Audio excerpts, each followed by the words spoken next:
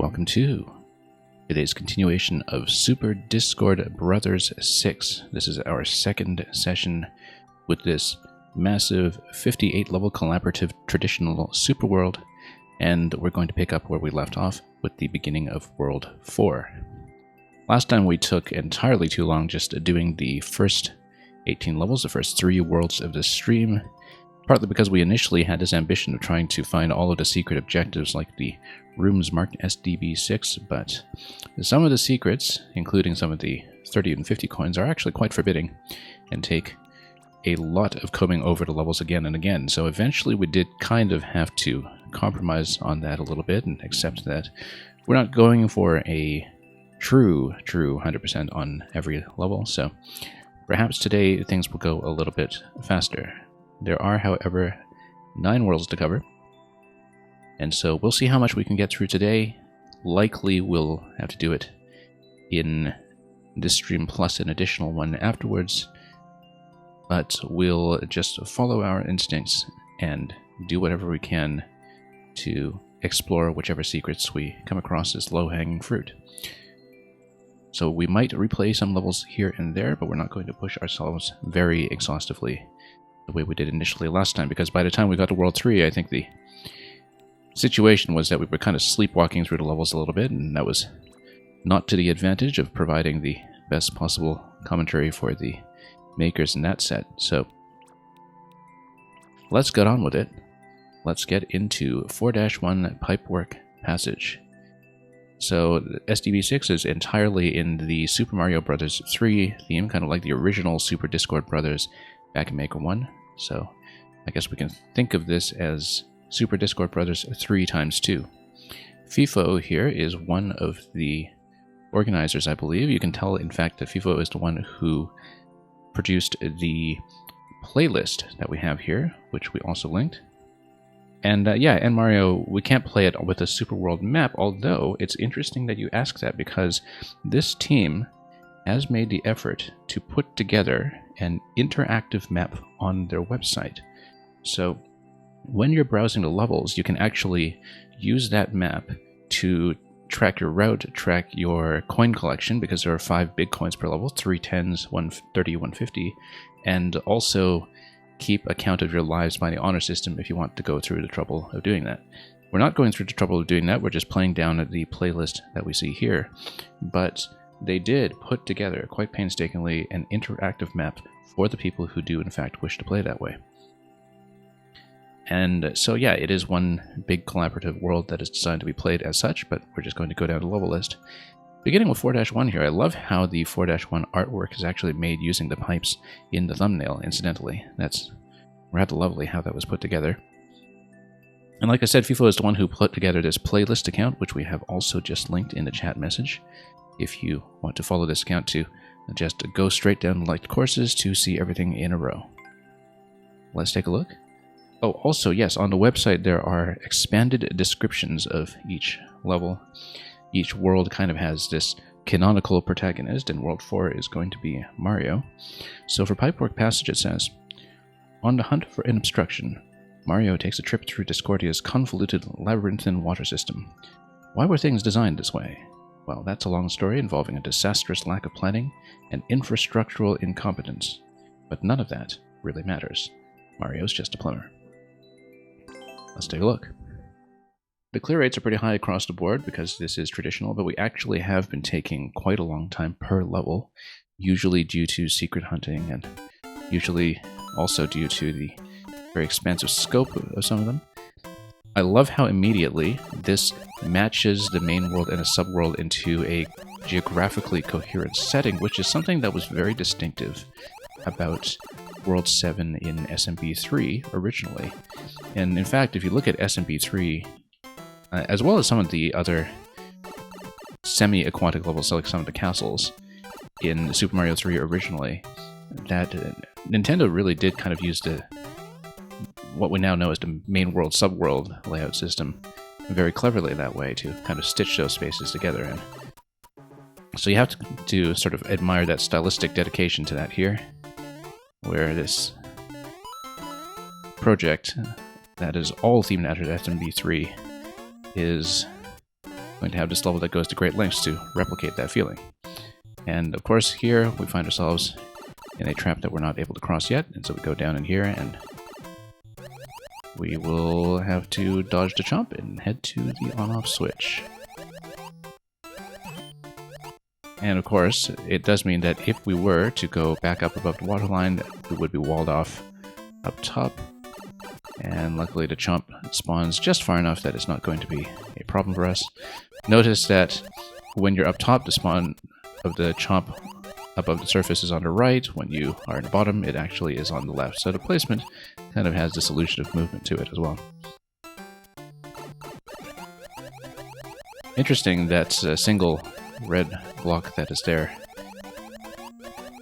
above us in that column. But anyway, we're going to jump back here, and then that allows us to cross that bridge eventually. But then I think what we'll do first is go backwards to see if anything special presents itself, and the special thing that presents itself is the Muncher poking his head out. So I didn't actually take a look early on to see if there was much that the on-off switches were likely to manipulate this far forward, but you never really know when it comes to some of the secret placement that you can sometimes see. So for example, you know, any one of these, they could just be hard blocks that blow up or something if you come back all the way here. It looked like I died to nothing, yeah, because the Muncher was poking out, just beginning to poke out by a pixel or so, but I was landing there. Welcome, incidentally, 06i. Anyway, let's go back to where we were. I am going to go all the way back and backtrack and check, because it's just much too interesting to see the potential for something like a scroll break in the first room below the surface. So, the first aquatic room. It's too obviously something I should be checking.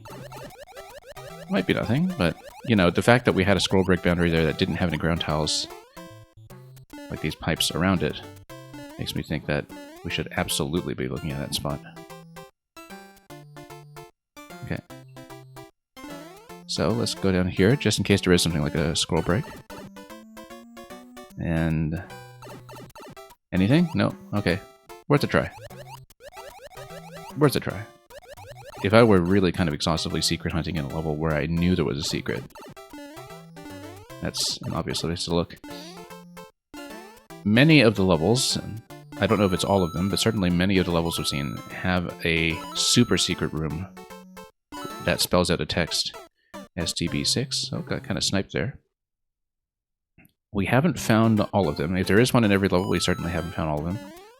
I don't know if there is one in every level because they're not really advertised as such. I think it might be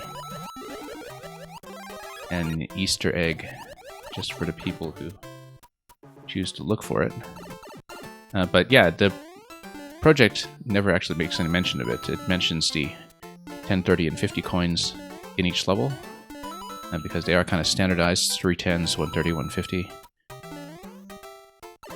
But I don't know necessarily if there was a requirement for every maker involved to have the super secret STB6 room. It certainly seemed that way, but without knowing that, I'm not going to check every level for that. But the ones that we did find were usually pretty satisfying in terms of how they were hidden. So, let's just continue and take it easy.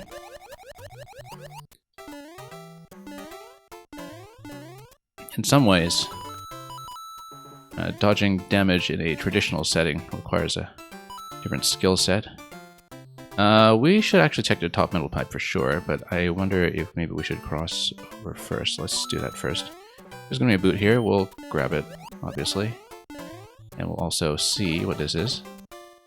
It was pretty clearly some kind of entry. This looks like a continuation, but then why would we want to press that switch first? Oh, okay, star, interesting. Let's not pick that up until we know what we're doing with it. Because I wonder if this is just an alternate passage entirely. I don't know, but we're only going to get one shot at that star due to the way that this is laid out. So yeah, let's just grab it and go. And see what we can potentially do here. Like, it crosses over here. There's a 50 coin that's buried in the next zone. Oh, Nope, nothing there. Oh, lost a boot.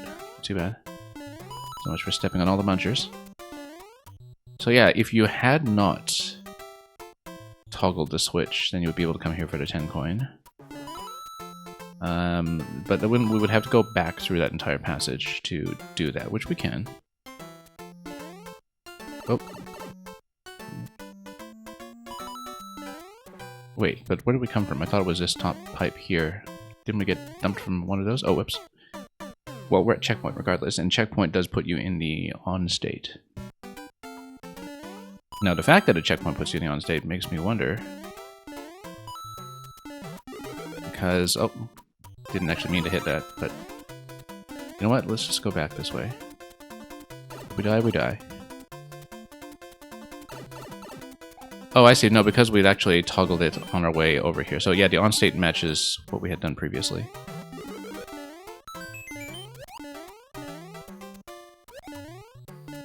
But then, if you leave it in the off state, then you would be able to get over to the 10 coin that we saw earlier. So it kind of leads you into thinking that you should hit off, but there's no immediately clear reward for doing so. Oop. Let's be cautious, since we don't have the star to benefit from here. So 50 coin over there. Whoop. Yeah, so we'll reach that somehow, but we're not clear on how that's going to get done yet. So first of all, let's go left. Lots of jumping munchers, of course, and then nothing here in this pipes, but we can just circle around over here and see what the long-term effect of, whoops, that on-off switch will be. Okay, we've seen the 10. I'm still going to toggle this just to see what it's like to, whoops, cross over in the off state, whether there's any additional benefit to doing so.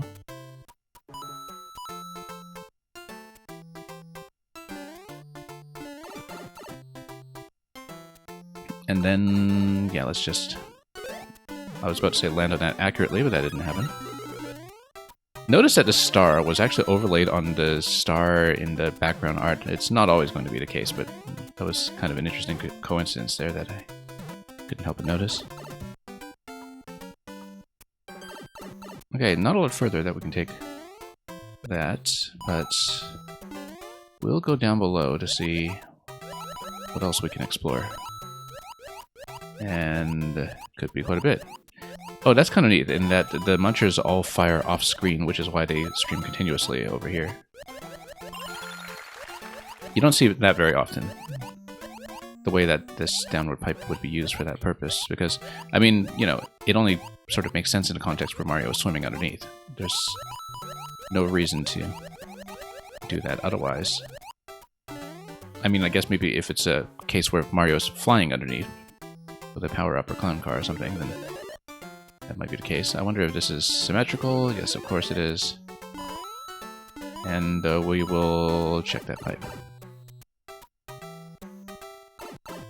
Okay, going backwards through something here, we'll get an additional boot.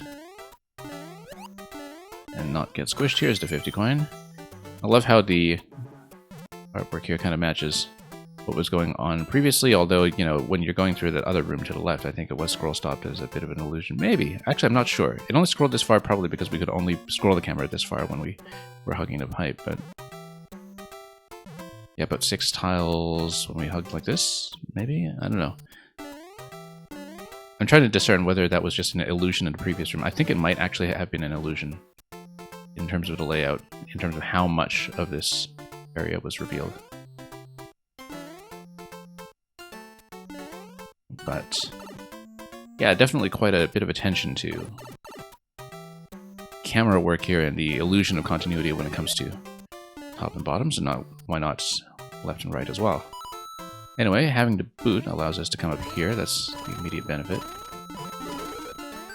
And then nothing up here. But we can, of course, check what all this is.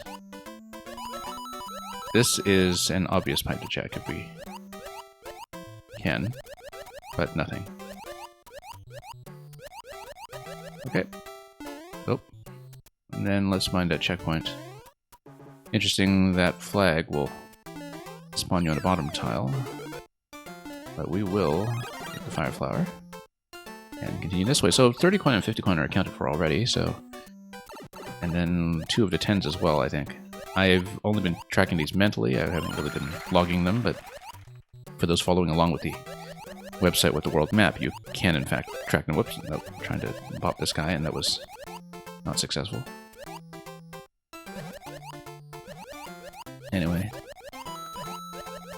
rather clear spot to tuck into here if you so wish, and I didn't make it in time. Too bad.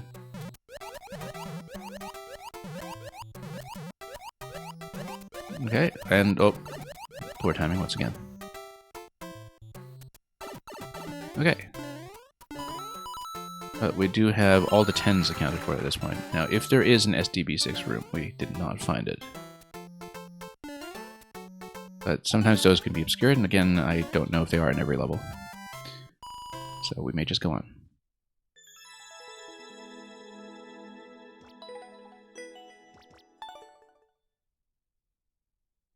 Yeah, traditional levels can be pretty breezy, but you can still take them at a very gentle pace, which is nice, because the use of the entity budget is always so spread out. But yeah, no sign here of anything really conspicuous that I missed, I don't think. So I think we will just proceed. You can see the 4-1 title art tucked into the upper right corner. Spiny Spillway, this is by Squadaloo. And 06i, the 100 pipe limit for that level in particular. Yeah, I mean, a lot of it, however, is, if you look at it decoratively, kind of offset by the use of the ground pipes as well, the ground tile pipes. But yeah, it is true that you have a lot of the pipes that are all over the layout. Reminds me of one of the first things I built in this game, which was in 3D World, but I was kind of building a level that I challenged myself to build it with no ground tiles. And pretty much just use clear pipes and regular pipes everywhere to create a complete platforming experience. It was interesting to attempt that. Now, anyway, this is going to be Spiny Spillway, Warp Pipe Waterworks. Squadaloo, I'm going to say a quick word about after I read the level description. Level description for... can I find it here? Spiny Spillway. Mario's been getting a lot of calls about Spinies clogging people's sinks lately. He follows the problem all the way to Discordia's biggest water reservoir, which is chock full of things. But how did they get here? Mario's going to have to take a deeper dive to get at the issue's source. So Squadaloo is actually one of the makers that we featured completely in Maker 1 when I was running it about a year ago. Since he had a profile that was influential very early on in Maker 1's lifetime, and that was a part of a lot of the projects back then as well. So a number of people who were active during Maker 1 had recommended his old profile to me. I have not kept up with his Maker 2 output at all, but I think he had much more of a presence in the first game, and I say that, of course, and we've got 50,000 likes here, so I'm obviously wrong. He does actually have a very large super world here from 2021, so we might do that sometime, because I did like his work in Maker 1 quite a bit. I believe that this is somebody who also got into a lot of Mario Kart modding. I see him on Gritoffy's stream every now and then. But let's play the level. Warp Pipe Waterworks.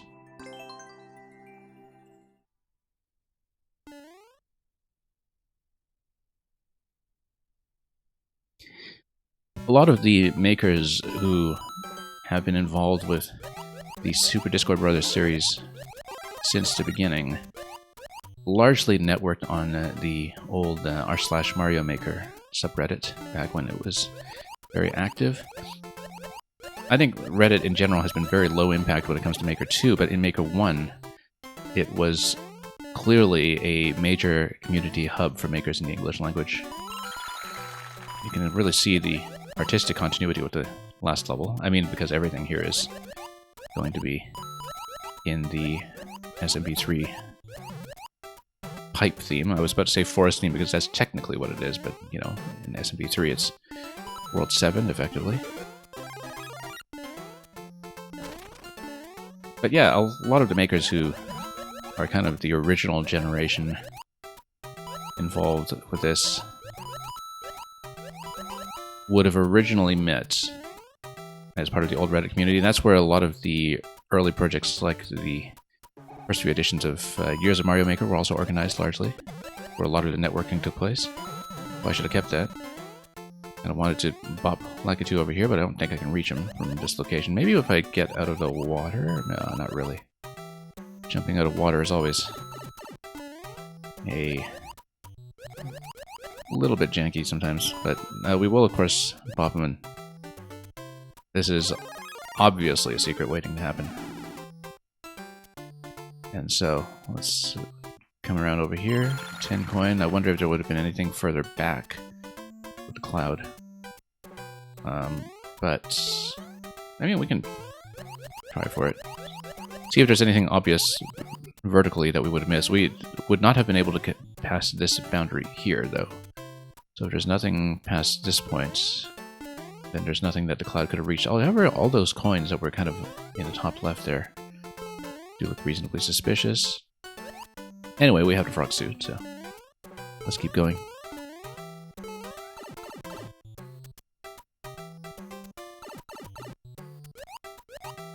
And okay, here we are. Yeah, it was kind of interesting when I was running Maker 1 last year to go back into a lot of accompanying material that people wrote to promote their levels and projects on Reddit back in the day, because that was really where the action was for, again, the English-speaking community. And whoops. Lost that. It was just a little bit slow there on this descent. No. Again, we're a little behind pace, but really behind pace. Look at that. That's okay.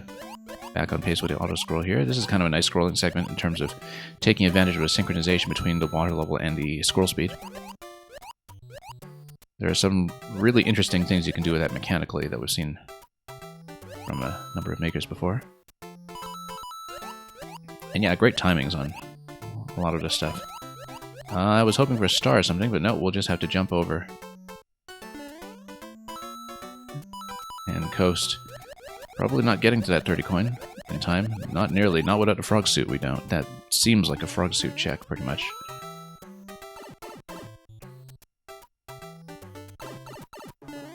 And let's head on this way. Oh, and this is a shell check. That's interesting.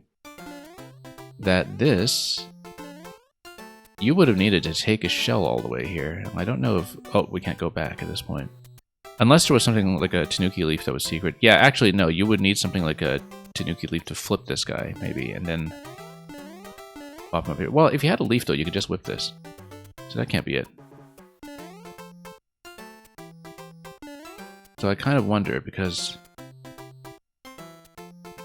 how else would you flip him?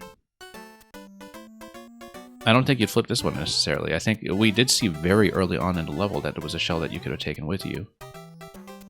And if you had managed to escort it while also kind of keeping it down all this time, then you'd be able to hit that. Now, what would it give you? It probably would just be something like a 1-up or some other power-up bonus, but because there's no room for it to go anywhere else. Oh, but it's too bad that we missed that. We should maybe try for it. That's interesting enough that it might be fun to do. The only thing being that I don't even know how you would keep a spiny shell down for long enough to make that happen. In terms of having it stay flipped. Because, you know, you can dunk it into the water. But I'm wondering how you would disable the wake up. Unless there's another shell that you can take somewhere. I mean, the parsimonious thing would be if there were something like a leaf that was in a hidden location. For example, reachable with the frog suit, but yeah, it doesn't look like that's going to go anywhere interesting, though, given its placement.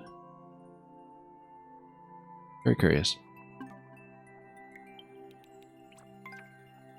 Let's move on for the time being, though. And we'll take a look at Floodgate Facility. Now, this will be interesting, because Cypher is somebody else I can kind of talk about in relation to Maker 1. He actually made a very iconic water level back in 1 YMM, I believe, Go With The Flow, which was this one that sort of used the main world and subworld as a one-way panel puzzle where you have all these one-way gates that, you know, create the sensation of the water flowing one way or the other. And so we have kept up with a little bit of what Cypher produced in Maker 2, although he also completed a super world that I do want to catch up on at some point that was steadily worked on over the course of several years. And I think was also a part of one of the earlier Maker 2 editions of YMM, like 4 YMM maybe. But yeah, we've definitely tracked Cypher's output on and off over the years. So here's Floodgate Facility, and the description says, Mario's search for the Spiny source takes him to a vast cerulean facility. Spinies are being held in containment units as robotic Mecha-Koopas patrol the area, attacking any intruding plumber on site. What kinds of experiments have been taking place here? Mario must destroy the lab and put an end to this obstructing atrocity.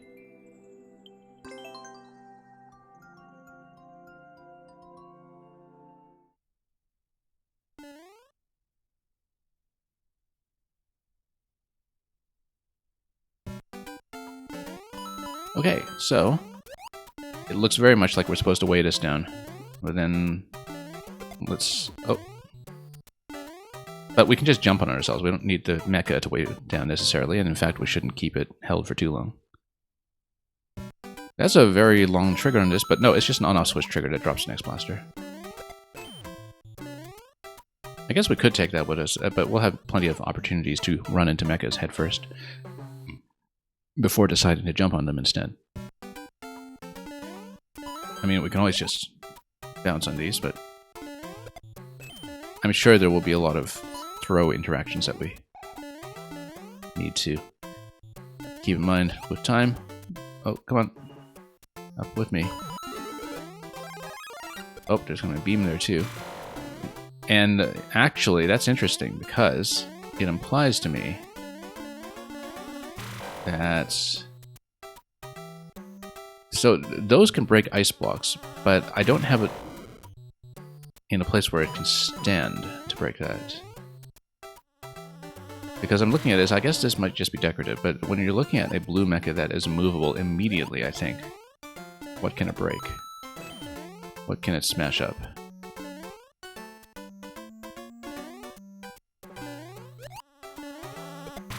Because we need to keep a lookout for that, because there's some secret potential that is always going to be involved with that. Likewise for a lot of situations with... Oh, can't enter this. Yeah, I guess this is just decorative, consistently so. Likewise for a lot of situations with red mechas, if we ever seen them. Blasta Mecha-Koopas, as they call them in the voice line for the palette where you place objects. Need to watch out for that red mecha. Now, I don't think the direction matters, it's just the offset of the seesaw, even on the central tile, is enough to do what is presumably a bomb crush activation for the on-off switch up above.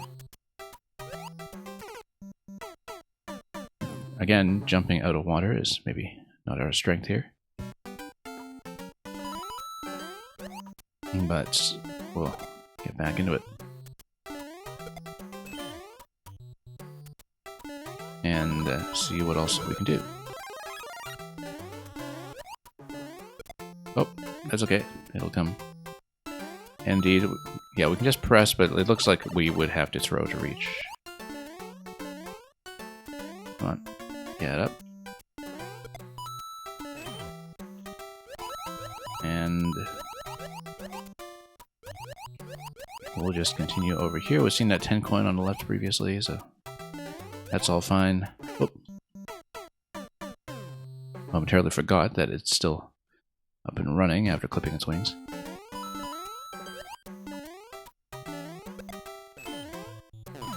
But let's drop that and then not run into that. And then see about this guy. I really feel like there's, again, high secret potential with using a blue mecha to break something, even all the way across the level if you can escort it that far. So we're definitely keeping an eye on things like ice blocks and hard blocks, just in case there's a placement that would make sense for that. And yeah, just clear this. It's just much easier to do it that way.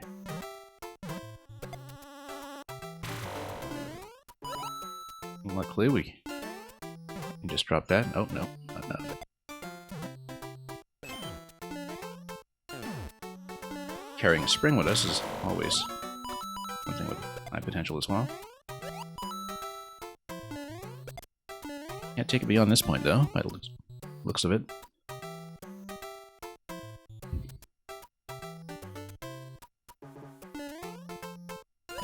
Oh, that was unexpected. I guess we would need to toss around it somehow. One moment.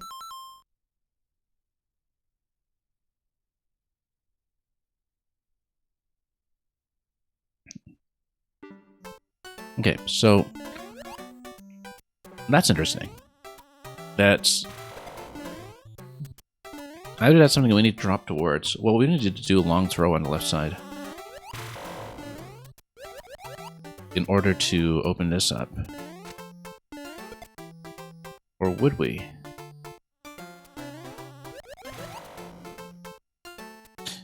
That's curious. Because, oh no, you just need to walk it over after it dies. Okay, okay, that makes a lot more sense. Yeah, because even if you did manage to do a throw across with something like smuggling the blue mecha from there on the left side using the spring. Well, I don't think that gives you enough height anyway. Because I jumped off the vine to get up here, right? So yeah, so this is gated off. But it does give you a sense of what kind of gates to look for. Which take advantage of the pipe respawn logic in this game. Can I pop it? There we go. And again, we will be looking for potential opportunities. Yeah, you see? Blue mecha on the ice block. Here, whoop. Oh, will I get another one? I mean, yes I will, but... yeah, because we want to lower the switch on this side. Means we need to get its facing direction too. Oh, maybe I can just jump up towards it, but... come on. I can totally smash this. Actually, I wonder if I should, because... wouldn't it just break the mechanism? I'm right that they do smash the ice blocks, right? Or am I... no, maybe I'm misremembering. I feel like this has come up before, many times. But we will...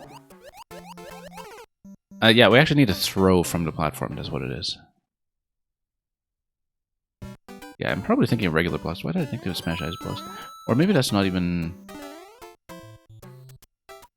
no, it totally is, but let's... an ice block, rather.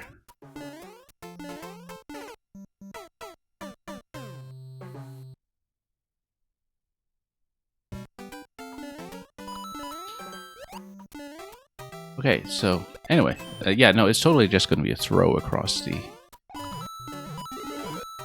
grinder blades that we saw. And again, we'll be looking to pop this by any means possible. We'll try to actually keep the mushroom this time.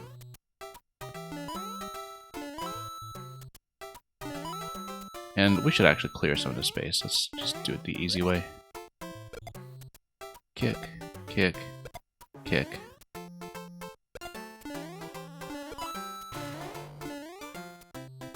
And yeah, we could just take ourselves up. It's Biggest deal if we do. That's such a long beam.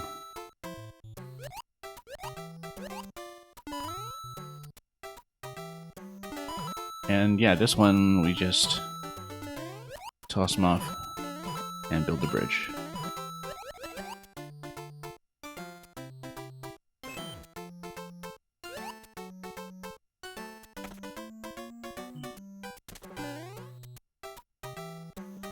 And let's take this, and we'll just toss them over.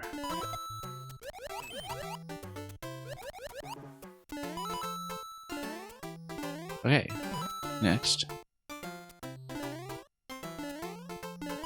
Yeah, so the on-off switching mechanism gets us all of those twisters. And anything up here? Nope. Not that we can see. Okay, and then here we use the mecha to break all this. But we may need to be on this side first, bullets. Well, we'll need to place them like this and have them walk over. Or maybe even the left side. Yeah, no, that's too close. Let's go left.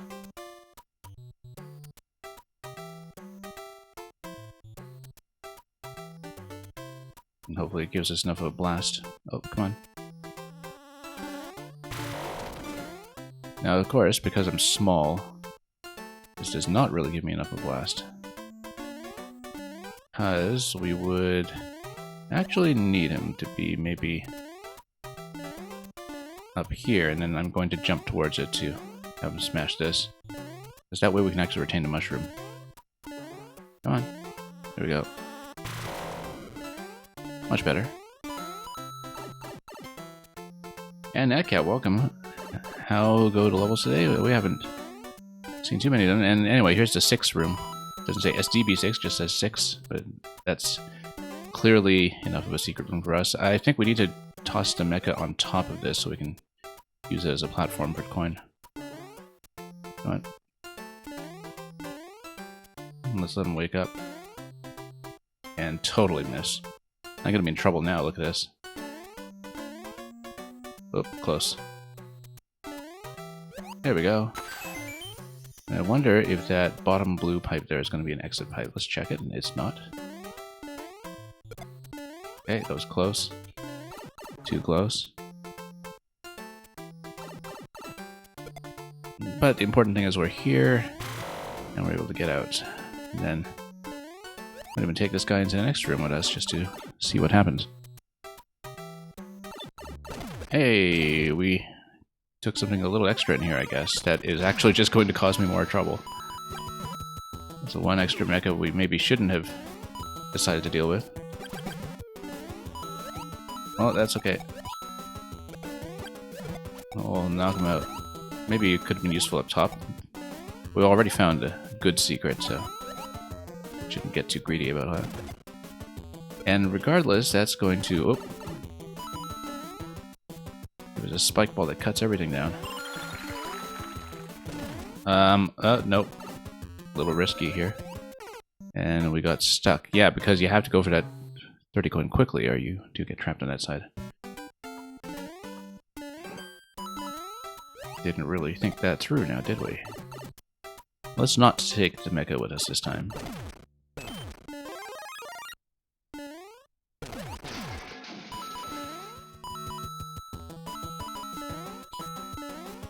And... Whoop.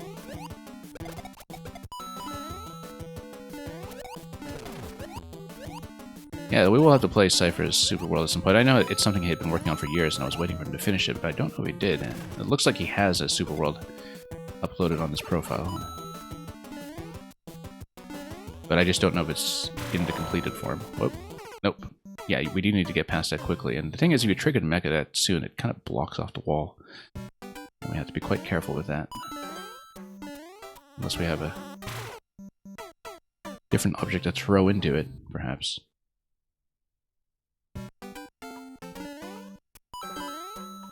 Anyway, let's bounce. And here we go.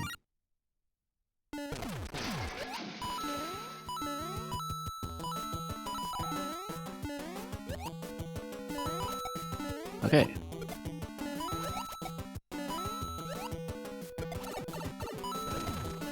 Kind of interesting that you have this zigzag pattern on the lifts down below, just for speed control purposes, I think, because that's what keeps it level with the water and the auto scroll when it comes to the track speed. That zigzag diagonal pattern is what keeps it on pace and gives it a sense of everything floating up.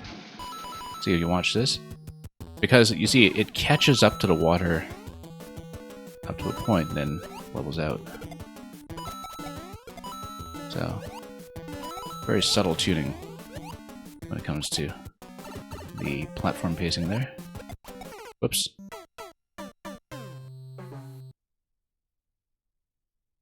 That Power Goomba there is definitely getting a bit of a promotion from its airborne squad. Now, let's make way back up carefully.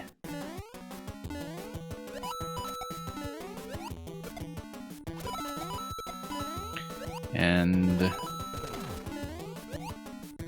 let's get over here. Oh, yeah, once again, we just got sniped by the same guy as before. I should have taken that mecha with me. It is too useful for getting past blue mecha over here. Yeah, I was trying to make that jump and we didn't time that properly. Much better if we just have something to throw into it. But we didn't really plan that very well.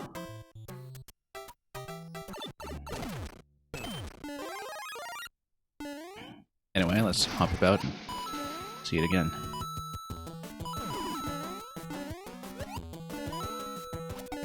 Yeah, because you can see that there's this timed scroll break, was it up top? I was trying to see that.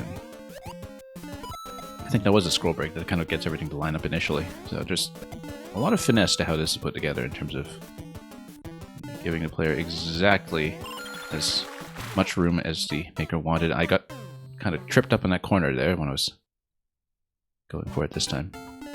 You don't have to go for the 30 coin, obviously, but I do want to show that I can, so.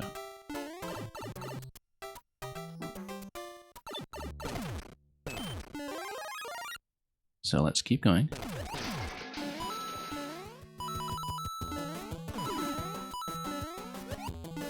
Yeah, so likely we'll do 3 or 4 worlds today and split the stream, just so we can really kind of take our time with any secret hunting that we prefer. Nice thing, again, about this project is that even though it's traditional with high clear rates across the board, that one thing you see about it... Oh, and we got blocked off by our own mecha this time. And next time, if I'm Big Mario, I'll just run through him and take the point of damage, I think, because the problem is that the mecha starts to target you. The blue mecha starts to target you right when it's under the ground tile. That essentially walls you off. And it's such a specifically placed protrusion from the ceiling there that you have to think that's deliberate, that, you know, it is in the least convenient place possible when it tries to fire at you for most of the jumping patterns you're likely to try if you want to go for the 30 coin. Obviously, you have a lot more timing flexibility if you don't go for the 30 coin, but if you do, well, then definitely kind of making trouble for yourself there. Okay, that worked out. That worked out really well, in fact, that time. So let's not squander it. Let's grab the mushroom and get over to this side. There's going to be some kind of... I was about to say state switch, but I think these are just decoratively blue. Interesting to watch what happened to the stumps there in terms of seeing how the platform lined up again past a certain point. Okay, so that's time sensitive there, and then... Oh, that's not a mushroom, that's a spiny. So we have to stay behind pace on the water a bit, I think. But not for too long. Yeah, no, because we got caught there. Yeah, past a certain point, we do in fact have to start getting ahead of the mecha beams there. Very nice sequence. Let's try to keep the mushroom through it, though.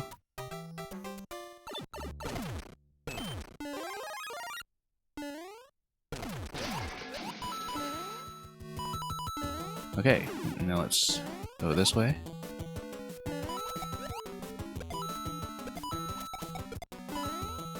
Yeah, always love to see a very elaborately built sequence in what is ostensibly a traditional format. Something that is kind of mechanically complex to put together, but simple to play through. That's, I think, really one of the targets for a traditional maker sometimes. To make something unique. Anyway, let's pop this. Yeah, we had such a good sequence with Mecha that time too. I don't know if we'll do nearly as well. Oh, and we lost it, so we have to deal with the blue Mecha now. I guess we'll just have to jump it.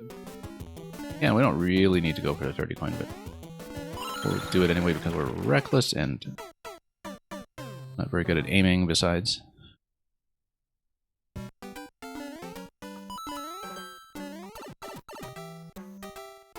Yeah, best if we actually keep the green mecha for the throw there. And the fact that we were able to shed the green mecha at the big parachute Goomba after that later was definitely helpful. So yeah, I was kind of looking this time at how the scroll break is conducted there. It's very nicely disguised because of the fact that the ground tiles in this theme blend in so well, since they're just the narrow pipes. And so you can see when there's a row where it's narrow pipes opening. Oh, let's just get rid of this. Whoops. Yeah, it split there for me.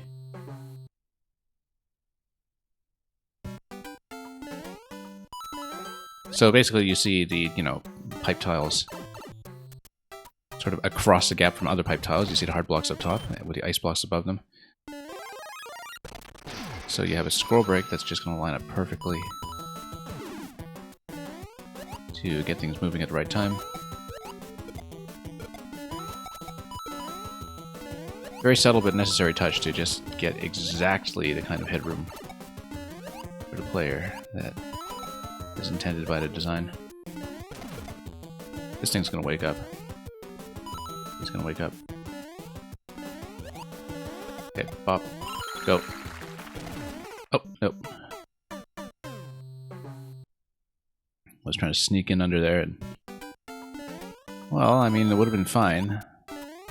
Oh, why did I take this guy? Yeah, we should not have done that. Let's just run him into something. Come on. Otherwise we're getting ourselves into serious trouble here, but that's okay. Oh, lost him. That's okay. Again, much easier if we do keep him. For purposes of getting the blue mecha out of the way. But if we don't go for the 30 coin, actually, the timing's much easier. It's just that it's kind of beautifully put together, actually, this 30 coin timing, where...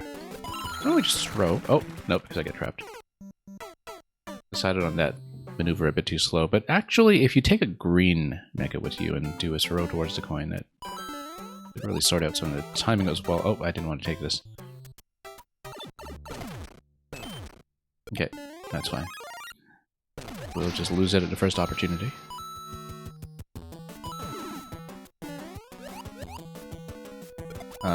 Maybe not that opportunity. Oh, lost them both. And yeah, we have to watch out for the pipe that's firing Paragoombas from the left side, because that's the one that catches me. And catches me often.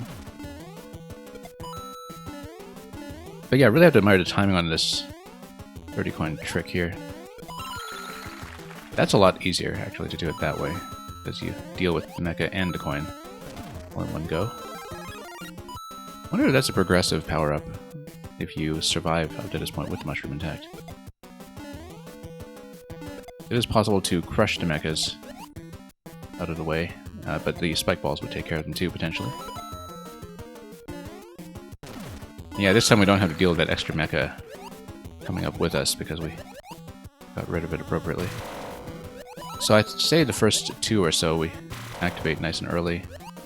After that we try to outpace with swimming because it makes a lot more sense to do it that way. Trick is to just swim past quickly, and there we go. Peaceful music. I feel like we earned that. Hey, look at that. Up pipe. Have a little grip for that.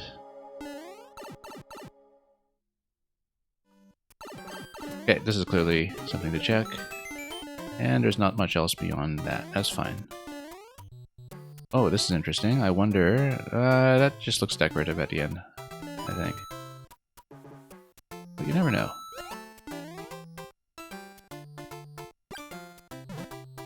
I'm gonna check it. I don't think I can reach, but... yeah, I don't think I can reach. Nothing up there anyway. We can check in more info.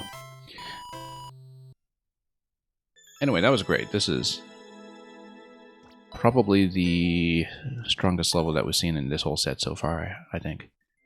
So... again, you know, as with many of the makers here whose names we recognize, we were definitely expecting great things, and Cypher's level did not disappoint. Yeah, you can actually see now the zooming out. I guess when I was playing through it, the degree of blue in the color scheme was not actually immediately apparent to me. But I mean, I guess that's because when you're just seeing the bottom half of the screen, you're not seeing like so much blue piping and blue semi-solids on the top half. But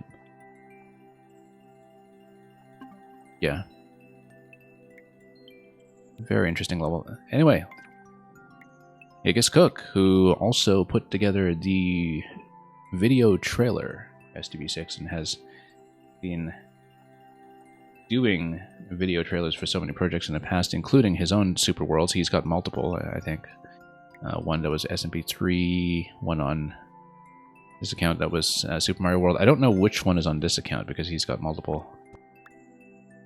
Oh, this is the one that we haven't played, so it must be the SMP3 one. I know I played his other one.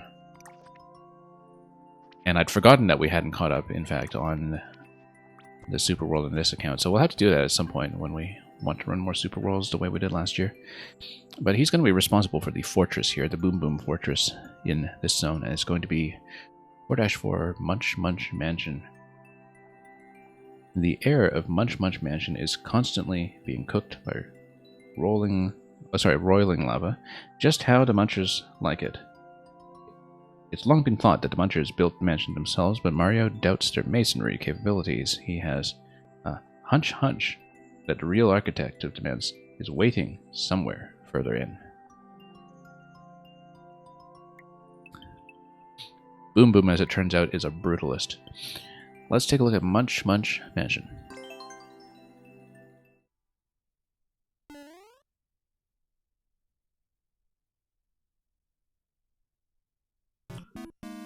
Okay. And yeah, I guess those arrows underneath the torches are just decorative. So let's not get caught by the Munchers. The first room is going to tell us that much. And through we go, and then I guess we'll just take a path through the lamps up top. Although, we'll grab power-ups where we can. Coin here. Oh, that stump nearly got me to jump out of there a bit impulsively, but luckily not. Nothing up here. Something up there, but it may or may not be a required path. It looks like it will be, but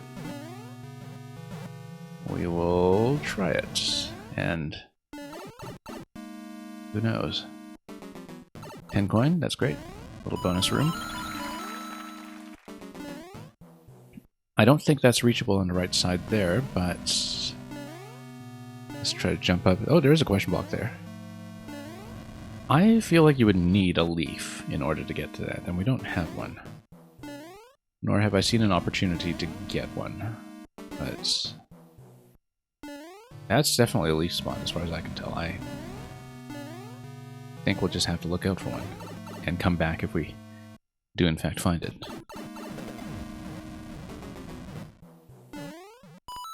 I went for the coins and that was a bad idea. That's fine.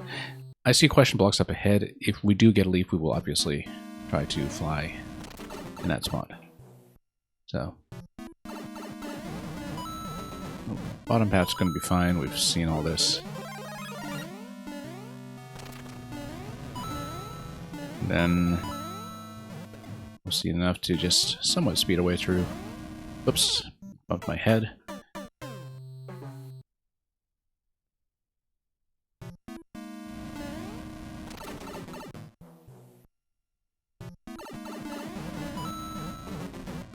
Anyway, let's continue this way.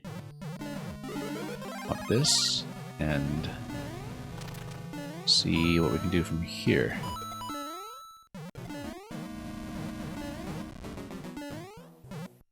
Without bumping our heads too badly this time. Okay, so we didn't lose the mushroom on the burner, thankfully. Not a leaf. Interesting. I guess maybe there's a big backtrack that's possible if we do get a leaf later on, or some other way to reach that high question block. It was either that or a vine. I didn't really see a good alternative to either of those. So it might be some kind of big backtrack that happens, like a loop that goes all the way back. Because I'm definitely looking at how reversible our course through this level might be. So for example, if we take this and just blow up... Oh, not blow that up. See, this is what happens when I have a habit of just requiring to dash all the time. Let's try to respawn it if we can... Well, we killed it though, so let's see. Let's just try this again. When I have a habit of just requiring to dash, the fire flower will just take things out ahead of me, and that was not the best way to do that. Yeah, it's dead though, so let's see. If we can get out of this zone, so for example, we have a pipe to go through, then we can come back and we can respawn to Koopa, which we will do. This is interesting. We don't have a way to hit that. At least not from here. But... Aha! Oh! Okay. Lost a flower. Now, this actually has some potential in terms of making it up to that other question block we saw much earlier. And also making it across a lot of the munchers prior to this. I can't see a thing. Okay, no, there we go. We will go back. And we will see about this block over here this time.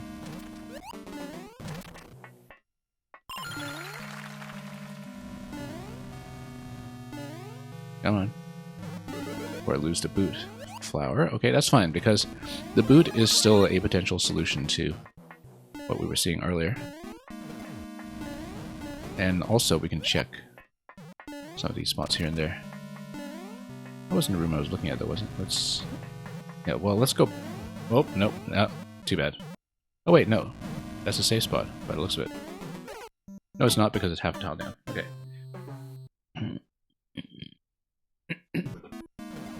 Okay, that's fine. We know how to get at least a mushroom off of this.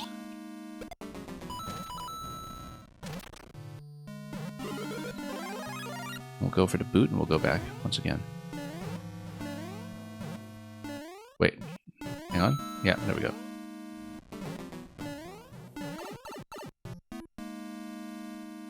And we'll check it for everything that we can.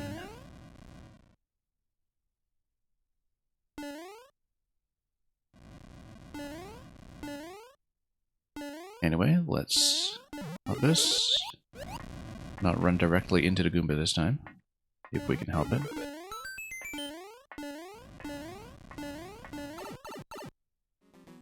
And go backwards.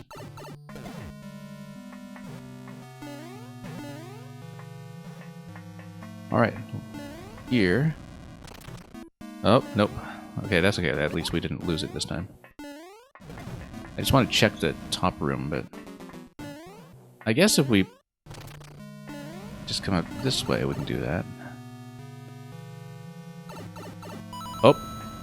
That's quite a lengthy passage away. Interesting, because,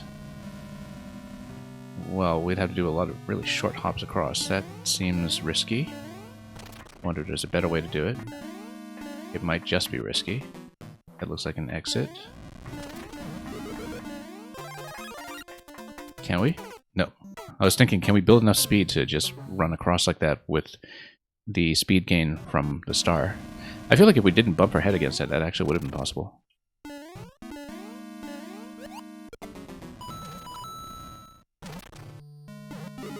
Actually, it would have been easier without the boot. Like, you take the star and then you run across without the boot.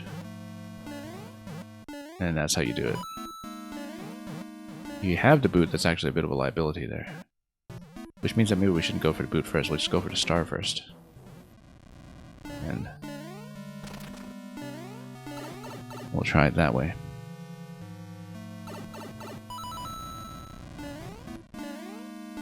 Yeah, because the placement makes sense for just having a star like this. And then going back out the top to see where that leaves us. And we'll see where this dunks us. Back in this area. Okay, interesting. Now let's go for the boot. And then backtrack to the high point that may or may not be reachable with the boot. It might still be a leaf spot, for all I know.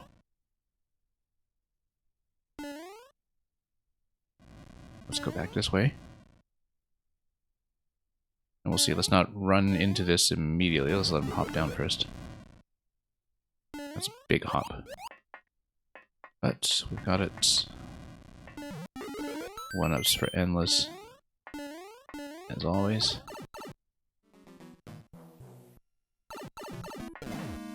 And then let's actually get some camera view of the bottom. No, I slipped out regardless. I was thinking, okay, let's see this in camera. Whoops. Just slipped right off. No. We'll use that for the mushroom as before.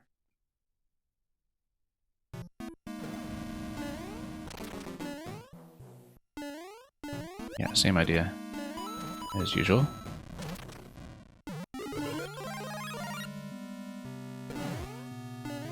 And, oh yes, blocks.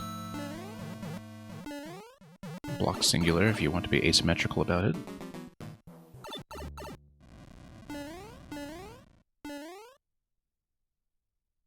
And we will go for the heels. Love the use of the arrows to decorate this little platform here too. A lot of nice little touches like that. That's how you can tell that you're looking up. I was trying to jump off of that and we just kind of did the initial hop from moving. I was about to say, nice way to tell that you're looking at a maker who is also an illustrator. Some people have a very good visual eye for composing elements that way.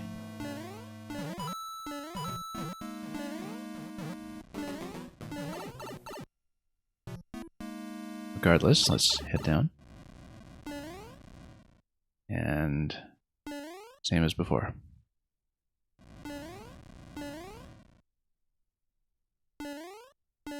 Pop this.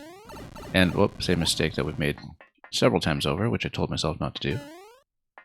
I wonder if we're tall enough to reach that spot I was talking about. And then... Okay, you know what? We should just jump to the left and then when we come back down there, because... Yeah, we're taking too many dives there from being overly confident about our memory of how things look off camera. And that's perhaps not the best way to go about this.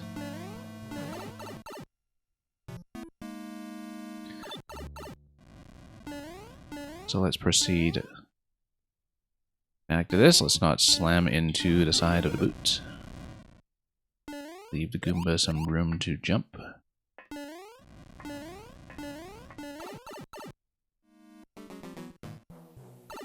Okay.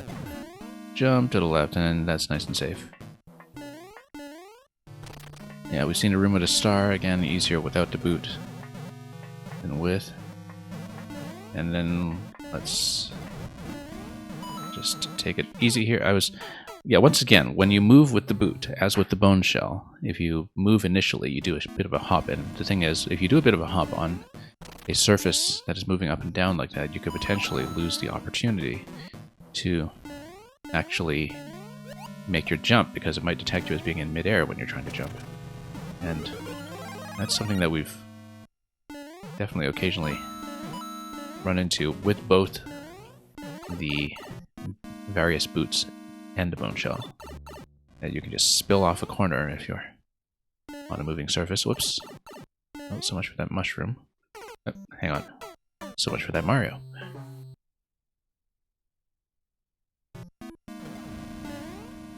See, that's why we take so long with these levels. Always messing around.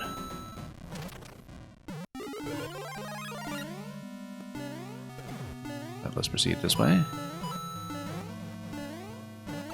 But yeah, really satisfied in general with the scope of the levels in this project. That they have been unafraid of going long. At least it seems that way because of how much exploration I've been doing and how badly we have occasionally been doing it.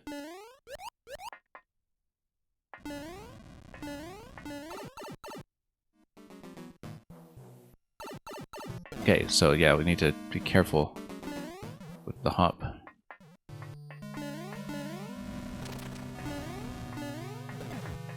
Oh. Yeah, because it gives you a bit of a starting bounce there that you need to be very aware of.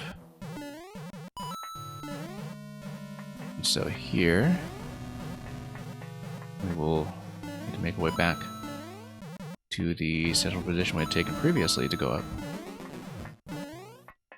Let's head up this way. Oh, the dry bones decided to unload there. Okay, that seemed like a very exact timing that blew up that idea.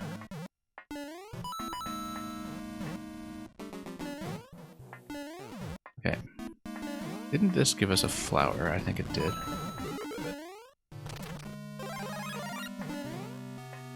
Let's wait for the burners just to minimize risk a bit here. We'll finally come back here to see what that question block is all about. I actually don't think we can reach necessarily. Oh, okay. Was there something here all this time?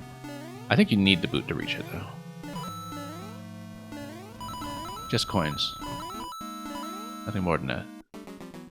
At least it seems so. We'll check this corner here, too. Yeah, nothing much. Okay. Curiosity somewhat satisfied. You do need a boot for that. It's not a leaf or anything, because if you had a leaf, you didn't need any blocks or anything. You could just fly up and be done with it. Let's continue with the boot now. Again, exercising the same kind of caution as before when it comes to not spilling off the platforms.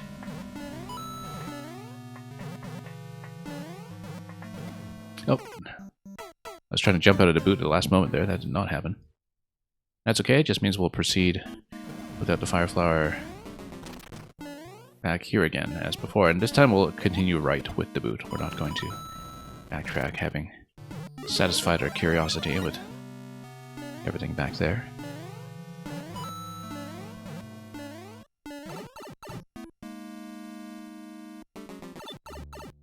So let's continue. And see what this is all about. Let's lose out on that once again. And proceed right this time. Past this little muncher gate.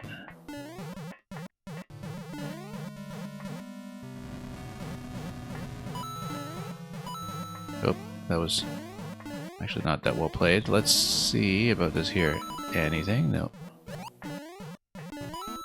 30 coin there, that's... Oh, I can see the stumps, yeah. Not stumps, but basically locations that show you where the offset gives you some ground to stand on. It's actually an offset using an arrow artwork, if you look at this. This is actually the base of an arrow. But It kind of uses that Firewalker mechanic that is usually an offset using slopes. Sometimes it can be done with cannons or some other things as well. So Muncher's going to serve up some Boom Boom here. Luckily, we've got a boot, and we'll just make it through. I feel like I wanted to check the other pipe. Ah, too late. I was thinking the top right pipe there. Could have gone somewhere. I think... Oh, yeah, I mean, it might just be a symmetry pipe. It's too suspicious. I want to check it. And regardless, we can check this up here, too, while we're at it. It's way too suspicious.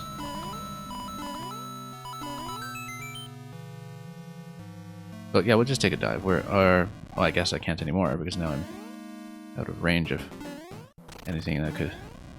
Oh, no, not the Muncher. Little troll Muncher here, potentially.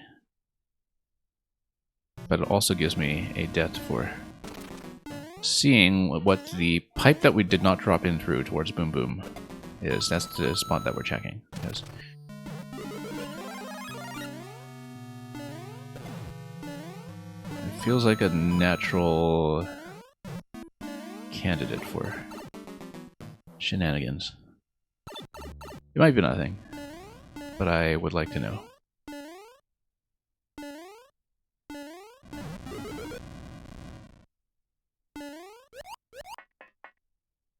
Okay. So we don't have a situation like that mystery question block at the end of, I think it was Squadaloo's level earlier that we... Oh. We're discussing when it came to the potential spiny shell escort or whatever mechanism it was to pop the question block at the very end.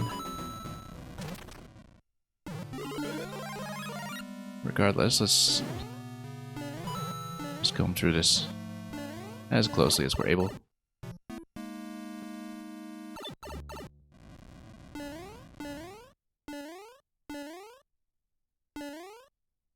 And then we'll head back to the boom room.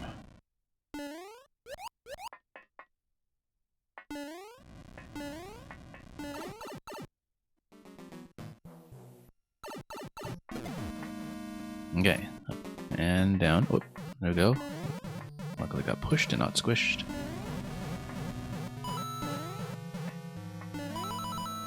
Yeah, we saw the 30 coin there previously. We checked this previously. So the thing I'm talking about is the top right pipe. Okay, no, that's nothing. Okay, well, we checked. That's important. I totally thought that could be a potential secret.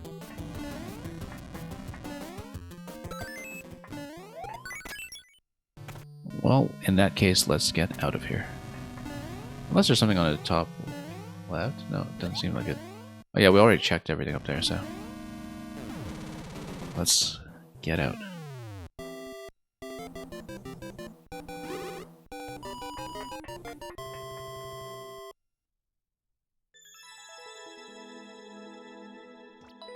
Yeah, at the pace we're going, we'll probably just do Worlds 4, 5, 6 today.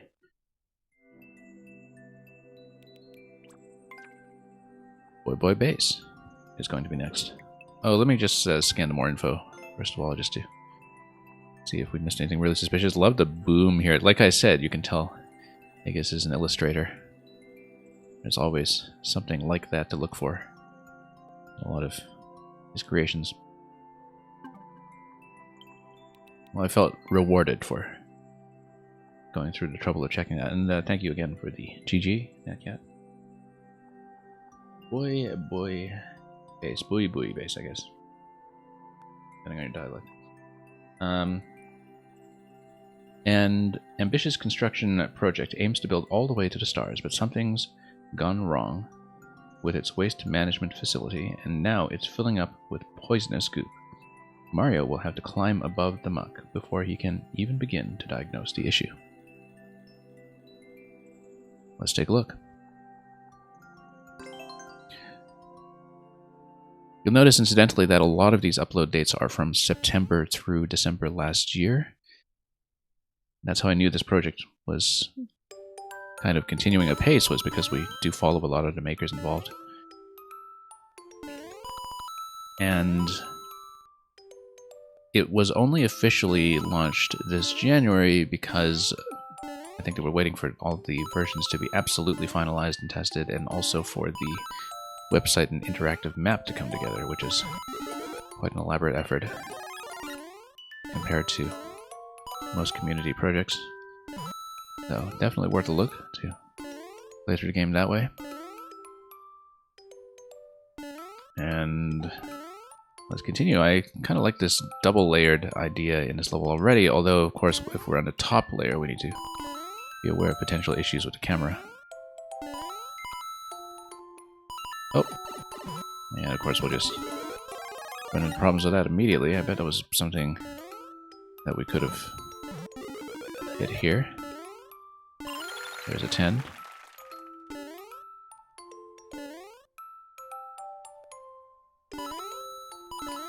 And on we go. Yeah, that was totally a fire flower that we could have hit. I'm going to run it here anyway, just to see what this is. Nothing. Coins. Yeah, it was absolutely a progressive fire flower, I think.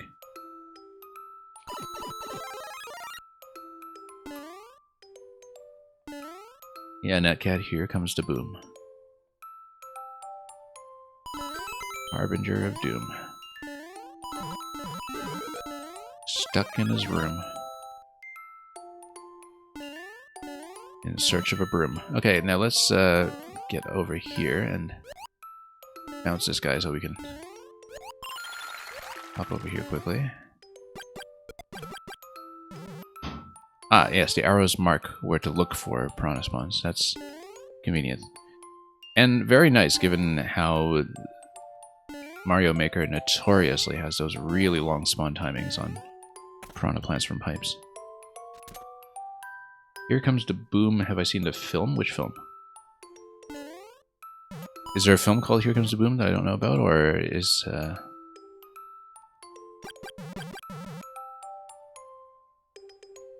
that a reference to something else? Well, Kevin James. No, I don't think I know that. So is it called Here Comes the Boom? Is that what it is?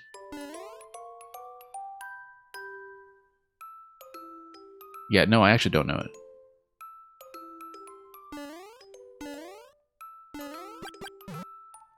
Okay, let's see if this is going to lift my spirits up here for the 30 coin. And this looks like it's just a pipe junction, but, you know, we'll be on the lookout for switches just in case. Coin there told me that was worth checking. Title kind of rings a bell now that you mention it, but... Okay, we do need a duck to get under that ceiling. Don't tell me this is a soft lock. There's no way, right? The pipe has to be an exit pipe. It has to be. Yeah. It just matches this on the other side, so yeah, that makes sense. Oh. And we'll just get a flower back immediately.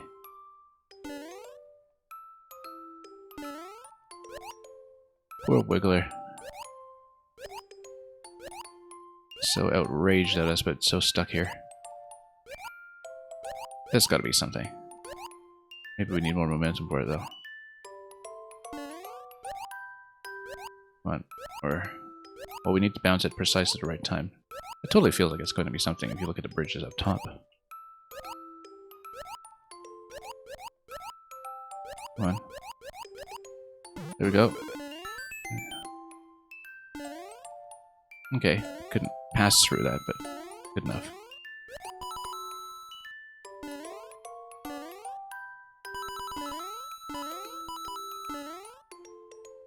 Yeah, Netcat, for somebody who does follow film pretty closely, I do have some pretty serious blind spots sometimes. I actually don't really follow film news necessarily, because I'm usually watching a lot of older material and just keeping up with new listings myself. But it does mean that there's a lot that releases year on year that I don't hear about until years after the fact.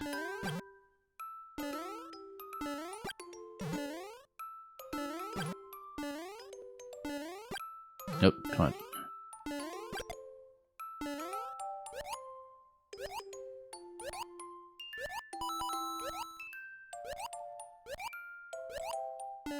And the star and the moon, there we go.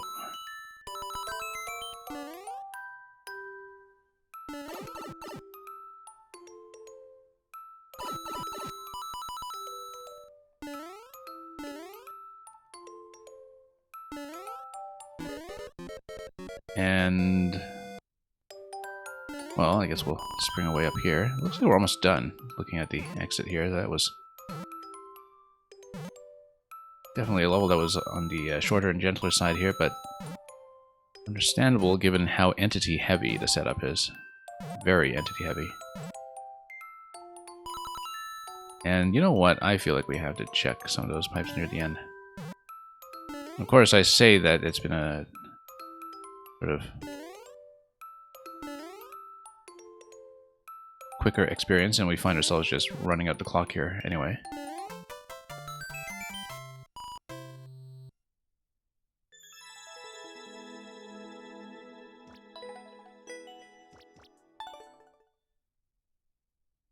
Yeah, Natcat, you never quite know what the long-term reception of a film is going to be. Because sometimes there are some real turns of fortune. I mean, like with the recently departed David Lynch, for instance, I actually remember seeing Mulholland Drive when it first came out in cinemas, and not a lot of people were paying attention to it at the time. It was kind of one of those films that I think audiences at the time had no idea what to make of it, in large part, so there was a lot of discussion about it from people just trying to make sense of what they saw. And, you know, it's incredible how well regarded it is a quarter of a century on as being this major landmark of the era. It's always kind of interesting, too, because I subscribe to Criterion Channel. It's actually, you know, probably the most permanent subscription I have other than my Nintendo membership. And the curation is such that, you know, films you kind of vaguely remember as being oddball commercial hits from the 90s and 2000s are kind of recontextualized as being part of artistic movements in a way. And you never quite know what's going to show up in that respect, because it's kind of this eclectic mix sometimes of art house films and commercial cinema. Here's the 4-6 Armada Ascent. I had to watch.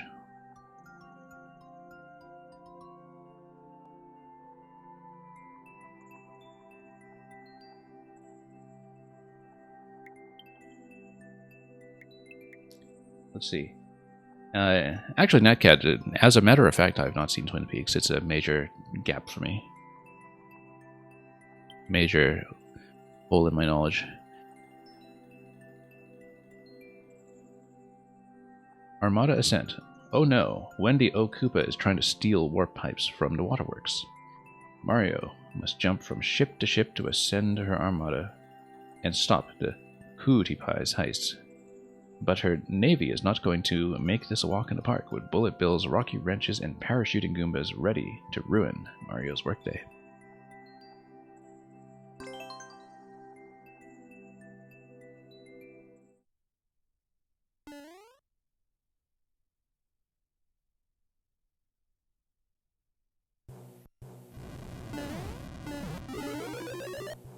Oh, there was totally something on the right there. It's just 10 coin, but then we need to beat the auto-scroll. No, we don't.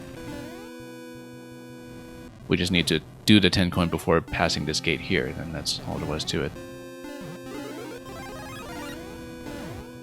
So yeah, it's SMB3, so of course it's going to be an airship for the boss. Can't really come beyond this, though. Well, let's board that from below. And... oh, the auto-scroll is going to go up. I was trying to see if the bottom left was accessible, but it seems not.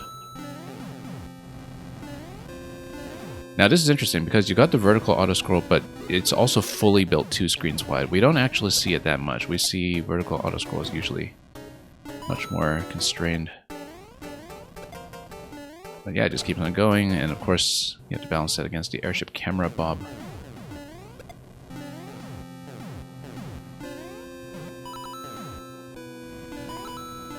And we'll just go for this. And so long as we're keeping on pace, the 10 coin is rather readily accessible. And yeah, there's a big zigzag back and forth, and I am just way too slow, I guess, to continue past the right side there. Because I was thinking, oh, the timing on this 10 coin is so relaxed. Well, it's relaxed because you get punished for it pretty quickly.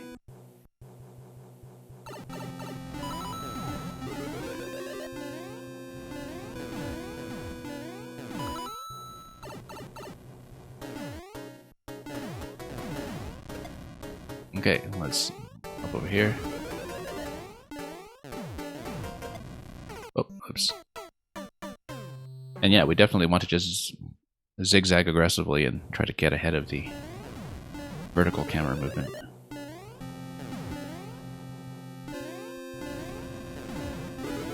Like I was saying, vertical scroll in combination with the airship camera bob does lead to this bit of instability in camera speed. At least that's what it feels like.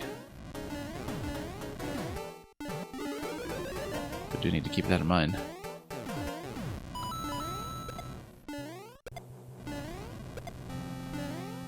I guess we can't take that with us. Let's up here. And yeah, we'll just push. In general, springs should remain in place. I think they're supposed to stay there like they're note blocks. Not much benefit to taking them yet. Or accidentally picking them up and tossing them, for that matter. So yeah, you do need to beat this around this corner. Oop. And then... too slow. Well, if we hadn't tripped up on all the Goombas there, that would be a different story. But yeah, sometimes it's hard to tell because technically the whole level is scrolling up, but when it's a matter of the airship camera buff, you can kind of stand one tile off screen. But the thing is,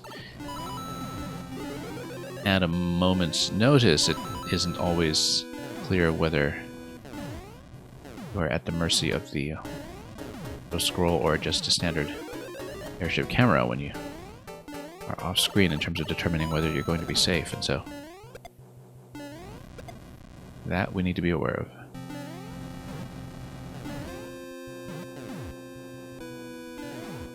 Yeah, we'll just push as quickly as we can, and like I said, we need to not accidentally pick those up.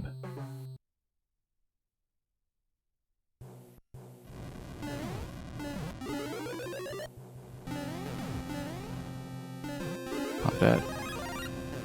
And on we go.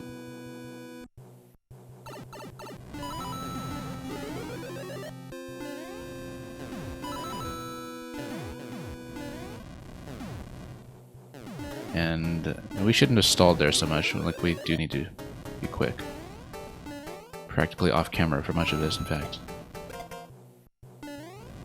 In order to do this really smoothly. Oh. Didn't quite make that work. Yeah. Then we just push on as quick as we can. We'll even have time for the 10 coin this time. And of course, there are some potential cannonball skips that are possible here, actually. The cannonball skips buy you a significant time, so you don't need to wrap around. We should go for that, in fact. They're clearly available. In fact, if you go for the 10 coin and slow yourself down by that much, that would be the best approach when it comes to heading up to the next level. I mean, we always want to go up and up. We don't want to lose track of which direction in the zigzag we're heading. But let's get on up this way. Get past the wrenches.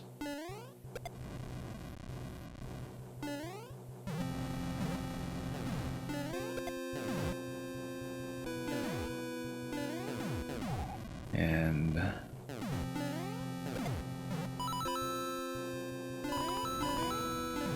Up we go with the fire flower this time.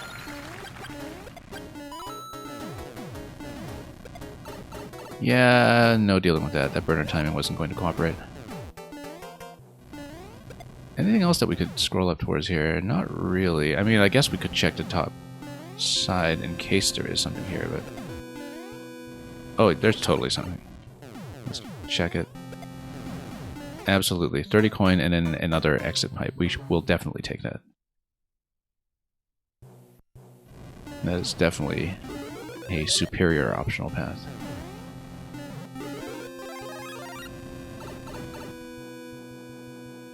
We'll see what the exit is like out of that on the other side. Yeah, shame about the burner timing on the shortcut up. If we can find a better timing for that jump, we will.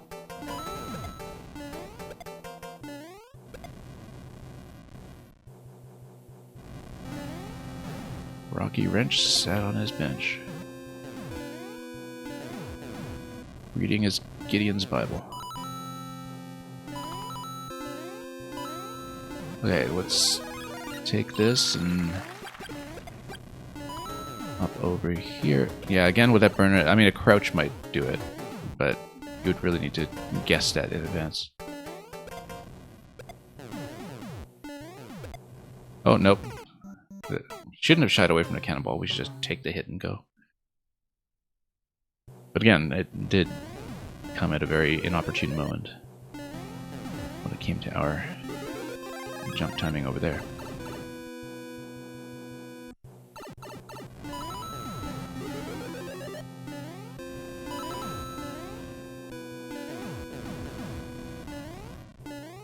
I'll just push forward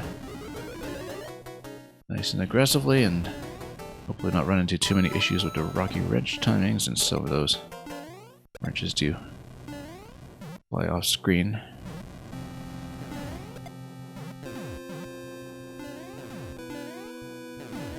And we'll just hug this closely and once again try to do a little better with the cannonball timing here for the shortcut up. Well, that time we benefited from just getting here slower than usual, missing some of the jumps along the way.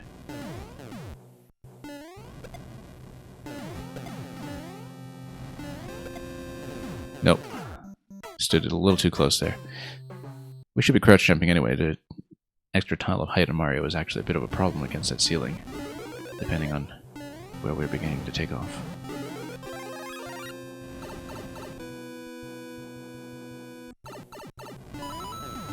Let's proceed this way. Nope.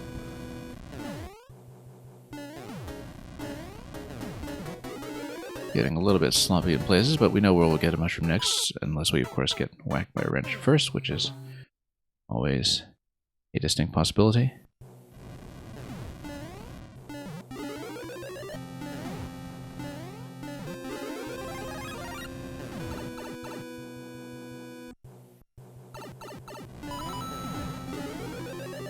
And up we go.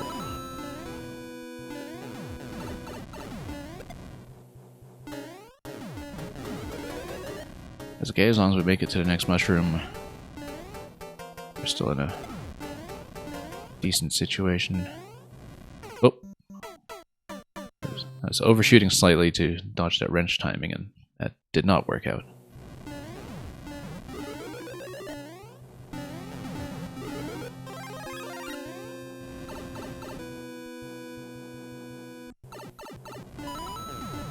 But yeah, I've been rather sloppy about just getting through this section a second time.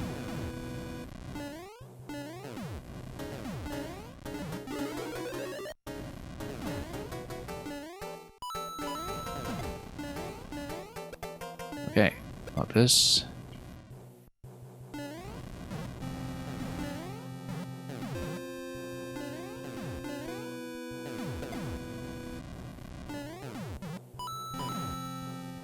Nearly fell off the edge that time, but luckily we made it. Again, let's crouch jump through it. Ah, there you go. There's the timing.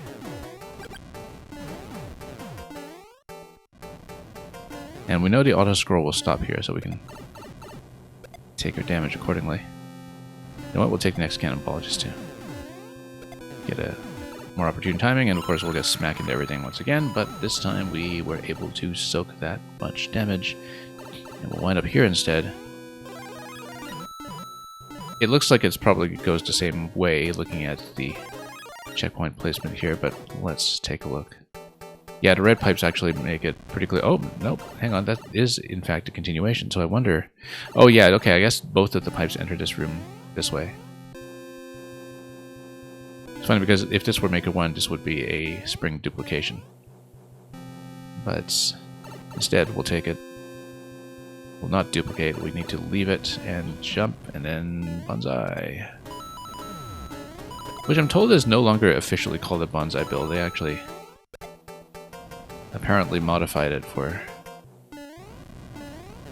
possibly even the editor here in Maker, but definitely for some of the material surrounding the Bonsai build scene in the Illumination film. I don't even know what they're called nowadays. Officially, like it's one of those changes from, you know, Podoboo to Lava Bubble or something. Because I've always known him as Bonsai Bill.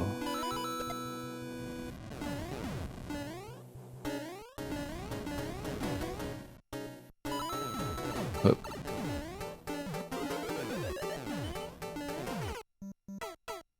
And yeah, the 10 coin up above is going to be dropping in on a cannonball. I was kind of looking at it because it didn't seem from below that it was going to be accessible with that kind of height, but it is something to dodge. Oop.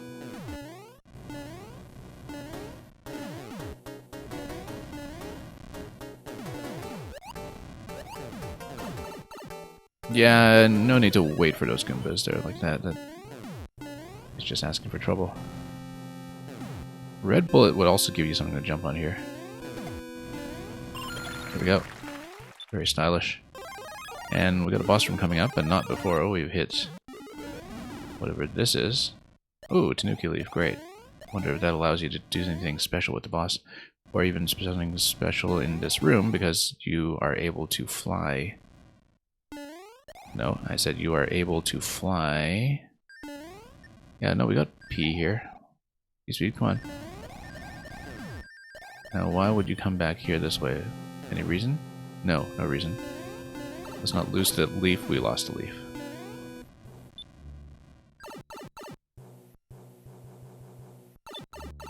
So, Wendy is here.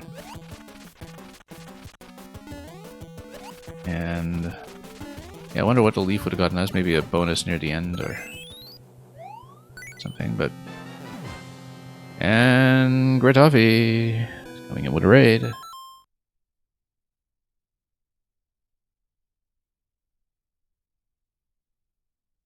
I did see, Gratoffy, incidentally, that you were playing Echoes of Wisdom, sponsored by the 3 parts of the Triforce, Bed, Bath, and Beyond. Particularly the Power of the Bed. Anyway, here's the number 6. So, Gratoffy, project coordinator of the last few editions of Super Discord Brothers, including this one, SDB6. Thank you for bringing in people from your stream, which I understand often includes a number of the makers that were involved in this. Yeah, there's clearly a spot that you can drop into on the top left if you had the leaf. Unfortunately, I don't really have a way to take a death here. So we lost the leaf, we didn't manage to hit that spot, but I guess we'll pop over to more info to see what was buried. And we just finished World 4. So yeah, I hope your time through Echoes of Wisdom has been most enjoyable. And you can see that there are some coins to pick up there with the leaf up top if you do manage to get there. because, yeah, we had to leave. We just lost it very carelessly before Wendy's room. I knew there would be something that you could probably get to, and we could just see the bonus there above the top left of the goal.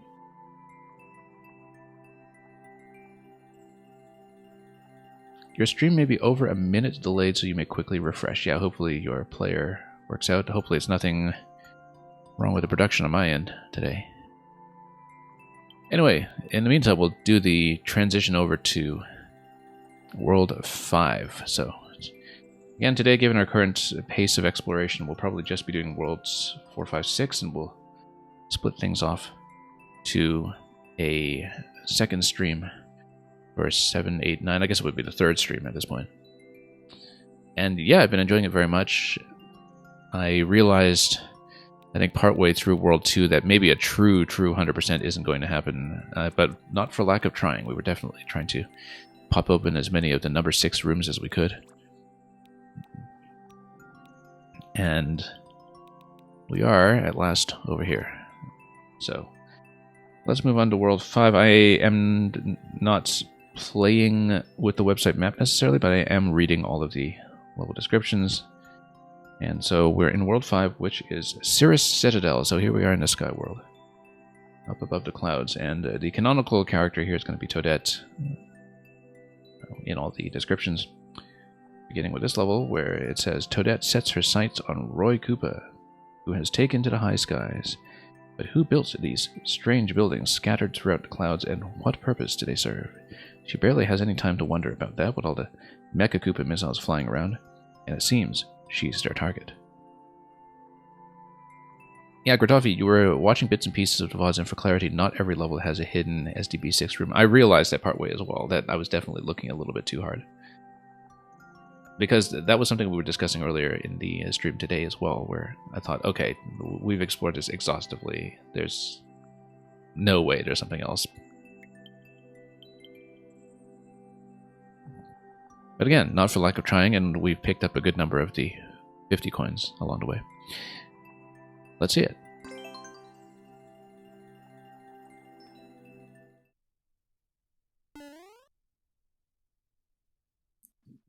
But yeah, I think I'm on pace to do this over the course of this plus one additional session, which will either be tomorrow or the day after, depending on what I can get on.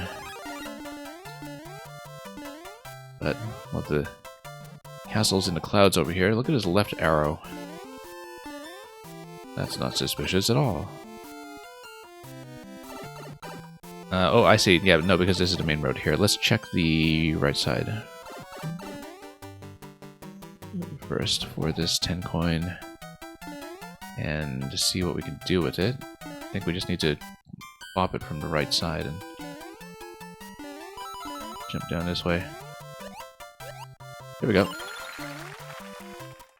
We can totally take a shell with us too if we really wanted to damage ourselves to wake up.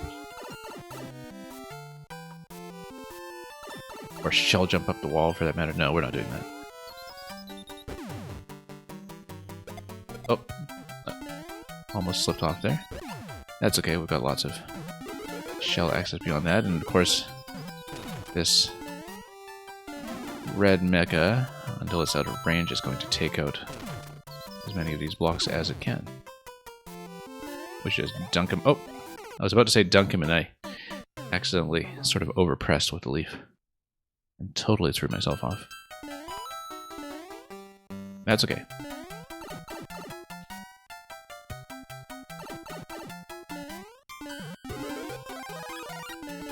Oh, that's interesting, actually. Because of the spawning position that you get here, you're kind of back in the main room, but then with the camera's continuation here, it is sort of almost like going into a room 3, like with a pipe stacking effect in Maker 1, except it's just a camera change from, you know, where you've loaded into that pipe and where you're continuing on the auto-scroll from seeing that far.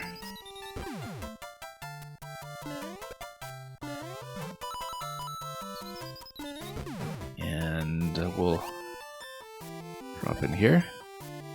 This is an obvious spot to check that we'll totally miss. But we'll grab whatever we can. More leaves.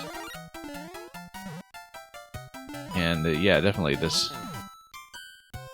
bit of ground around a bridge had me concerned for a moment. Oh, we missed something down below. That's too bad. Because I was definitely assessing this quickly, trying to determine, okay, is this main road or is this side road? Well, we missed everything down there, so now we know.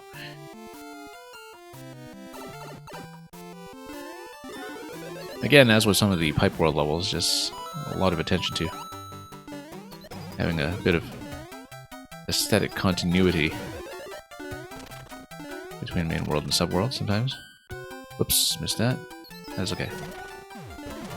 We'll whip that and cause ourselves no end of trouble. And yeah, this red mecha is sealed away over there. I actually kind of wonder if I'm able to continue down below because it's hard to see. No, I don't think so. The camera's not going down with me.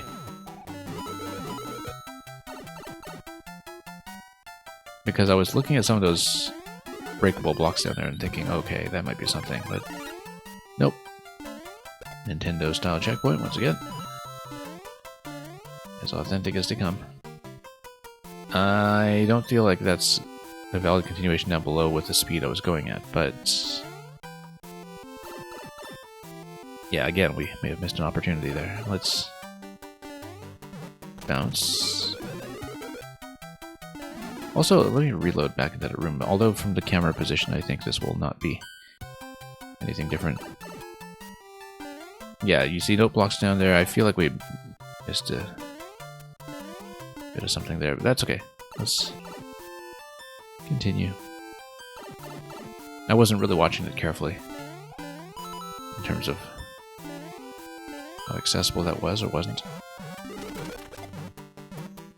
But we'll have a scroll break here that gets all this underway.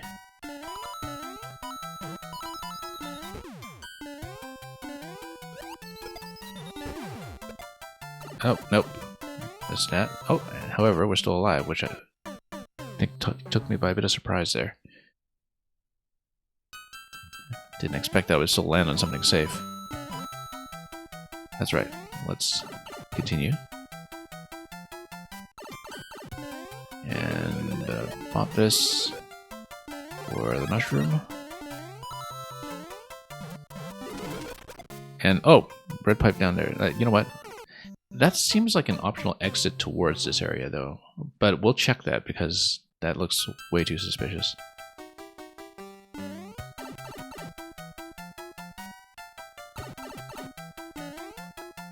We'll grab the mushroom first, although that might actually be a liability because of headroom. But let's not break the scroll. Let's go down here. Look at that pipe. Yeah, that's absolutely something. Look at that. 50 coin, except we don't have a way to pick that up from where we are.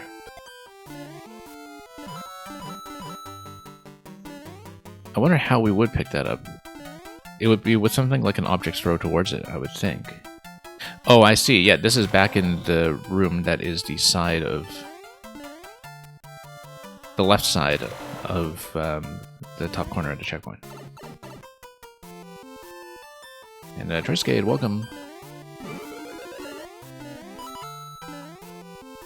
We enjoyed your 9MMC contribution very much, incidentally. Let's loop around here again. I want to see about that. Because I feel like maybe the idea is that you have to take the mecha with you, and then you have an object that you can use to throw towards the 50 coin. I think that's actually going to be the solution. That you have something that you can take. We have to keep it dead. We have to make sure it doesn't revive too soon. So let's just let it wake up, and then we'll take it out again. And then what I'll do is I'll use that to grab the 50, which is... there's a bit of a puzzle interaction. Pretty satisfying. Oh, no, except we lost it. We got it back, so good enough. Okay. There we go. Very nice. This is a double loop around a scroll stop room. That's a nice touch.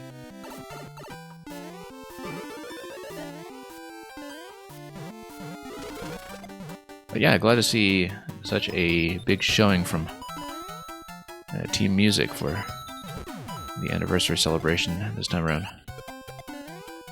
Even though I think by the end of it, you know, because you hold right for so many of those music auto-scroller levels, my thumb was getting a bit more of a workout and a bargain for. This was obviously a Koopa spot, we missed it.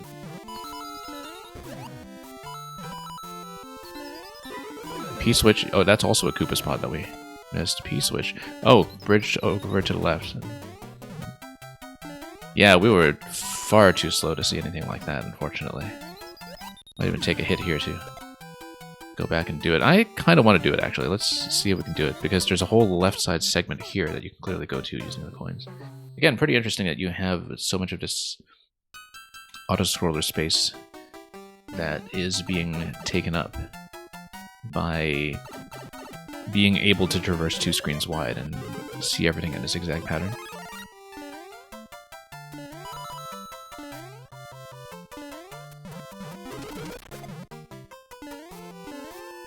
Yeah, I mean, Triscade, you know, there's so many concepts in this game that only really work with things like auto-scrollers because of the control the makers have over the spawn, as you know, but definitely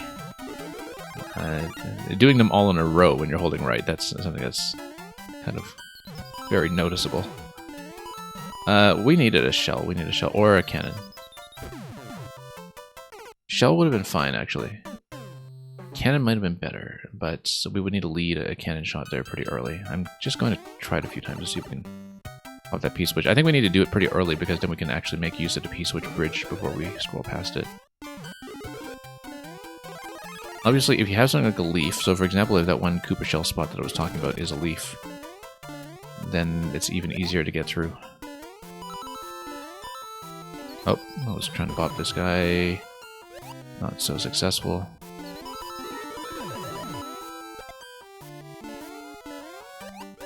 I should have checked those question blocks, but let's see this. Leaf? Nope, not a leaf.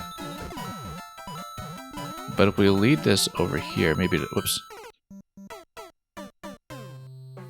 No, I think we do it with a shell, because we can slide down that slope, and with a single tile of height we can make it over to the P-switch.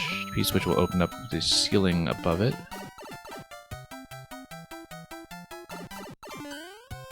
We'll figure it out. We should have checked those other question blocks, though, in case of leaf.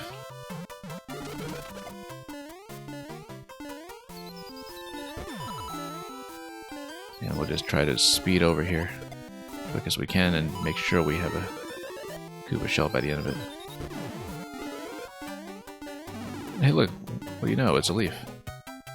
Exactly as we requested. Let's get over there quickly then. And then over here, quickly.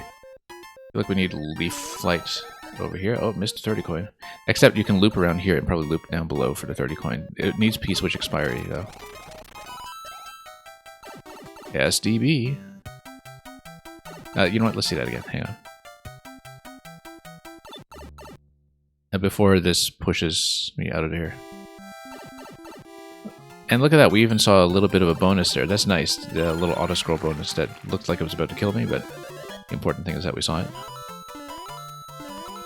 Just a bit of bonus artwork only for people who bother to check the pipe the second time. That's a lovely touch. We had enough distance here to fly, but I missed it, so too bad. Oh yeah, that was totally reachable. You fly up there, you whip the mecha, and then you have that whole segment. We should go for it. We don't need to do the 30 coin this time, but we'll try to get more done with the leaf if we can. You're not sure if you actually knew about that Easter egg yet? Well, now you do.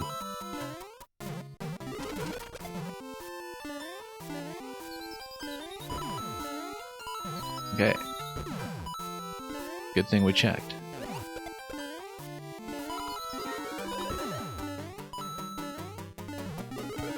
And we'll go for the leaf over here.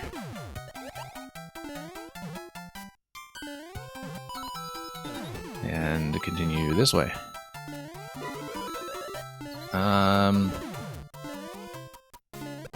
I think we can afford to skip it this time because it just loops around to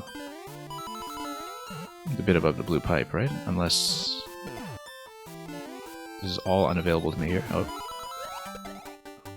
Oh yeah, we actually do need to play. Nope. Hang on. Let's give ourselves a bit more distance to work with. It's kind of easier if you do the secret passage, actually, because you give yourself more room to fly before you run into the red mecha. We'll figure it out. You may have seen it in the editor, but never tried to backtrack there, yeah. Because who knows if it was something that was just a little bit of aesthetic filler in the editor, right? And instead of something that the player could see.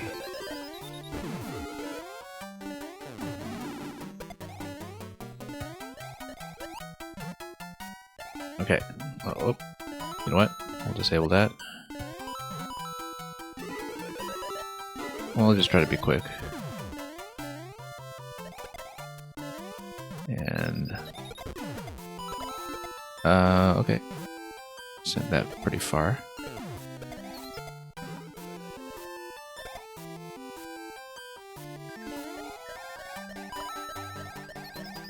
Oh.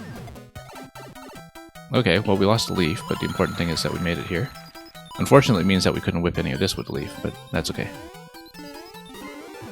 But the important thing is that we saw what we came to see, and the auto-scroll has stopped. Let's not die to that shell reviving or something silly like that. And let's just take this across. And over. So... oh, let's totally get trapped here. And exit.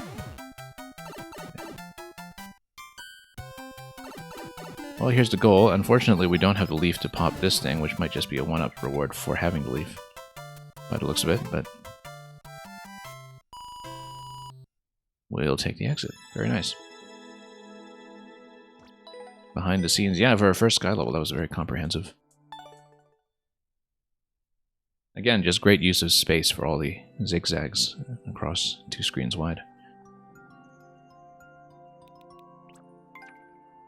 Twilight Town Shuffle by Markbot. Let's pull up the website description, and thank you once again for the GGs.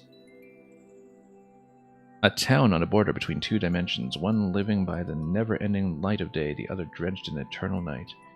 Though it occupies 2 sides of the same coin, this town is at war with itself, developing ever deadlier weapons for use against the other side. There can be no brokering of peace here. Toadette can only hope to make it out alive. So it's like Twilight Town from Thousand Year Door and the flip mechanic from Super Paper Mario at the same time. Let's take a look.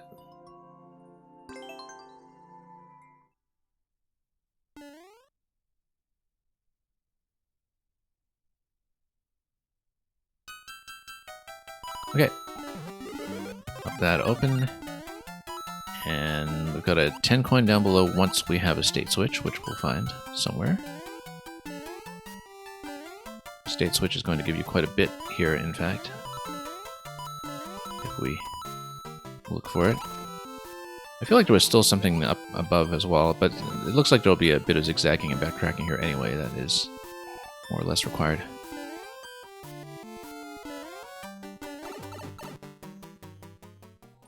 Hence the flip theme. Oh, okay, that's interesting. Oh, I see. I see. So, yeah, it matches everything that is flipped here vertically. Mario is not flipped. There is, of course, the gravity change because it's nighttime, but you kind of get to reverse level, and the red-blue switch thing is mostly cosmetic. Which means that you can use one side to uncover the secret placements in the other side.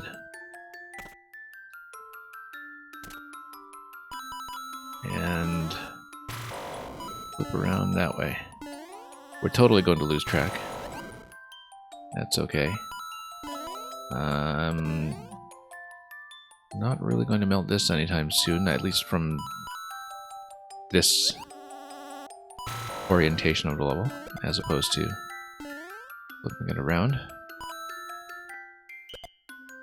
Oh, whoops. Missed a wake up there. Yeah, reaction time can be a bit tricky, I guess, with everything in low gravity and just being suspended in the air when you want to actually do something. But we will flip the level once again and we'll see what we can do about that mecha spot that we saw. And of course, there are a few other mechanical changes, like with the platforms being the blue flimsy lifts that drop on the other side. The question of, oh no, this is definitely a spot to open up. Rarity coin. And then going back here, yeah, we'll see about that. Looks like we'll require a little bit of spatial manipulation here to get it pointing in the right place at the right time. Or I can just bust down more of those blocks too. Come on. We'll just try to weave it around. Weave it around. Come on. I mean, we can't even reach it here because of the state switch, so what are we doing? However, here's what we can do. We're going to take one of these with us. Well, I mean, I guess we need to respawn in this room first, but... No, we can do it. Let's... Totally missed that. We're at checkpoint anyway, so we could actually just reload at checkpoint, but... Yeah, we don't want to take the door yet. I think what I want to do is... We're going to try this.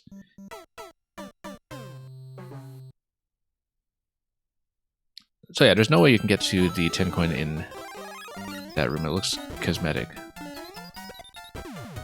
But what you can do is... Oh, actually, no, maybe you can, because I see... Okay, hard block on the left here, but it looks a bit... No, this looks walled off still. Let's try to find a red mecha that I can pick up like this one here.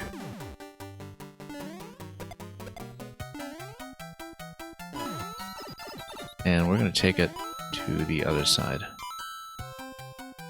Sort of wonder if there's anything blue mecha gives us on this side. Let's drop it first to let it wake up. Now, positioning this is going to be potentially a little bit tricky. And let's give it some room to wake up once again.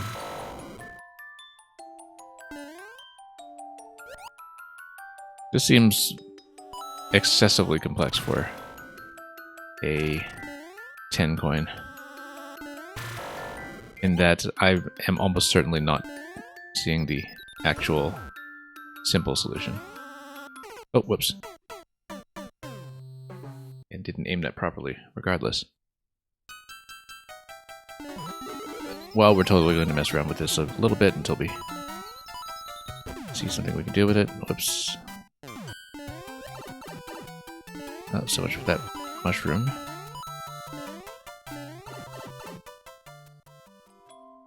And of course, positioning red mechas can be a little bit tricky sometimes, but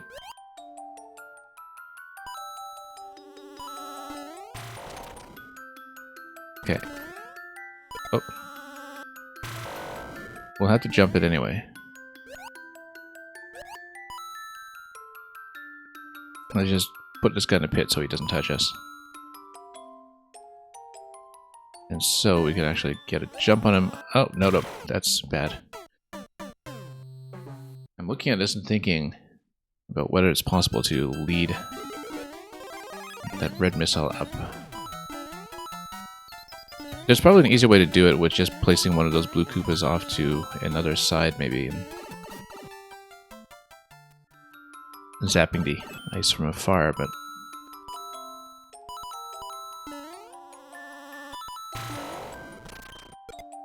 Oh, totally almost lost it, except we Got the ceiling there, and then, you know what? Yeah, sure, we'll take that. Cannons allow you to jump on so much anyway. Whoops. That's the thing, if you're given the ability to move one of those red Blasta Mecha Koopas, that actually opens up so much potential for the player just because, whoops, you could potentially just move them anywhere and give yourself a rocket platform anywhere, and so you could have some really obtuse secret placements with it potentially, but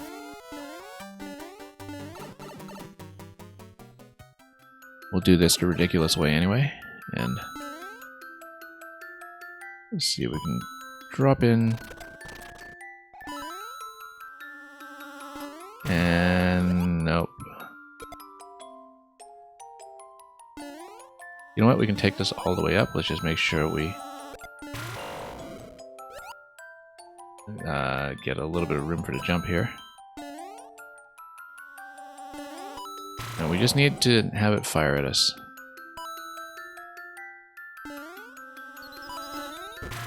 Need to get rid of this guy. Oh, there we go.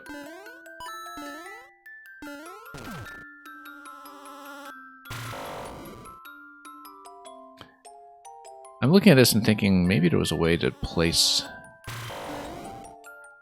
these mechas to zap this, or maybe there's a way to just get a fire flower or something, you know, you just never know. It would be funny if we just picked up a fire flower. Where's my red Koopa? It's down here somewhere. We need to get rid of this guy. Okay. Almost.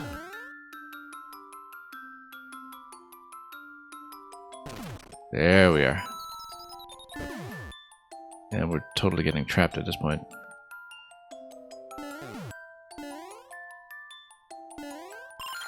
Okay. Slide in. There we go. 10 coin. You know what is intended, but you're curious to see what plays out. Yeah. Well. Intended solutions? What are those? I couldn't see a placement that... Oh. I see. Okay. Now we know. I was thinking, yeah, fire flower? Probably, but... Well, we'll just pretend that was a 50 coin.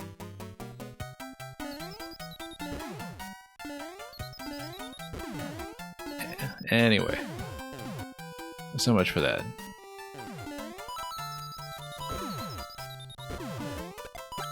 Oh, whoops, and we lost that anyway, so... Let's get out. I really do wonder if you can jump up top. I mean, that's walled off by red anyway, so that's... not going to... be a solution there, but let's check... Yeah, no, nothing on the left side here, just... With these, you know, dual zone levels like this, we always have to make a decision about whether something is actually currently accessible or if it's just there for aesthetic reasons to match the other side. However, the red and blue state blocks actually make that very clear. That's one benefit of having the red and blue state blocks just be there for seemingly cosmetic reasons, is that they give you a very clear indication once you play the level that if something is gated off by the switch state blocks, then you know that's not going to be toggled in this zone. We need to redo this. So for example, when you're in day mode here, when you see red blocks, you know they're not getting switched off here. Whoop. Anyway, let's just jump onto platforms for once.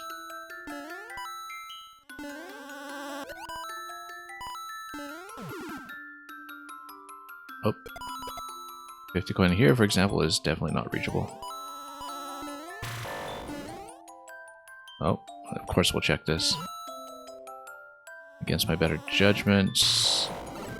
Oh. And of course the Goom is just going to wiggle out of our way. Gritoffy, you're saying you think you may be able to get one by the time you first reach the room. Oh, you mean the Fire Flower in that previous location. Yeah, probably. I mean, we've been pretty sloppy about keeping progressive power-ups, so wouldn't surprise me. Okay, let's unnecessarily dodge bullets everywhere while bumping my head on every platform.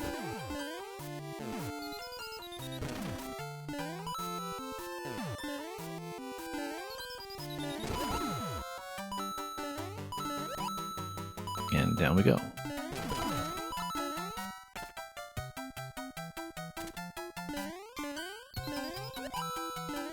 And, oh, no, just bumped my head on the ceiling and ran straight into that. We've seen the 50 coin previously.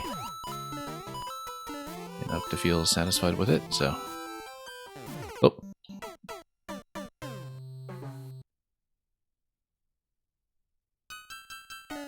Okay. Let's try again. So yeah, I think coins are generally counted for. Apart from the ones that are just for zone matching decoration. I wasn't really keeping count of the 10s, so. For example, in... Okay, so yeah, there's another 10 coin that you can match here once we flip this area around.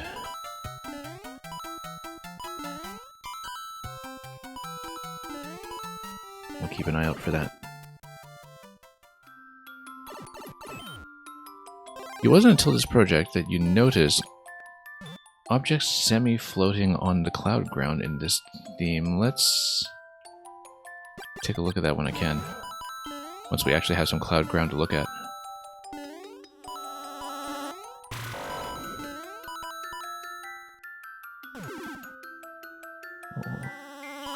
Taking a surprising amount of time for me to find some cloud ground to look at, but that's because we're in the night mode here. Like the door and... Oh yes, in terms of the actual pixel space, that you kind of have a bit of room under the door. And the starting arrow, yeah. Yeah, that instead of overlapping tiles, that you have this negative space from the fluffiness of the clouds. Okay. There's something we need to look at on this side here. I'm reading the left side because they're clearly meant to take a look at it. Because, oh, the muncher is just a switch mechanism. Alright, let's see the other room.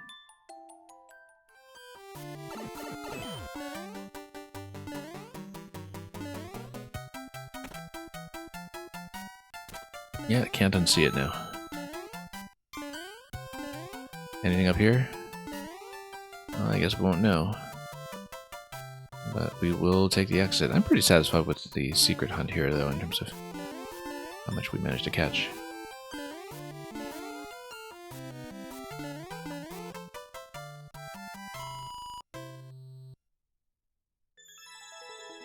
I think we still missed that one 10 coin near the end, where I was talking about it in the daylight room and forgot to do it on the other side, but that's okay. We were relatively thorough. I'm just looking at the ending screen here to see if there was anything. Nope, just blank. Yeah, pretty nice tower climb layout. Let's take a look at Sky High Scramble. And thank you once again for the GG. The website description says, 2 impossibly tall towers serve as the gateway to the upper atmosphere, but Bowser's forces have converted them into war factories. You'll have to navigate their deadly traps and defeat Boom Boom as she hopes to reach the legendary City of Gold. So, yeah, this will be the designated fortress here, in number 3 this time.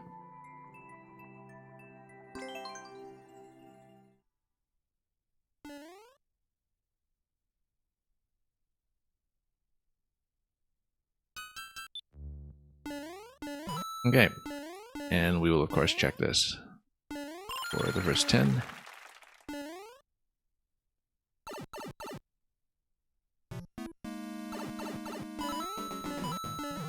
And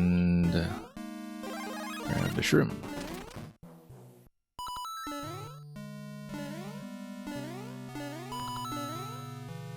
Lift going up, and then poor Dry Bones over there, just here to be cutscene fodder.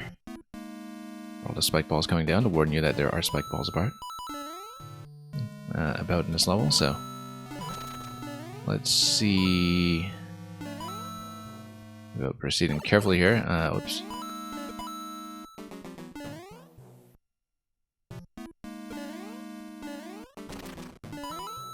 Having the Dry Bones available here gives you 10 coin. We'll, of course, go for it and miss.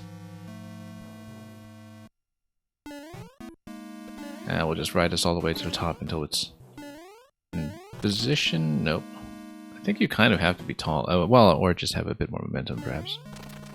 Yeah, let's try to be tall for that. It makes a lot more sense. There we go.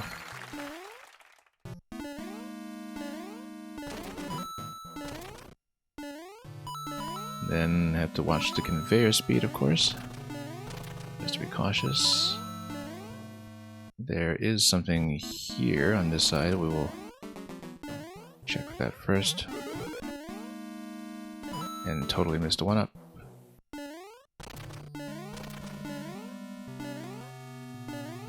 And we'll wait here.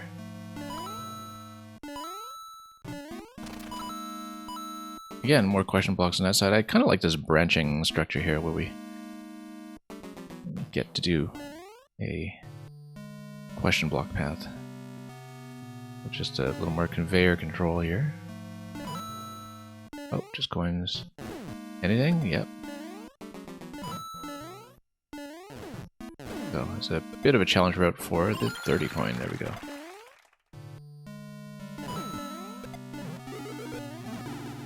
This account is called Kirby's Adventure. I was actually just thinking there's something very Kirby-like about this kind of branch with the bonus on one end. There's something that I think was seen often enough as a trope in Kirby games as well. I look at the ceiling here and totally think scroll break, but no, we're just going to go down.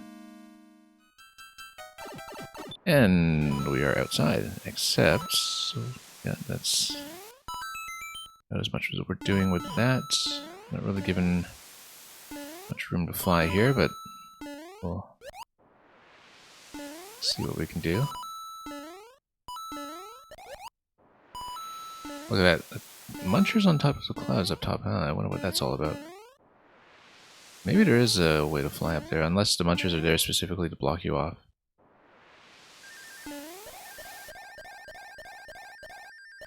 Nope, they're not blocking you off. You can, in fact, traverse all of this you want. Let's be careful. But it looks like we're not going to do anything up there. Yeah, this just drops you into this side, and then this is back to the middle here. Oh, this looks like a secret, though. Or at least... yeah, it is. There's the 50 coin. Wow, everything's going to shoot you here. Try to maintain the leaf so we can actually continue. Yeah, very nice secret placement there.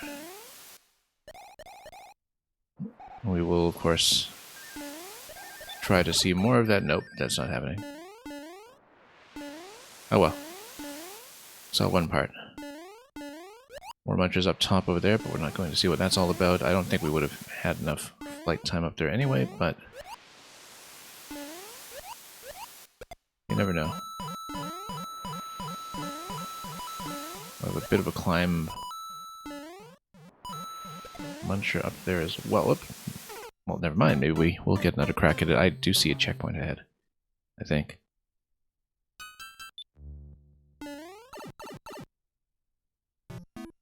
Again, just nice little lengthy segments.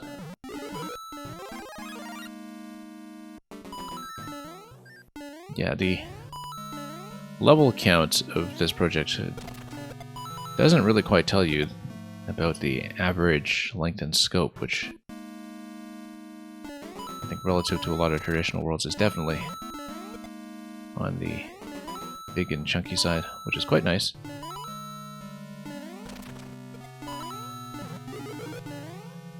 I think levels that are on the gentler side like this absolutely give themselves plenty of room to go long.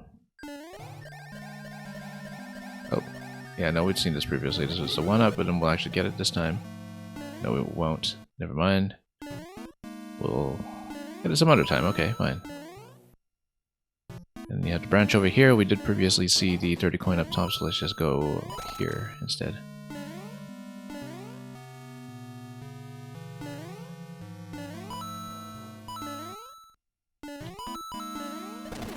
And then keep the leaf going into the next area. So we'll leave the question blocks over there in case we need another leaf. An Animal Crossing new leaf.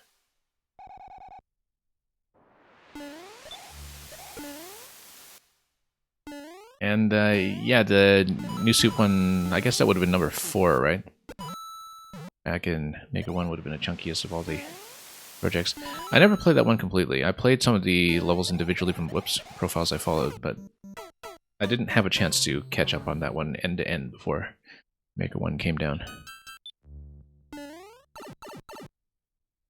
Maybe eventually when all of the Maker 1 archives get merged with Pretendo, we'll give that a look.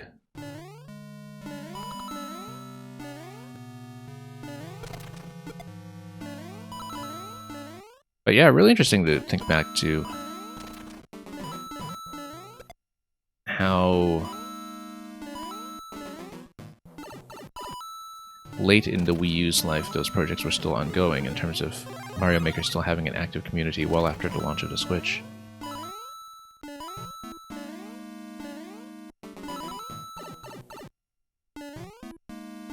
A situation that I think will only improve with the backward compatibility of Switch 2 and, you know, Maker 2 keeping us busy for a while yet to come. I lost the leaf this time, unfortunately. I was rather careless coming up here, so we won't be able to fly up to the clouds regardless. Unless I get another leaf here, which may be further along.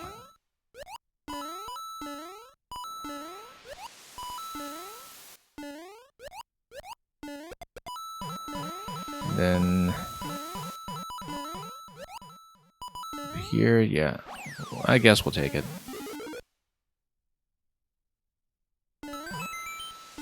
Before cutting off the 1-up. I don't think anything is accessible down there, otherwise... Well, we can try to gun it up here. Oh, nope. There are coins, it is accessible. But it would be accessible potentially by flight. Oh, and we hit the checkpoint this time, so... Yeah, you saved as many projects as you could on Wii U. Yeah, I set up a couple of additional profiles on Wii U as well to grab a whole ton of stuff at the end, but... Okay, well, we saw the 50 coins, so whatever it was on this side with the coins, I think we'll just have to bypass. But obviously the way to do it would be... Oh, actually... Oh, no, you can't re-enter, okay. I was thinking if any of these were a power-up, like a progressive leaf, we just re-enter. But nope, we're going to have some switching back and forth.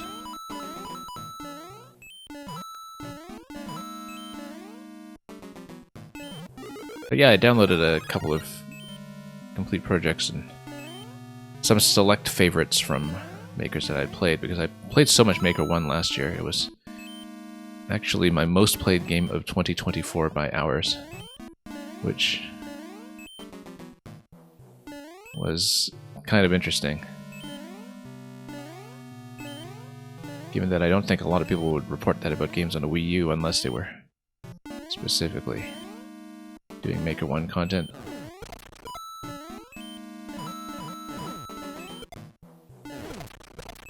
And I wasn't really even doing any of the time-intensive stuff like Team 0%. Yeah, so that's a flight point on the left. No, that's actually just a drop point on the left. But this is a... Way to fly, and then we'll just grab that.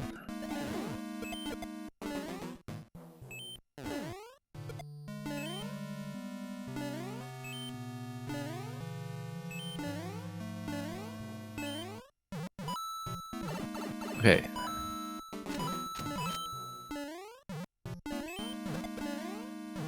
I don't know if you were already streaming actively back in the older SDB launches, but it would definitely be a fun idea for a retrospective stream where you have the whole super world there locally. But yeah, I had a great time running so much Maker 1 last year. It gave me a lot of contextual information to work with that is still relevant in Maker 2, which... Yeah, okay, we just need to not get thrown off by the rhythm of the conveyors here. I was about to tell myself that, only to make exactly that mistake multiple times.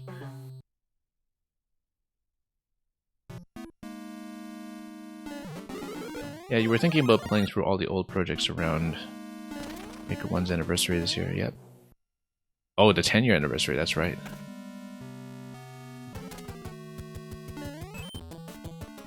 And that'll be fun.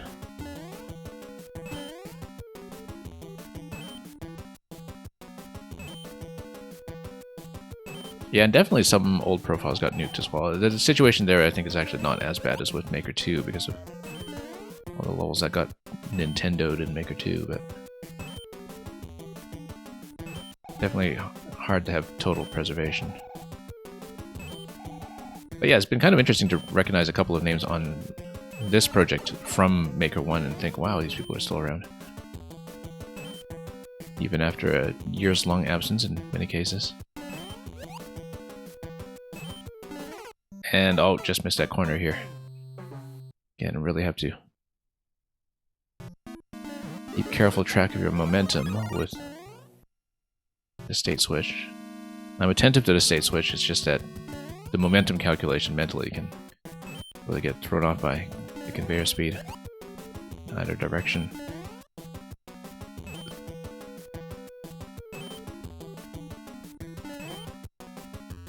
And we'll just need to wait for an ample opportunity to snipe.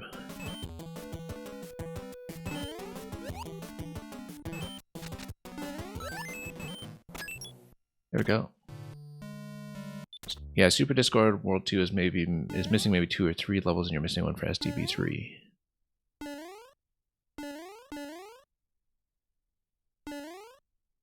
Yeah, I know when I was doing 1, 2, 3 YMM that in total they were missing 1 level, and it was by somebody who had nuked his whole profile, unfortunately. This totally looks like it's flyable as somewhere that is explorable with the... Oh, nothing here. Ah, okay, purely cosmetic. It's something that's explorable with the leaf, but okay. Oh, I see. No, because that was blocked off by the semi-solid, so that might actually have been an exit for a secret room at the end. Let's take a look at the more info in case it's something substantial. I haven't been as thorough about replaying levels today, but I don't see a place to fly to that would actually get you through that pipe though, so maybe it was an alternate exit from something else. Ah, it's cosmetic and it ties into the aesthetics of the following level. Okay, just for the continuity. Well, that's nice to see the coordination between makers for things like that, just to give the world a good sense of contiguity. Kind of like with the original Skyworld, right? With the big tower climb in SMB3's World 5. Where there's a really coherent sense of place, which I think was the really remarkable thing about SMB3 in its own day. It made such a huge series of strides forward in that respect, in terms of just, you know, giving the worlds an internal sense of coherence. Let's take a look at 5-4, Winding Wisps. A floating metropolis, skyscrapers lined with gold. Whoever once called this paradise home, their wealth could not protect them from the swarm of spike tops that are now its only living occupants. Luckily for Toadette, the spike tops don't care for coins, so they're all hers to snatch it if she can bring them back to Earth without falling to her doom. Alright, let's take a look.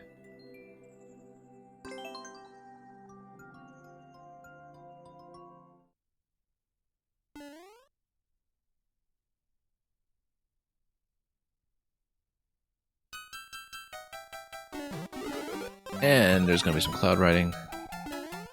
Great. We have to be attentive to the fact, of course, that clouds expire based on... Oh, there were coins up here, too. I was about to say clouds expire based on their spawn timing from the pipe, not based on the player's entry timing. And so we need to be attentive to that one. Looking for the expiries, and there's the 10 coin right there. And let's just get out. And preemptively hit that gate over here, knowing that something like that was surely coming. Yeah, sadly you'll have to head to bed after this level. Yeah, I always keep a long-term VOD in highlights whenever I do maker content, so it'll not be too difficult to catch up on afterwards. Cloud, okay. I was kind of wondering if there was something that would let us enter, but we'll come here. Oh, thought I dipped down, and then we actually dipped down too far. Just pointed for a little too long. So yeah, the intention is to hopefully get through World 6 today, and we'll finish up in one additional stream after that. In 1 or 2 days' time, depending on when I can get on. I haven't really been able to do the Thursday night, Friday morning time slot that often in recent weeks, but we're fairly regular about the Friday to Saturday, so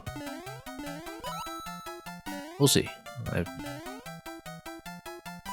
been trying to stream more, but you know, things can get in the way sometimes. But yeah, regardless, thanks for bringing your audience over today and coming by yourself, Gritoffy, to give me a nudge when there's nothing to explore in a spot that I'm desperately trying to explore.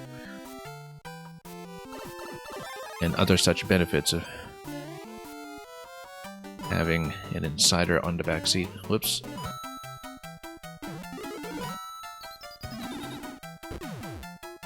Okay, this cloud is going to go soon, isn't it? Oh, I was trying to get up there. Nope, that's just more mechas firing away.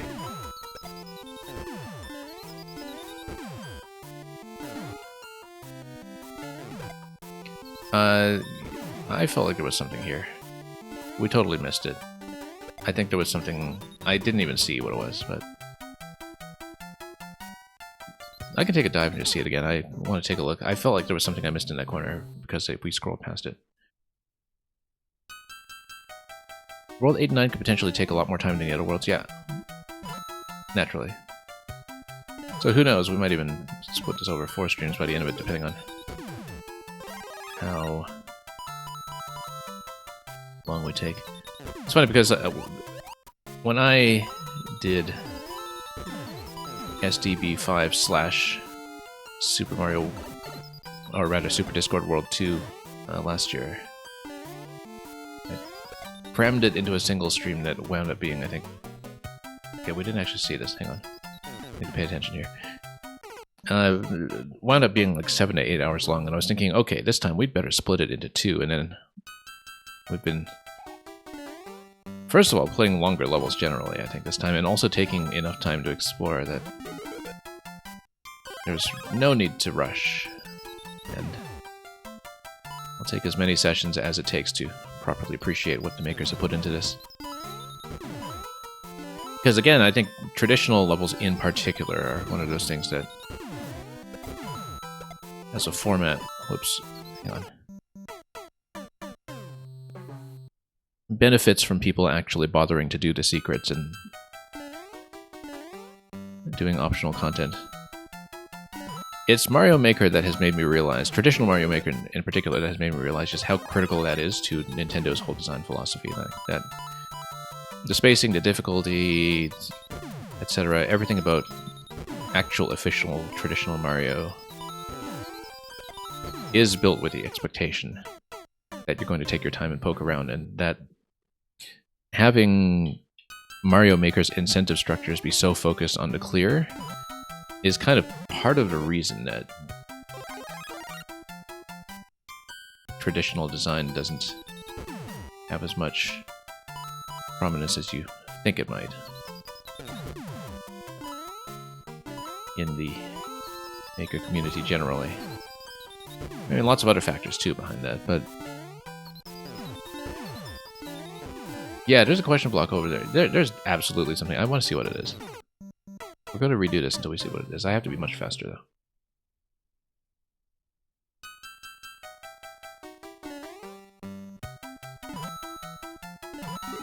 And really kind of hug some edges here.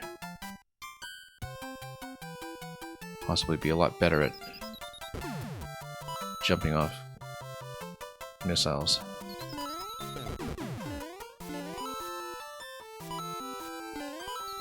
Yeah, definitely we want to get here as soon as possible then.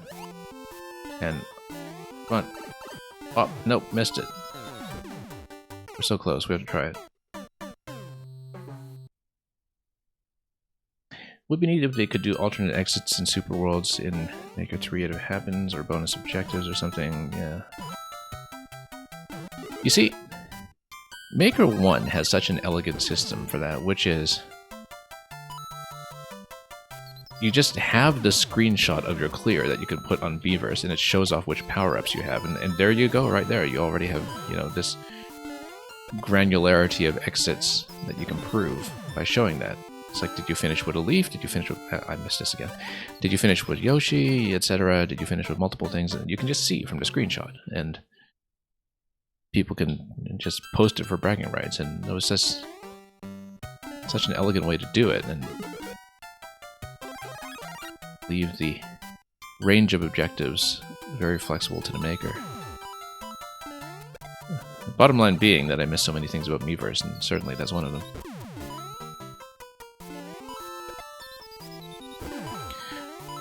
But yeah, it'll be interesting to see what happens with Super Worlds in a future Maker 3, simply because... Oh, just a coin, okay. Just a coin, okay. Might have been too slow to do much else beyond that. Maybe there was something else beyond that. Because of the way that Super Worlds were kind of patched in as a post-launch afterthought in this game. I mean, it may have been developed nice and early and just wasn't ready yet at the initial launch of Maker 2, but certainly it feels like a system that was sort of bolted onto people's profiles, and it'll be interesting to see what happens to Super Worlds when they're not just bolted on late, and there's definitely something up there. There's definitely something in the top column. I want to see this go up. Yeah, clouds up there, that's absolutely jumpable if you fly up there quickly enough. Some tricky secrets in this one, yeah, we can tell. I mean, I guess we're back here. Yeah, because you're at the mercy of the cloud timing, and there's so much potential flexibility from the red mechas as well.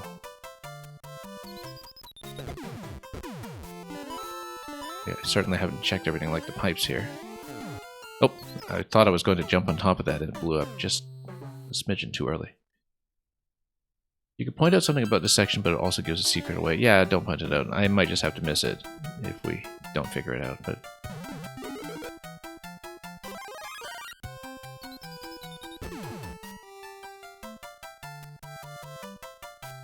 maybe it's something we'll discover organically. And the fact that you told me there is something to point out is already a clue. I feel like this is actually an exit. That you're not supposed to hit this because to the left of it is actually an exit. Look at the scroll break on the right side as well. That there is a scroll break that is on the right side of the room that if you lead a cannon there, that's going to break open. And the reason I hadn't seen that previously is because I was so fixated on trying to loop my way up to that question block, thinking that would get a power-up or something. But the fact that it's a coin actually signals to me that that is an exit that goes left to right. And that probably what happens is that we do a scroll break on the right side of the room. And that leads me to somewhere else that is going to wrap back around to the left. That seems a reasonable structure that we can guess at here. So we don't need to rush our way through. What we do need to do is preserve cannons. Or preserve missiles, rather. And, oh, nope. That's not enough of a secret, I guess. Maybe it was just something from in the previous room, like an alternate exit or something. I don't know.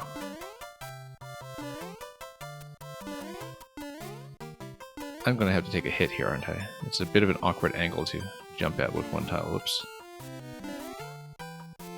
And of course the spike top's going to run away from me. Yeah.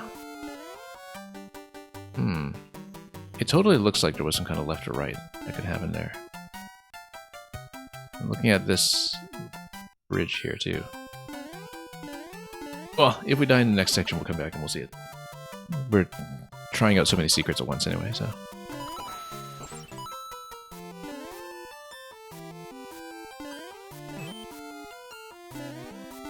Okay, let's rush our way through this a little bit. Oops, missed it. Yeah, the thing is, we need to get to the cloud immediately, otherwise I don't think the cloud lasts long enough for us to get all the way up to the top. The earlier we jump in that cloud, the better, and so...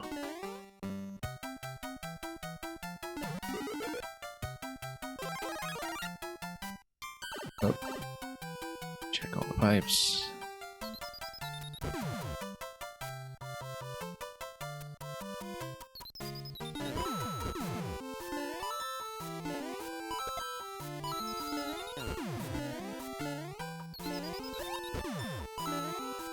Yeah, there's coins on the left and everything. There's got to be something there. You might even wrap around for the next section for all we know. But that would be kind of interesting in its own way. Okay, I have to jump into this immediately.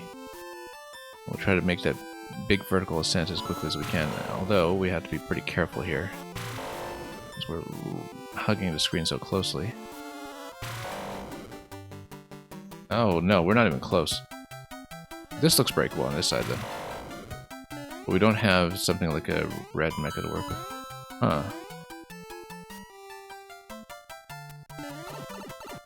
But wait a minute. We've got the key over here.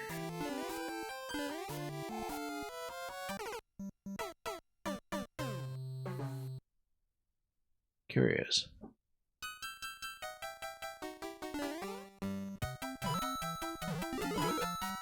I wonder if I can take a red mecha with me into the next room and escort it.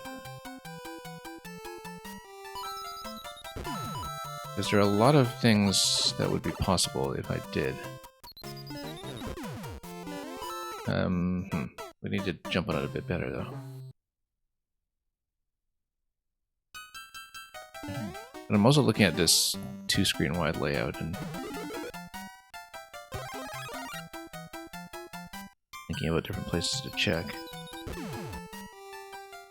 Yeah, because the cloud expires so quickly in the next vertical climb, I feel like you have to unlock a second cloud. We don't need a red mechanism, so blue mecha would do it too. But I think the idea is that we do have to unlock a second cloud, probably at the top right corner.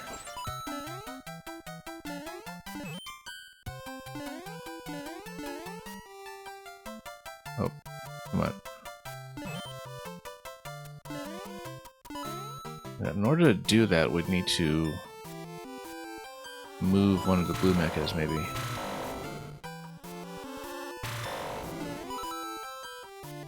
So this is what I'm looking at, that, like, maybe if this opens.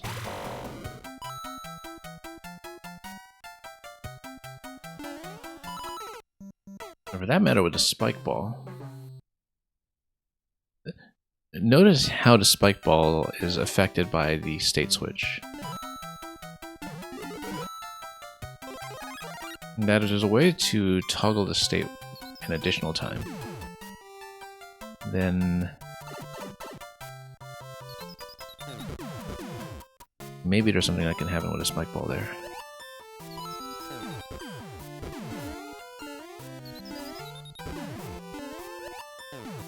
Oops. Interesting. Because you can jump on that red mecha that's protruding, you can jump on it really early to go far left much earlier than I was trying. I didn't think about that.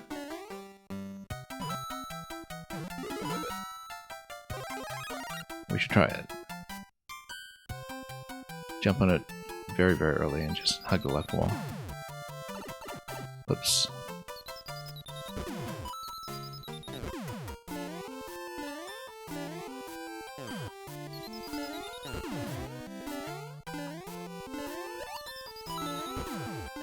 And I totally forgot to do it that time. Hang on.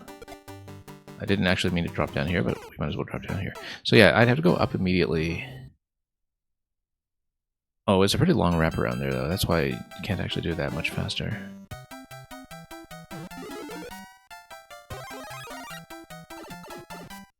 Hitting everything inside.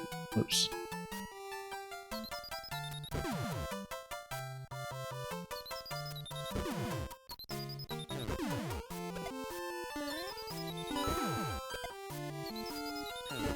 I guess if you jumped onto a cannonball, not a cannonball, a missile over here, and headed left, the problem is that vertically speaking, you don't actually get that much room on a camera.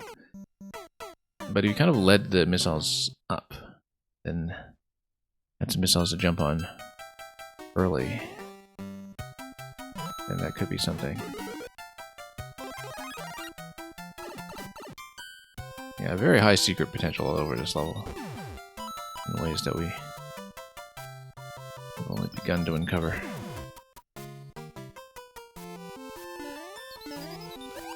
Nope. Shouldn't have jumped that.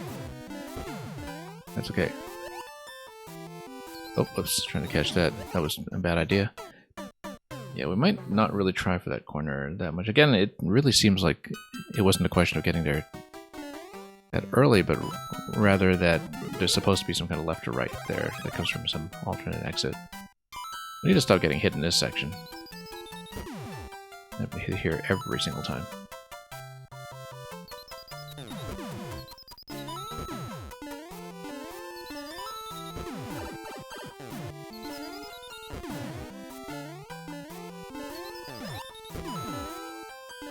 No, yeah, let's just keep on going in this area.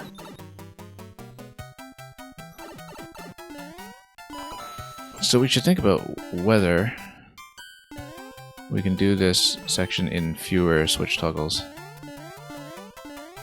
Looking at the way that these things are gated off, maybe not. However, if you hit this an additional time... No, that doesn't work. You do need to leave that wall open.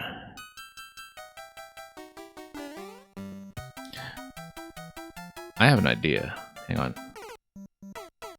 I don't think I can do it fast enough. Because what if I took the cloud and I tried to re-enter? No, there's no way.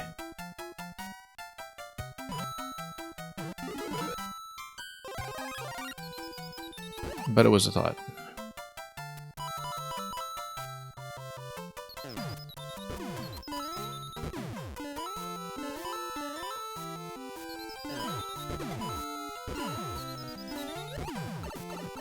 Yeah, look at all those coins. It's so tantalizing to see all those coins there.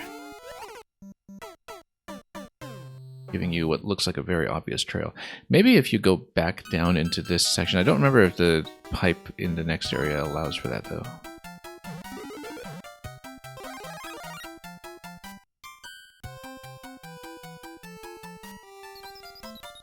for an immediate backtrack here. I can't remember what the exit is like coming out of this.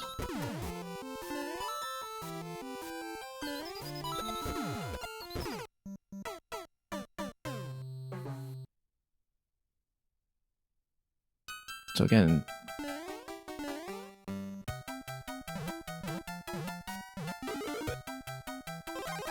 let's try to keep our heads down a little bit here.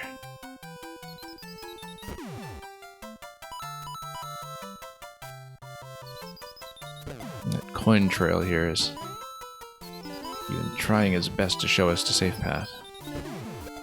And we're not listening.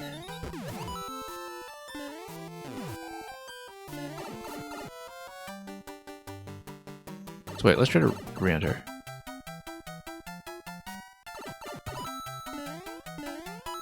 No, because you're already locked from the scroll in this position.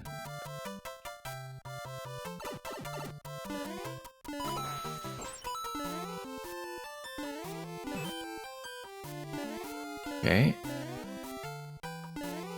Missed it. Which is a big problem for this cloud.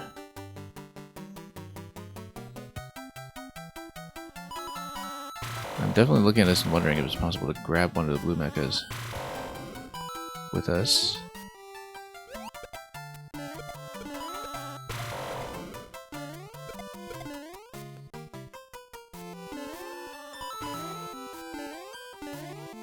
Oops, come on.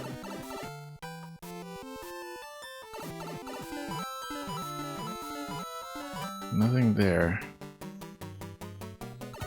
I don't want to get pushed out of range here until we've gotten a chance to read this, though. Maybe if you kill the green mecha, you get a key. That's the running theory now. Like, for example, if you get the green mecha to get smashed by the spike ball, kick it and let the spike ball clear it. Because I was looking at what the candidate for the key might be, and at no point have we actually killed the green mecha, have we? So that looks like a natural candidate for that. That you just kick it and move it under the spike ball quickly enough that it gets rolled. And then the key door could give you some kind of forward progression.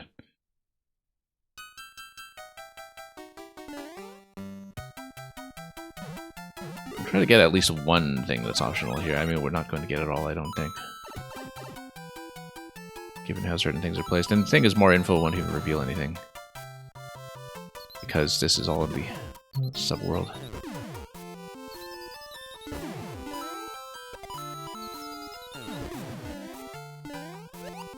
Oh, whoops. Ran into that.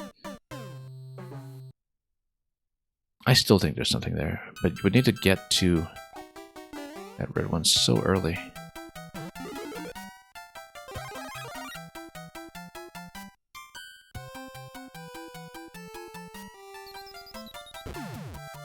That seems implausible.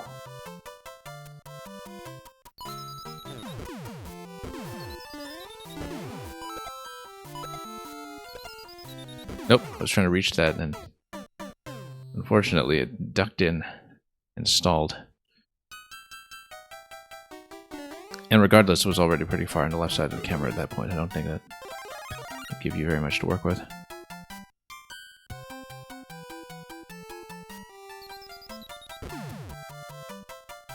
Might not even make it through World 6 today. We're taking so long on 5.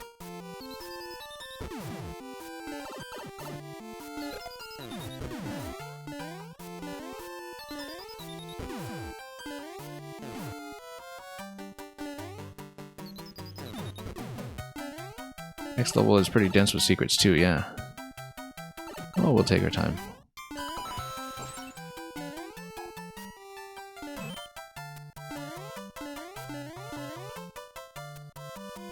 Okay, let's not spawn the cloud yet. Oh, except the auto-scroll is putting on some time pressure on us. We can't just stall. We actually have to get moving. That's okay. Just, oh, that's not okay. Yeah, it looks very much like it's a matter of killing the red mecha with a spike ball. That is is the foremost theory that I have about that.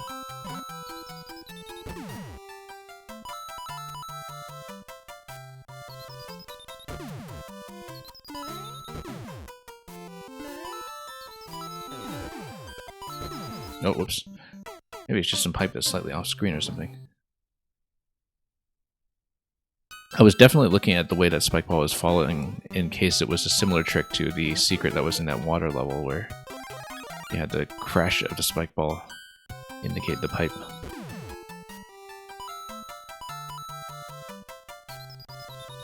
The time we spent on that secret has kind of trained me to look for something similar, I suppose. Yeah, at no point have we seen what is to the left of that question block other than more coins. This one's tricky. Okay, so we had to be quick. Buy time on the scroll.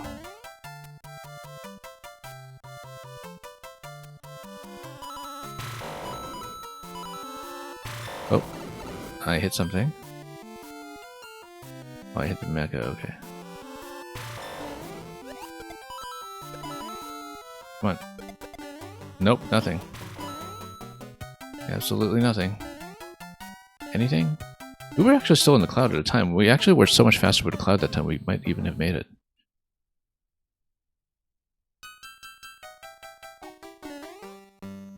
To the top, wherever that is. I mean, that's a quick ride up, though. You have to be off screen for a good chunk of it.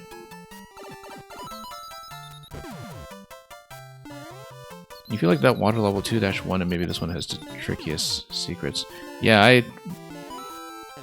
remember spending a lot of time on 2-1. That was Chris's level, right?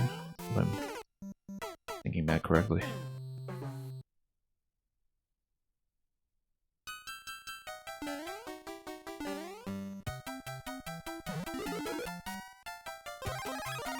Well, I guess now that you've told us that, we have something to prove.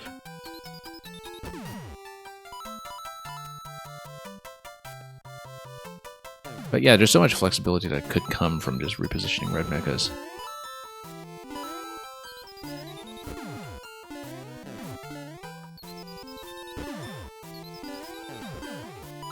Oh. Because again, one thing that I've been talking about, which I hadn't really tried, was breaking the right side of the screen. We should actually take a look at the screen distance. No, it looks like this definitely is the right. Kind of mentally counting tiles to see how plausible it is that you'd have a scroll break on either side.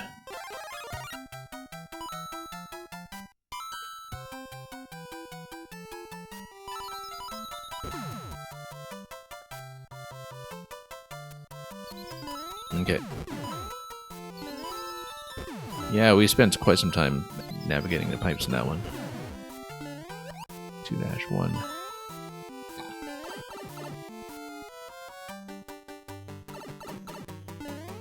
Okay. Just have to be quick.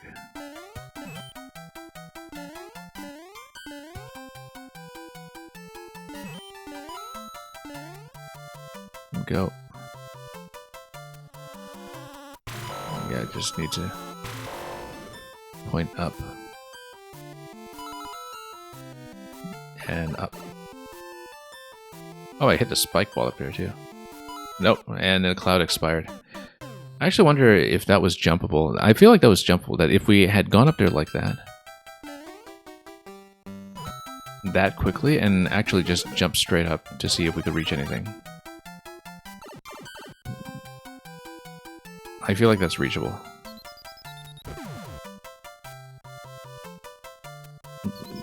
The only issue being just how far off screen you are at that point. Oops.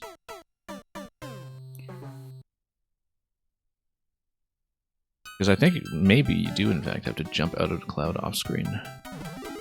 And just let the scroll catch up with you. Whoops. But then you kind of have to take damage in order to get through the falling spike ball, unless you are right on the edge or something. You have to be very solid about your flight control. But that's the going theory now, is if you can get up to the middle of that tower just by playing off-screen pretty much the whole time.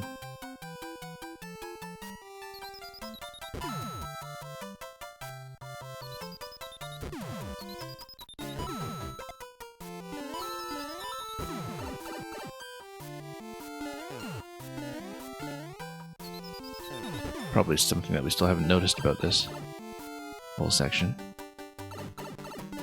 And yeah, the fact that we've taken damage already is not good. We'll run into trouble with Spike Ball, probably.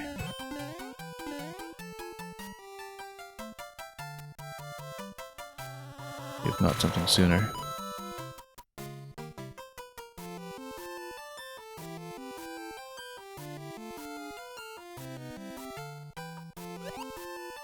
Nope, lost the cloud. Yeah, no, we're not there nearly fast enough, I don't think. Let me take a look at how much distance I have on this, because you'd have to go so far up with a cloud in order to get there. We're missing so much in this level, though. We don't have the key, we don't have that top segment, we don't have whatever is in the top left in this area. We have seen nothing. Might have to look at more info just to see what kind of entrance we're looking for, with the main world anyway, with the secret at the end, just to see what connects to it. But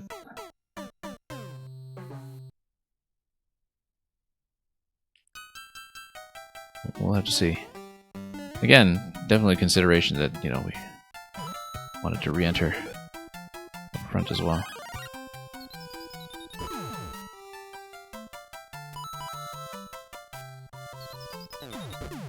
Kind of wonder if there was something down below off screen.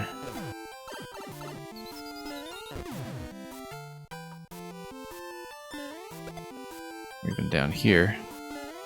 Whoops, no.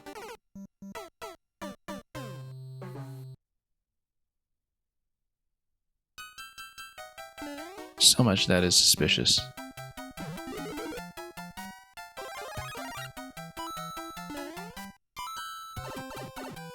And we'll just run into everything as before.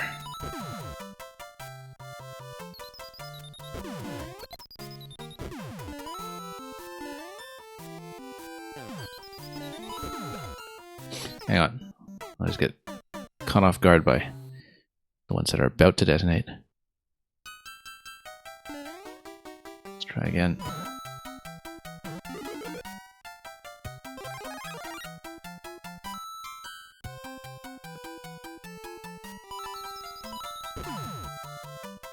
Yeah, we might even just wind up doing World 4 and 5 today, depending on how hard I want to press this secret placement here that we haven't seen. But we're missing at least 3 different things in this whole section.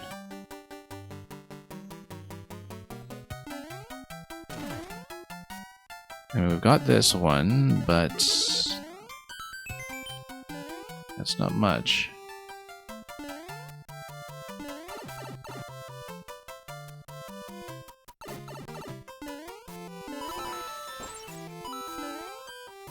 Well, at least we're big here this time. That's important. Okay.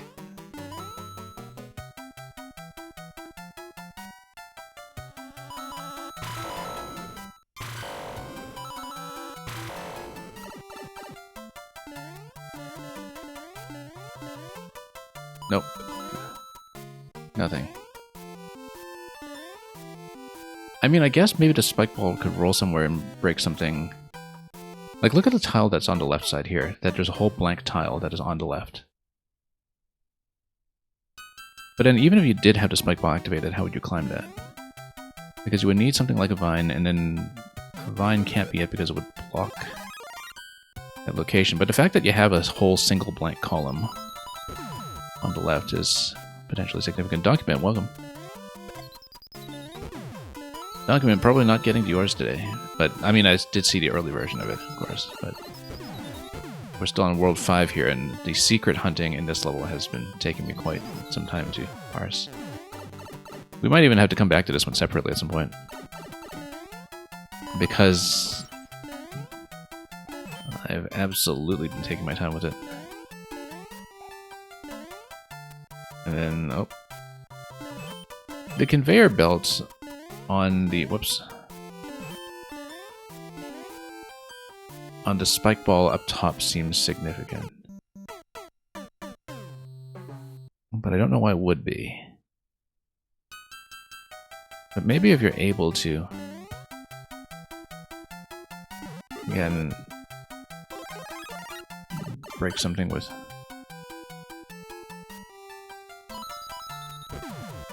some of these...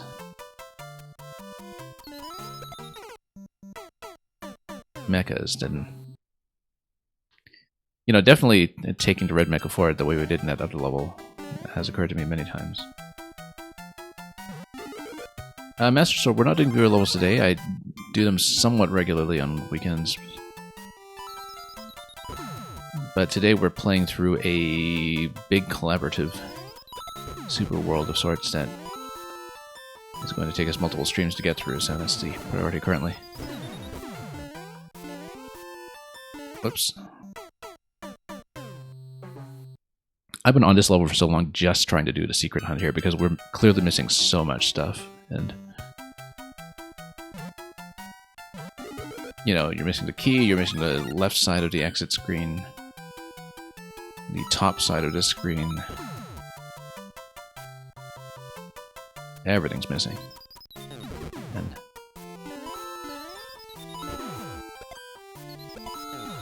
oh, oops.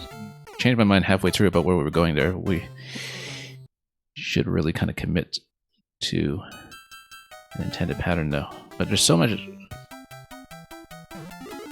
variety that can happen with the scenarios that you get from the Red Koopa missiles, that Red Mecha missiles, that it's hard to tell what kind of situation you're going to draw into. Oh, yeah, like this for instance, if you want to aim straight up. Well, there are reasons why you can't do it that quickly.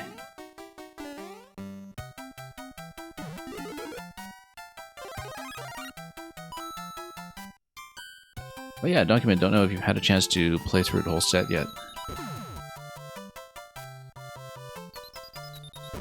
Although I guess all the levels have been up for a while. Oops. Got nuked here. Yeah, so we saw the question block there, but not any of the coins to the left of that.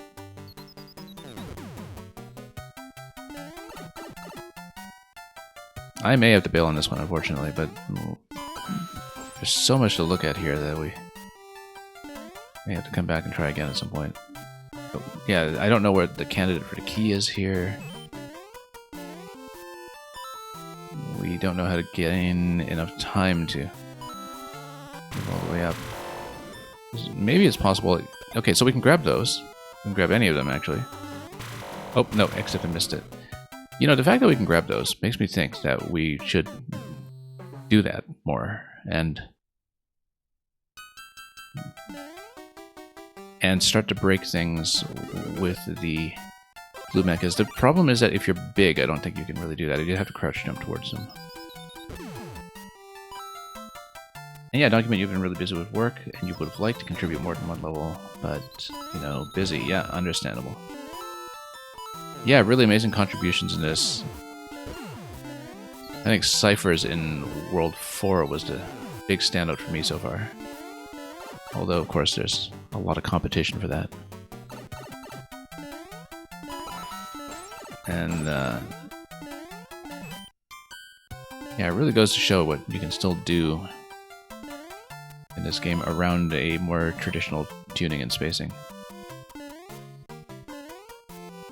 Okay, let's try to grab one of these mechas again. Oh, whoops, and we just got spiked.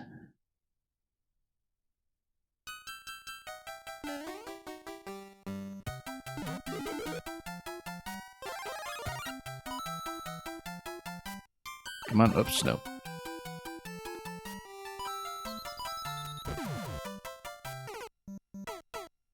Yeah, I've been on a secret hunt in this section specifically for so long at this point. We should probably just take the clear, but I'd like to uncover at least one of the things that we're missing, because I can count at least 3 that look suspicious.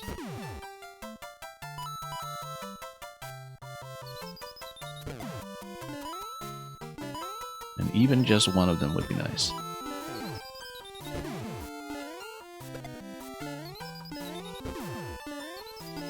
Yeah, so that whole top left there, we saw that it was a coin and a question block, but we never saw what else that was about. Because it looked very much like an alternate exit, left or right. Okay, let's be a little more accurate about this whole section here and missed it. Oh, come on, missed it again. Missed it again. Yeah, that was a blown attempt. Kind of need to hit accurately right on the first touch to maximize time on a cloud. But I feel like it's supposed to chain to a second cloud somewhere, maybe, and we just didn't catch that.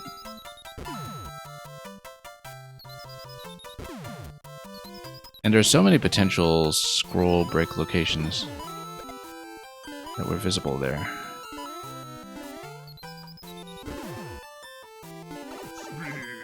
Thank you so much for the follow. Serious, really enjoyed your level.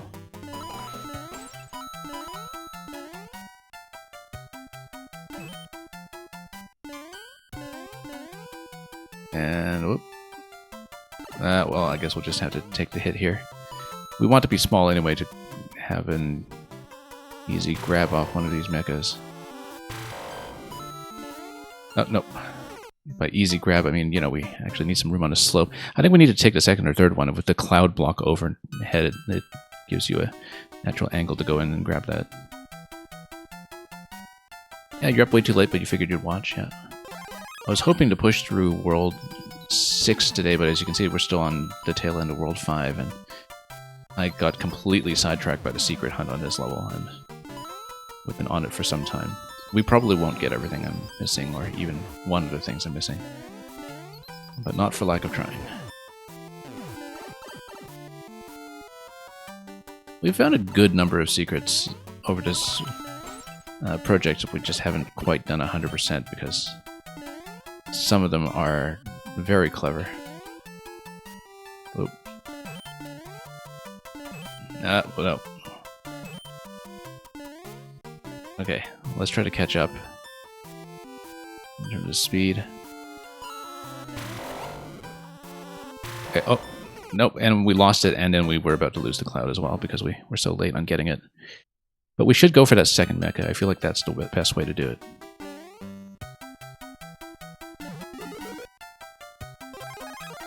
Yeah, we should just get out of this one. And the thing is, more info isn't going to reveal much apart from what the exit into the left side of the gold room is like.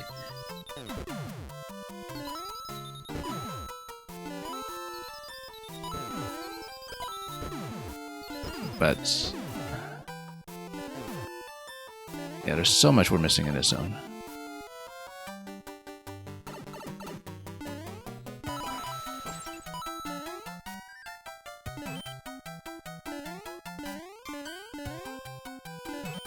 Okay.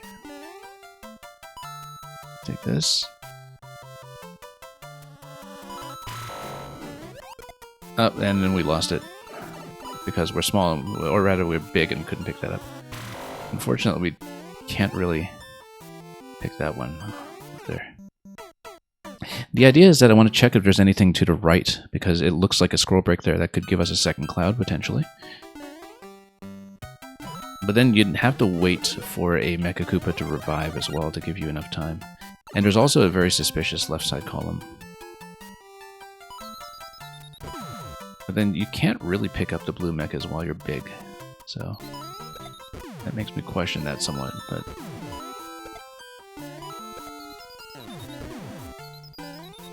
yeah, so the top left there, we can't reach it. Like, we reached a question block, we couldn't progress past that very much at all.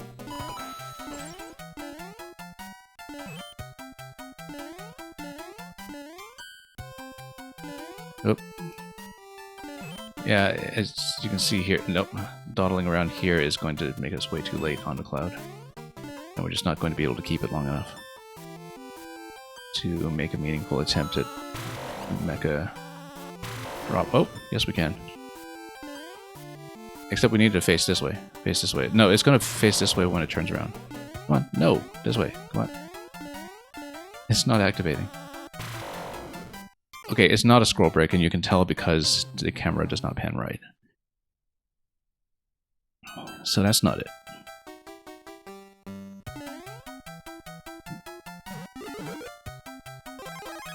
You know what I'm thinking?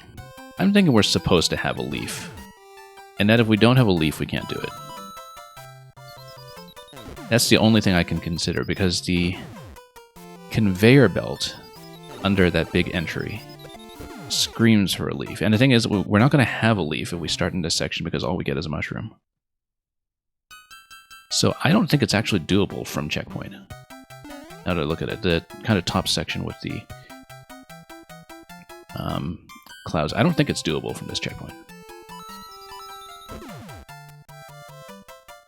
Which means I want to start over. I was about to think, you know, maybe we should just bypass this level and finish it, but I wanted to see if we can do it with a leaf, and we would need to survive that long, of course, but... And we have no idea about a key. But let's try not to take damage. I say as I fall off in the first room. This was so long ago, like this first section here, I don't even remember if we have access to a leaf at any point, but...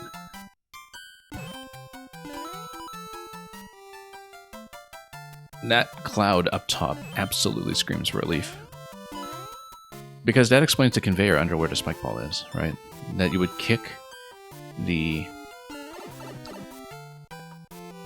big green mecha specifically to get rid of the spike ball, so it's not trapped on the conveyor.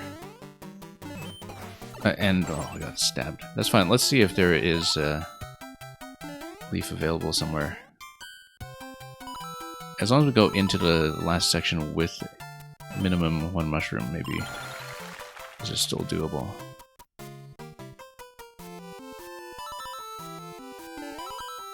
So let's just check it.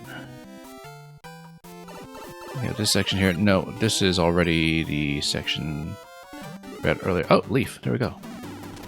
That's exactly what it is. Because we got the mushroom from checkpoint.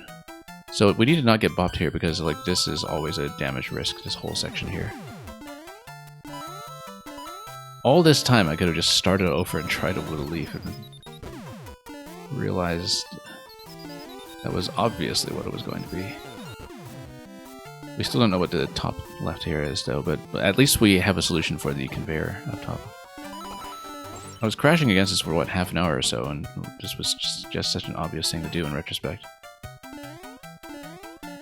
Also means we can whip this guy and hit this nice and early. And now we need to not take damage. Just stay off where the spike tops could be riding. Oh, and then we lost the leaf, okay. Yeah, because you're supposed to kick this and then use this for flight.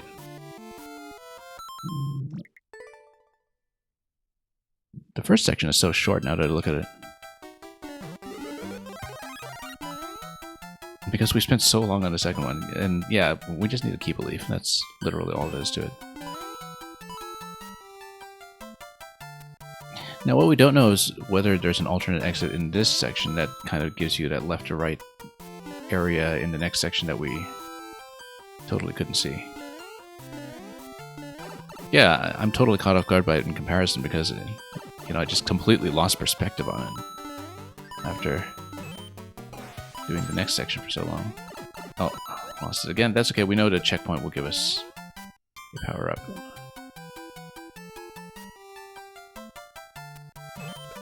And then we'll just come here, grab that.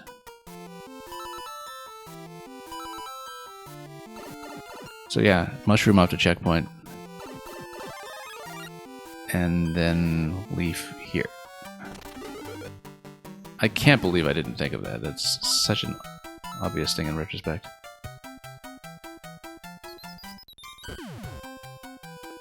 I think it was because on the conveyor belt I was so distracted by it as being something that was keeping the spike ball loaded, and we were going with the cloud thesis for so long that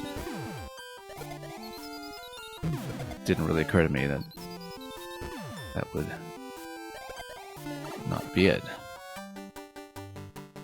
That we should, you know, use the conveyor belt for its actual standard purpose, which is to send you flying. Okay. See, a lot smoother now, as long as we don't take damage up top. And as long as we do the whole bit accurately with kicking this guy. Okay. Can I give some flight here, please? There we go. That's enough power. Now you're playing with power. Okay, so we finally got here. Now what? It keeps going. And the stop.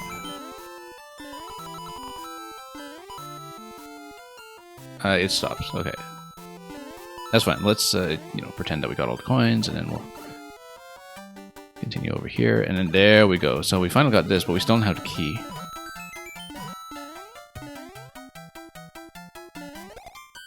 Well, I guess we accomplished one objective. And, hang on.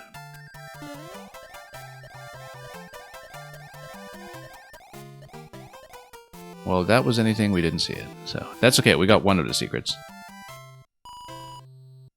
So we didn't figure out the key. We didn't figure out the top left bit.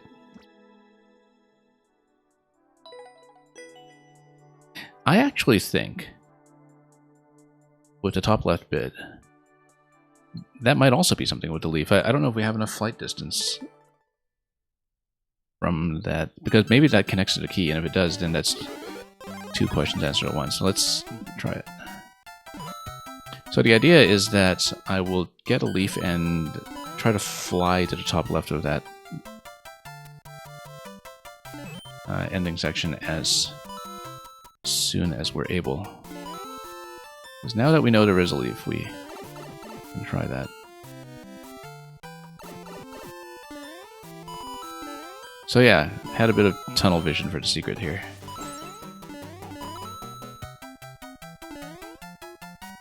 Oh, let's go around and around.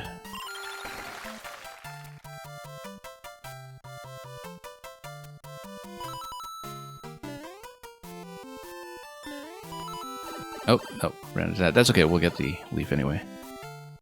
Off of this part. So I want to see if I have enough flight distance once we land the cloud on the right side. And yeah, you're off to bed. Thank you for staying for so long, Gratoffy. Good to see you here, and we'll hopefully catch you for the remainder of it as well. Or at least part of it.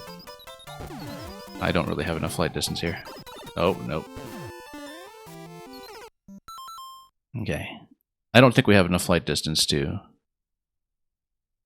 do it, although I'm thinking about whether you get some P-speed off of heading over there with the cloud. Yeah, because the camera scroll, though, is just so uncooperative with that. Let's try it one more time, maybe. Looking at the time, we'll probably actually just finish the last bit of World 5 today and just have this be a single stream. Which is less progress than I expected, but, you know, that's what happens when you're being thorough.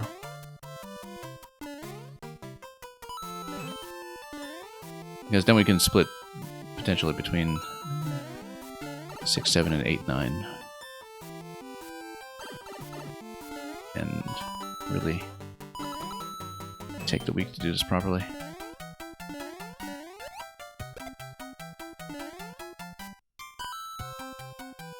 You know, did they ever try entering this? Hey, that's something. That's something. Look at that.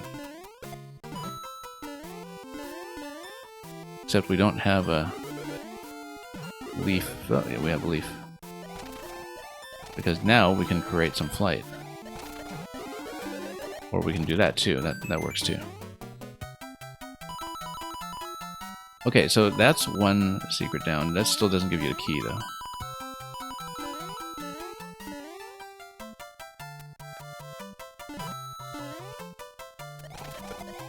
Yeah, we should have found that suspicious when we found a cloud spawn point that was unguarded.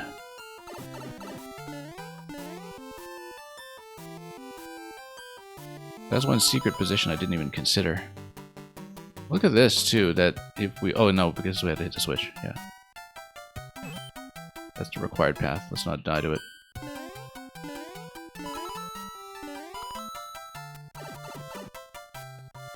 You know... That was showing me something too about what was above that half there. That was showing me some relevant information that we didn't really process visually.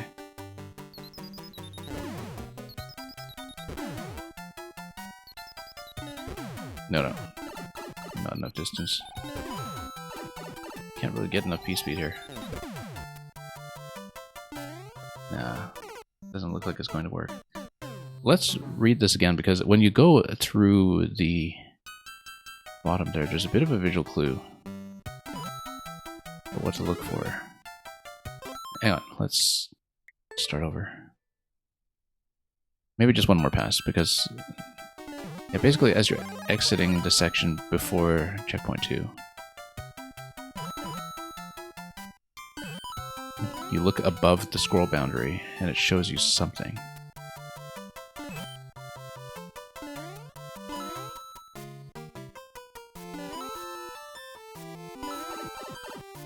And that something may or may not be reachable, but it's definitely a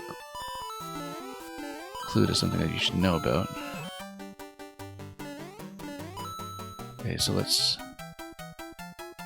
grab Cloud, and we'll actually come through here because we know there's a power-up. Now, because of the scroll positioning when we get back out,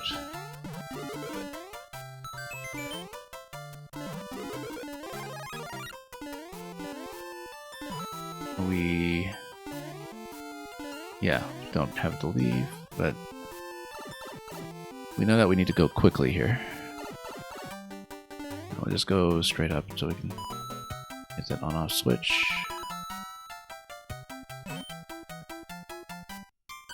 So the thing I'm talking about is up above here.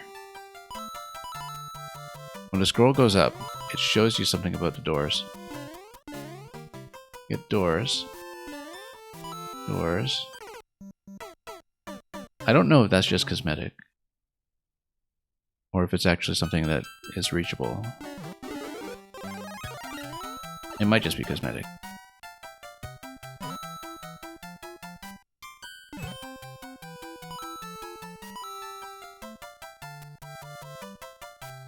It seems like we're still missing at least one thing. I mean, we're definitely missing at least one thing, which is the key. But...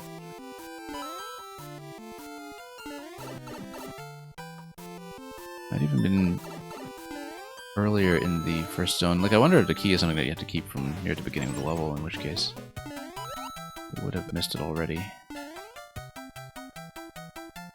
Like if there's something conspicuous that we're supposed to knock out.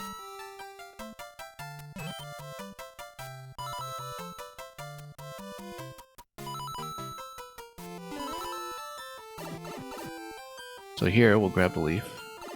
And again, it doesn't seem like we're really able to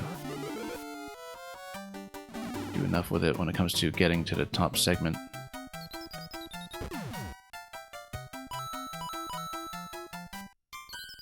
Oh, no. Nope, not enough speed now.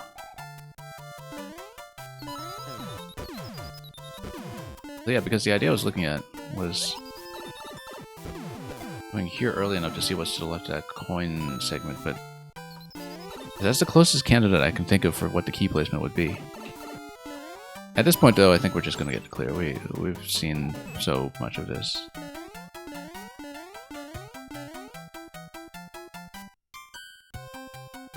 We can come over it one more time, but yeah, I think it's probably got to be the way to the key. It's just getting there quickly enough.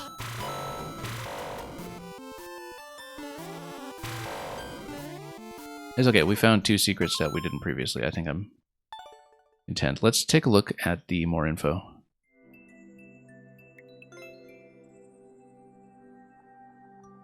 Yeah, because 5-4 it says on the key, so the key room is there.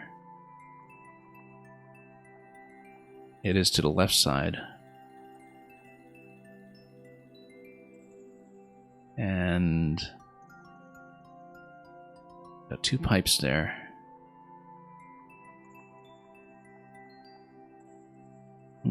Wait a minute.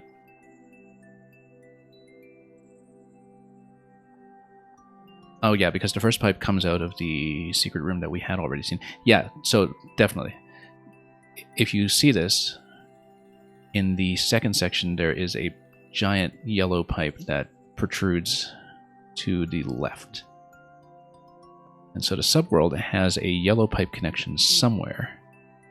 Or rather, no, that's in the main world, rather. The main world connects to the subworld.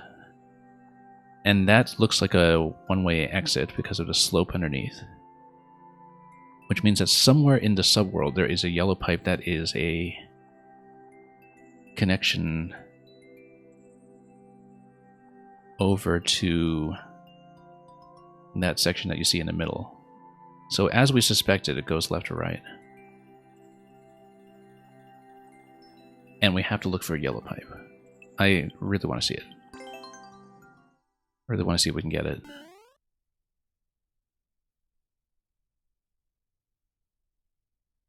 So we have to track whether we're in the main world or the subworld, and in the subworld we need to look for a yellow pipe.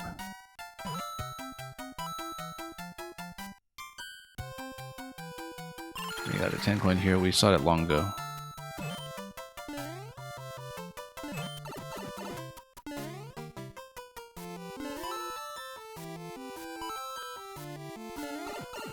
So maybe something very subtle here. So now we're in the subworld. We have to look for a yellow pipe that is going to exit accordingly. So if we get back here, this would be main world.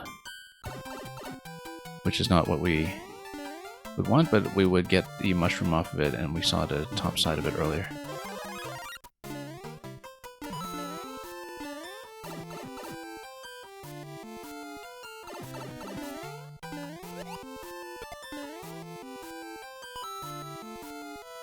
So, let's tap this first of all. Oops, single tap, come on. But then how would you get through that? Because once you get through here, you're already in the subworld. Or rather back in the main world auto-scroll. So how would you? You would need to go back into the subworld again. And then find a yellow pipe that way. Maybe it was in the main secret path and has... There's kind of an alternate branch off of it, like a different yellow pipe that you can exit through. Let's take a look at the more info again. Let us study this.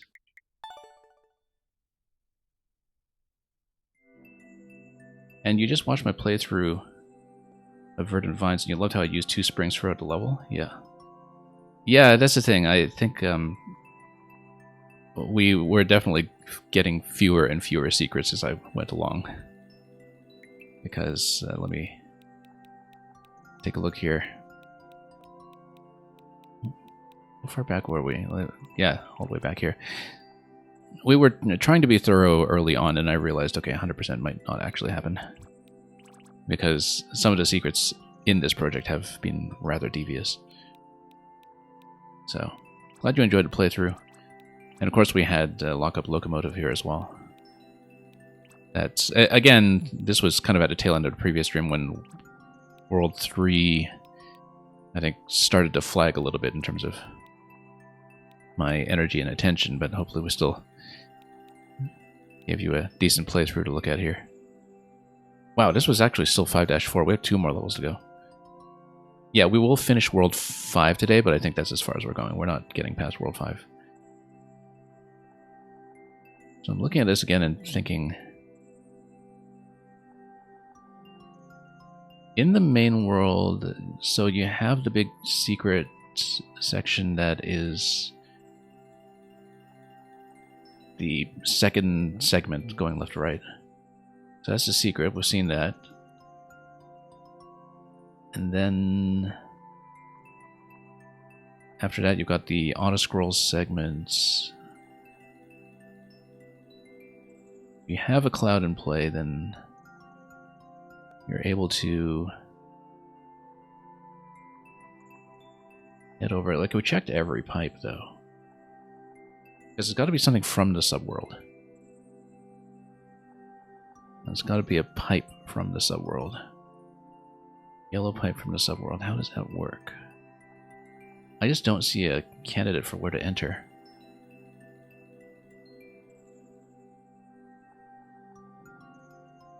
I've got to try it one more time, but it's clear that that's almost certainly going to be the passage to the key. But I just don't see where that could be. Because it's not in that top segment once you ride up to the top.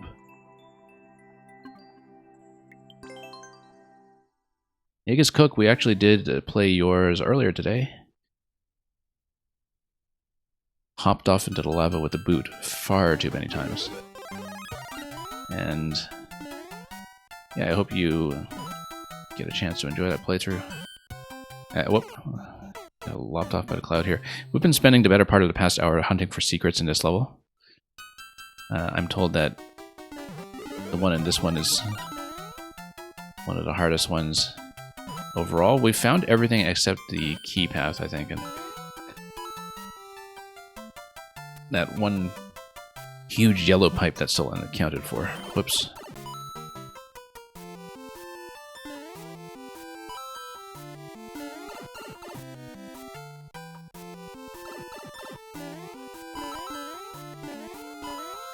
Okay, let's drop in over here. Whoop. Hang on. Maybe it was something on the right side here. Again, once we're in the subworld, we're kind of flying blind in terms of secret placement. But there was that rather conspicuous right side area. Oh, look at this. I accidentally kicked the cloud too low. Under that icicle, where if that gate is breakable, then we might have somewhere there that we haven't checked as well. Let's see.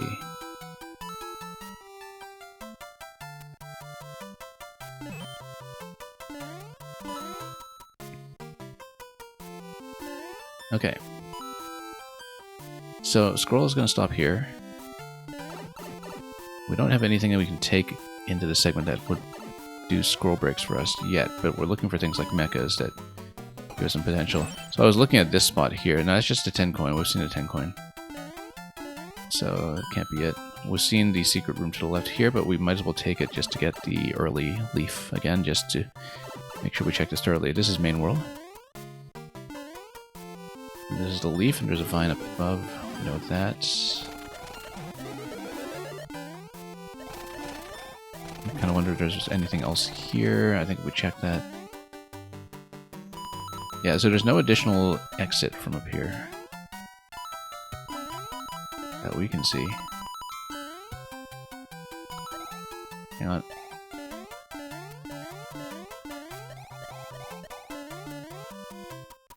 Interestingly enough, see this block over here, this shadow is just slightly different than the rest of that wall. That doesn't mean anything though.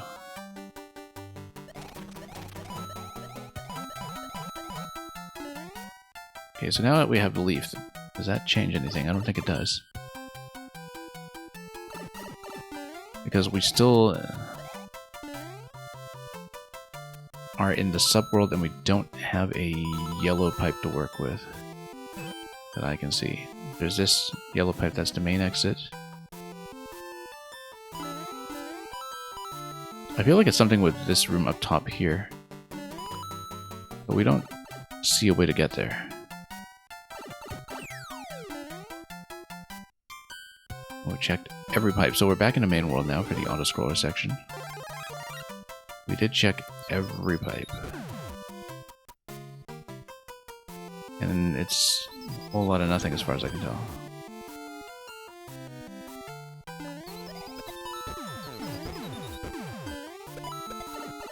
Hey, wait a minute. I was sure I checked that. I was sure I checked that multiple times. For some reason, we just never managed to hit that entry. We checked that so many times. No wonder I had a blind spot there.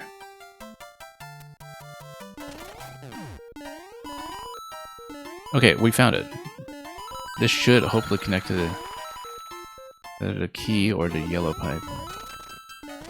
And P-switch, that's fine, we have the leaf. Okay, this is the top segment, but there's no key. So, who do we nuke for the key? That's the only thing. Because it could be anything, right? It could be anything that we could kill in this whole area. I wonder... I mean, this guy's red, which is totally apart from all the other ones. I wonder if we just need to nuke every single thing here. Maybe even try to hit that spike ball or something. And okay, the only thing to do is to just try to take out every enemy here. Yeah, I guess the boot didn't break too much, except the 50 coin star path. I had to hop out of the boot to do that successfully. That's the one thing that stuck out as kind of requiring the boot. Okay, I found everything except the key now. So I think we need to get a leaf, and we just need to knock out everything we can, including spike balls in particular.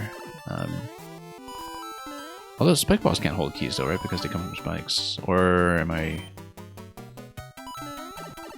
totally mistaken? Don't even remember half the mechanics in this game.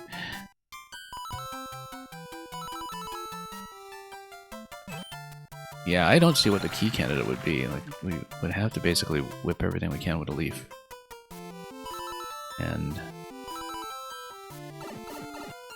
I wonder if it would have been something in that pipe path that we saw. But yeah, we found a lot of secrets at this point. Just not... Oops, no, I was trying to whip that and we can't get high enough to do it. I would be surprised if it was something like that. Or even something like this spike ball that parachutes down. No, it can't be the spike balls, though. And it can't be anything that spawns from pipes. Like... I wouldn't be surprised if it was this guy. But you don't really get a clear opportunity to whip him. I guess...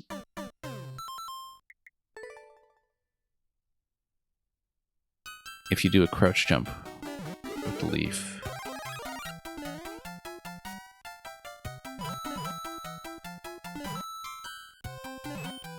it truly could be anything.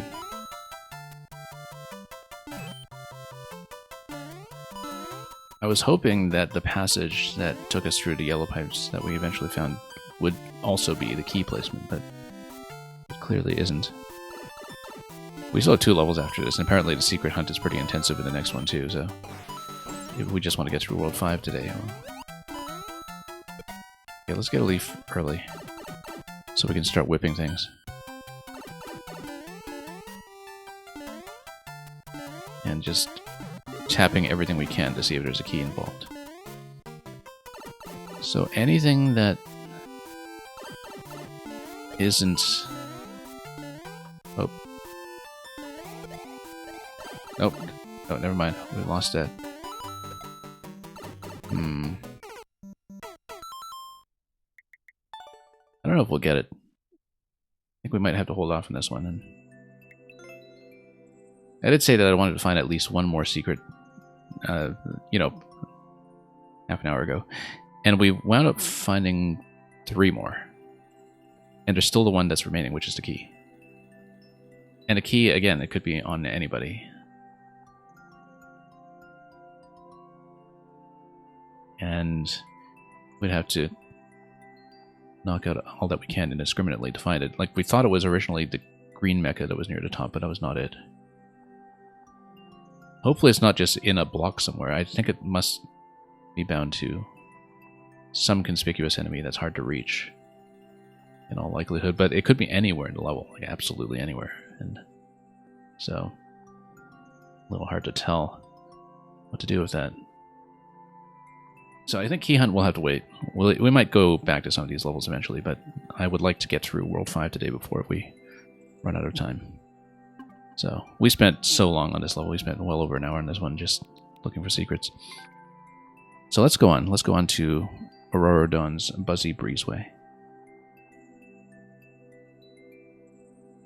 And yeah, I can't imagine that, with so few plays too, I can't imagine that people have really trawled the secrets for this so far.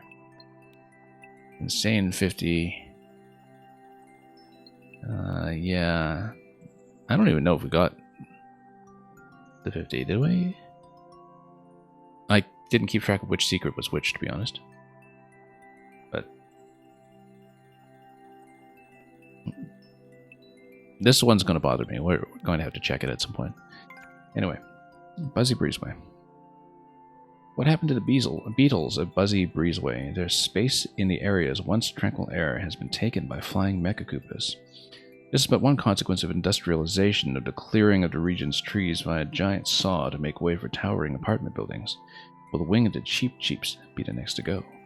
Toadette had better take in what little nature remains here while she can. What even was the clear rate on the previous one? 10. I think I lowered that by a lot. Just secret hunting. Now this one apparently has a bit to look for as well. So let's see. Again, I am not exhaustively getting 100% in everything because we've just had enough failure at this point to preclude us from achieving that. But we'll do what we can. And I'll try to get through World 5. Totally looks like there's something up this beautiful stepladder thing here. Like, if there's a leaf up here, there's absolutely something up here, but we just don't have a way to get there right now. Maybe if we had a boot to jump on top of that spike ball, and we could track it over and jump on it. But for the moment, we just have mushroom. Actually, if we let the Cheep Cheep follow us, I wonder. Because look at his placement here. I feel like it could actually get pretty high here. No, not quite. I don't think that quite reaches. Well, let's think about power-ups if we see them then. Oops. Look at how high this Cheep Cheep goes, for instance. That one goes much higher from its initial placement. Oh, whoops, got chopped. I think that's going to be the solution there. We take that one that moves so high, and we jump towards that one instead.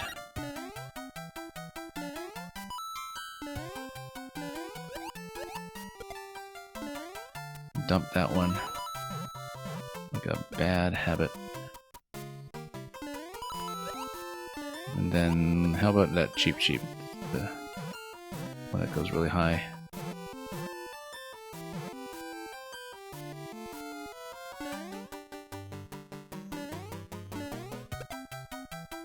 We'll just lead it over. And hopefully it's still here. And we'll lead it over to this side. You love the semi-solid aesthetic here. Yeah, it's great. Oh, not even close.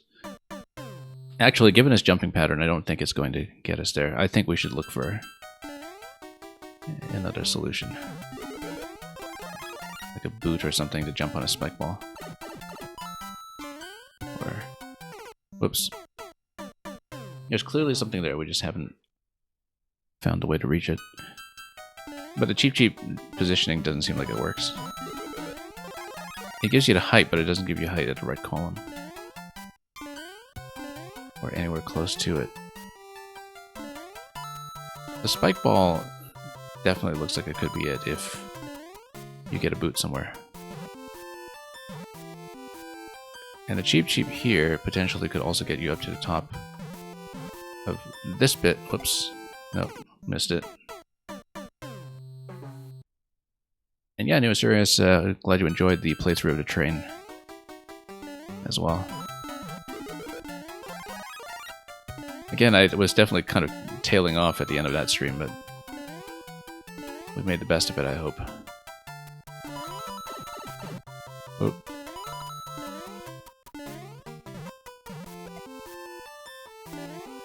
The secret hunting in general here has been much more substantial than I would have expected. And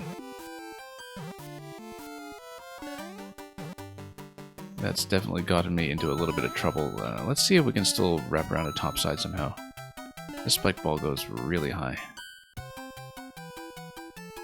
Look, we missed our opportunity there. Let's go back. The Cheep should have gotten me high enough for something in that section.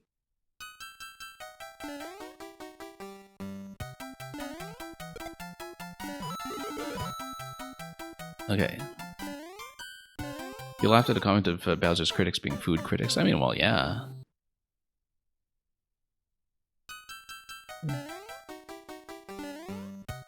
What else would they go after him for? His fashion, right?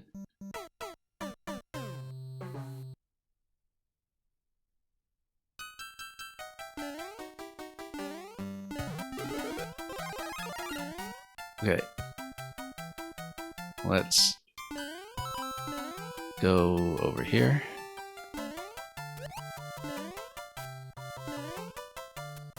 Again, there are so many locations here that I've been failing to reach, but again, we're late enough in the stream that unfortunately we might not be as comprehensive as I want to be about anything here, and the timing, we've just been completely off. But luckily, it's a red Cheep, so it's going to bounce around a little bit. And come on, get back here. There. Oh, come on.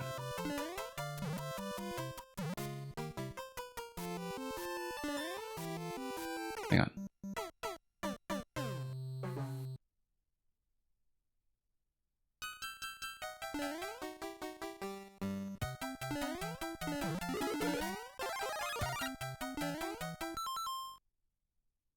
One moment, I might have to make a brief stop.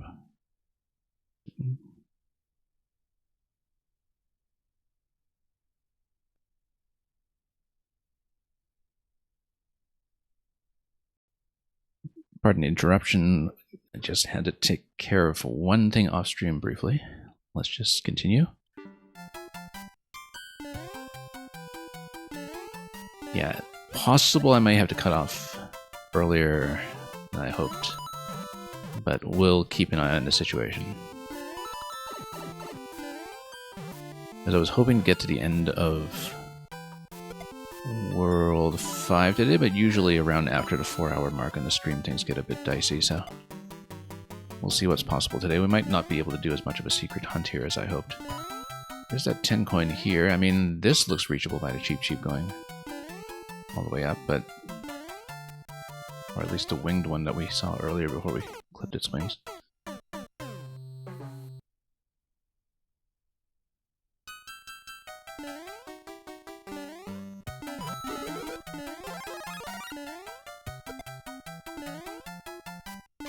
But yeah, let's try to get back to that one that goes really high.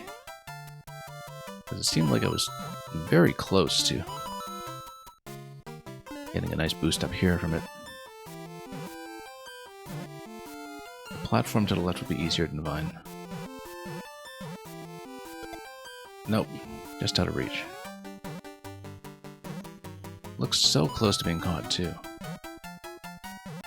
Maybe we could get a bit more momentum off of this and catch it. Or, no, I've got an idea. Let's pick up a mecha. on a successful attempt. I'm going to bounce a mecha on top of the springs.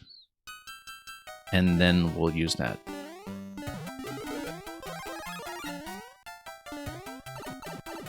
Maybe a bit more accurately than we've been doing.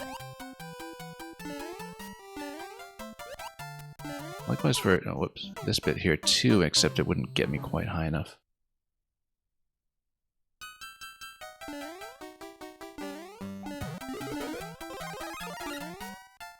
But we can use the one that's really close to the area I wanted to get to, except I'm rushing back there impatiently and running into everything along the way.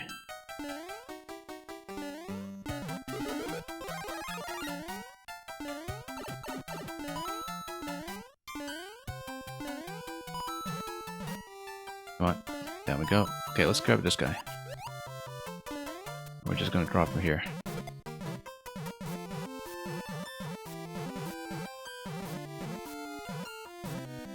There we go. Now we're in business. Let's see what this is. Mushroom. Okay, that doesn't help. I guess if we kept a mushroom up to this point, maybe that would have helped. Okay, that helps, actually. In terms of building a shortcut back down.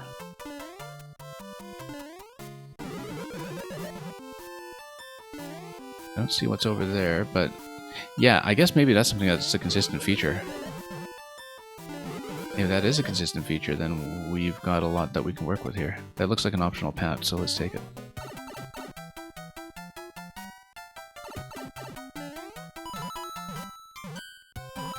Yeah, and this is a 30 coin location.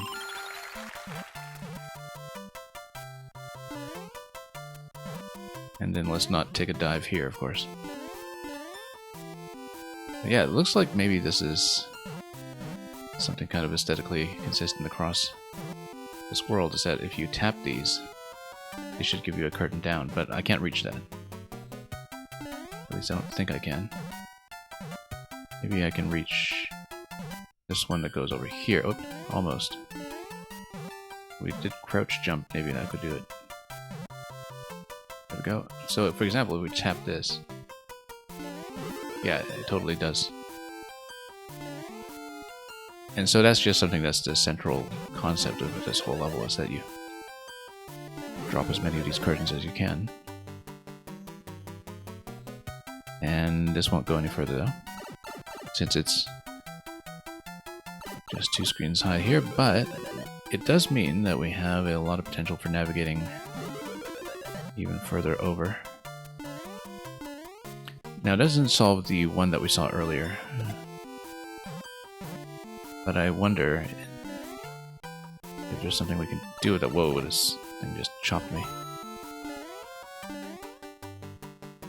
Yeah, I still don't really see a good solution to the early section here, so it may be something that has to wait for an additional power, like a boot or a leaf or something else, because I don't think the Cheep Cheep earlier could reach. Although we can try to lead it back again and just try to reposition a Cheep Cheep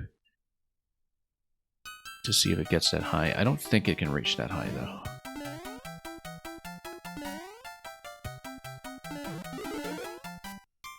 Nope.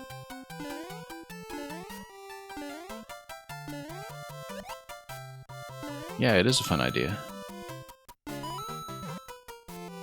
Because the thing is, it's already such a memorable semi-solid pattern, right? And track pattern, that once you see what it's about, then you can just recognize it everywhere and think about it conceptually. As what it represents. Yeah, I think we're missing that first secret. Like I said, I'm not going to be doing 100%. Much as I would like to. There's clearly a lot that we need to go back for in World 5 here.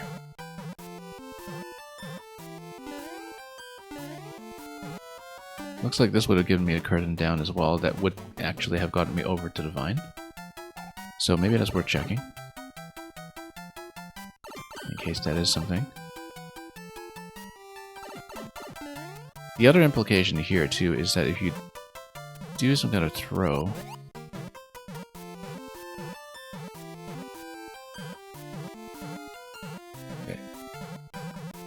This is dangerously close.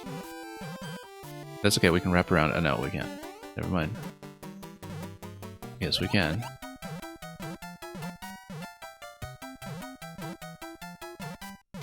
Drop it on this side. Nope. Well, at least they spawn far enough that we can just keep getting them back. Playing a little dangerously here.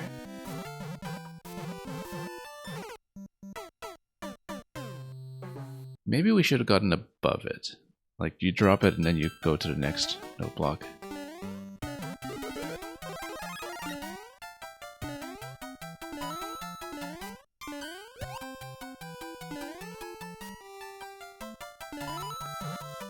But anyway, yeah, we're not going to be too exhaustive, but we will still check things. Just in case they're interesting.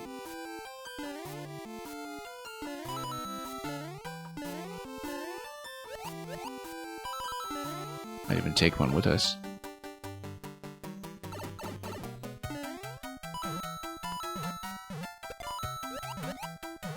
Never mind that, but...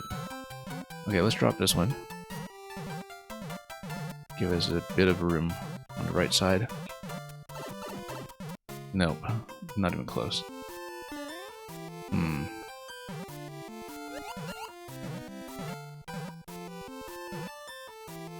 Well, at least we'll get that 10 coin.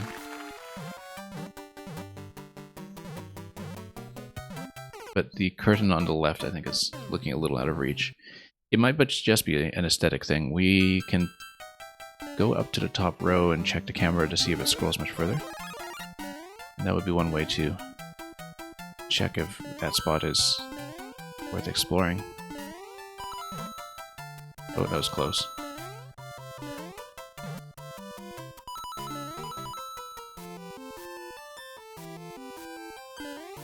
Yeah, I do enjoy how expansive all of these levels have been. Everybody just wanted to build nice and large.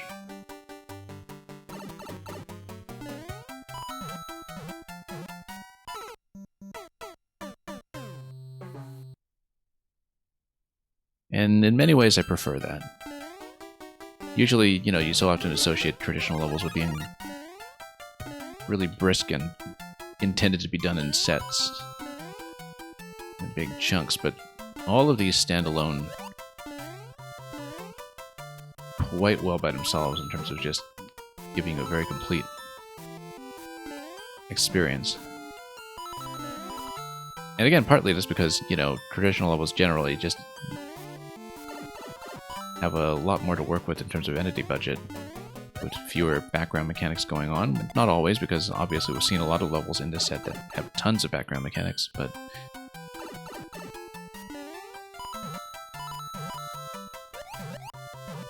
in general, you've got a lot more budget to work with. And, whoops, too high bounds. And of course, there are so many optional things that I'm always inclined to check with these as well, that we've really been taking our time.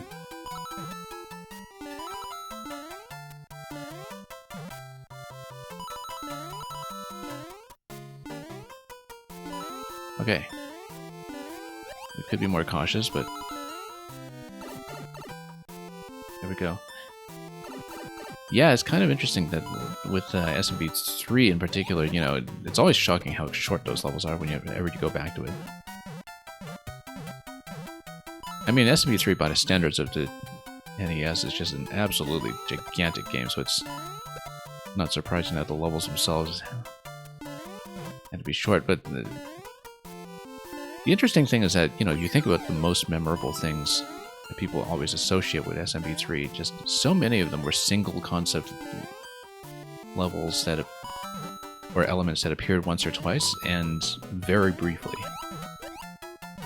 Everybody remembers the Angry Sun, or the Kuribo Shoe, or other things like that, and or the Hammer Suit, or the Tanuki Statue Suit. And in every case, those are barely in the game. And that's something that's still true of newer Mario games as well, of course, that a lot of things are single concepts that get in and get out. I wonder if that's a progressive leaf. If that's a progressive leaf, that would explain a lot of things.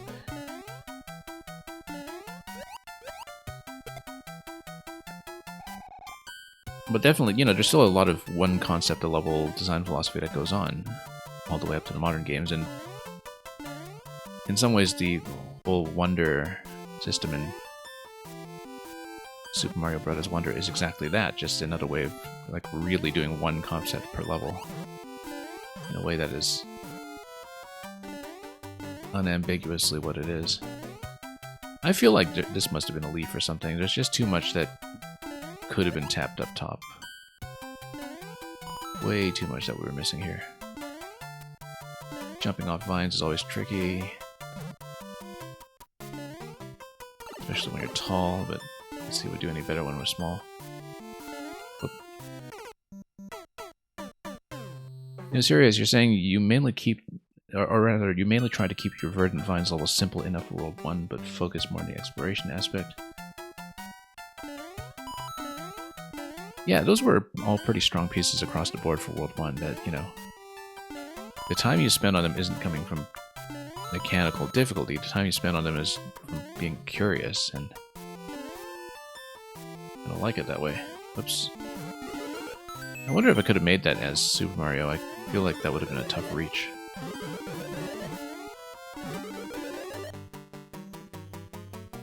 But let's just go for the mushroom here. So you didn't need a leaf for that after all, but... Oh, I was trying to jump it to go to the vine up top. But yeah, some things I feel like are definitely more reachable when you're small. Oh.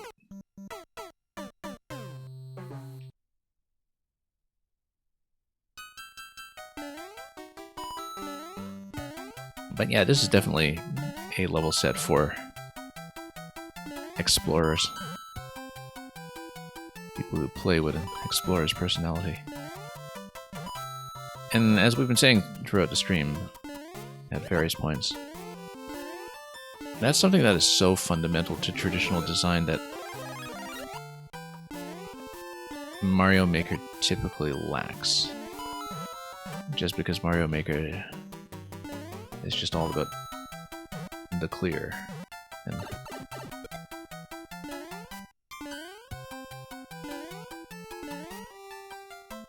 that's just the way its incentives are set up. You have to climb around the bottom for that 10 coin. Oh, you think that my stream cut off briefly? I'm not noticing anything with the network. So it might be your end. I didn't see any errors in the network on my end.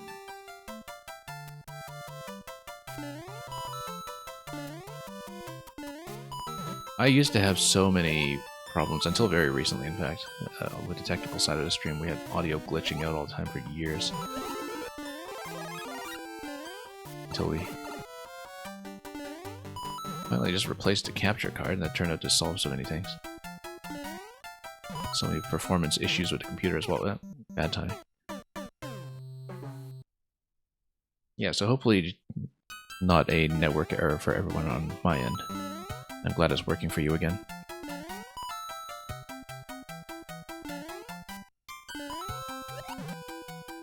See, every time you see one of these columns in this level, it's immediately worth checking. And some of them might just be cosmetic, but, you know, every single one of them makes you think.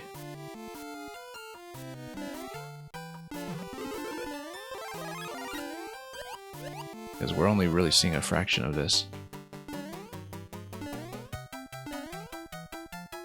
Again, the vine climbs do get a bit more difficult when you're tall, so we'll have to keep that in mind. Oop, that was risky. We'll go for that 10. I'd like to get rid of this guy first, though. Oh, nope. Too far to the left. Again, jumping off vines is not my forte.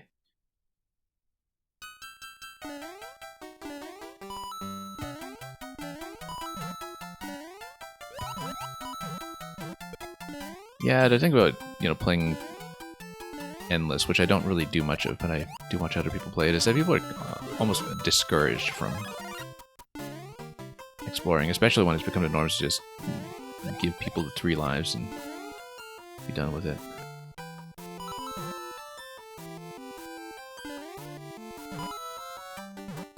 But you can see that reflected in a lot of the linearity of design that people show off elsewhere too, in fewer levels and the like. Is that just the community norms have drifted towards, linearity just because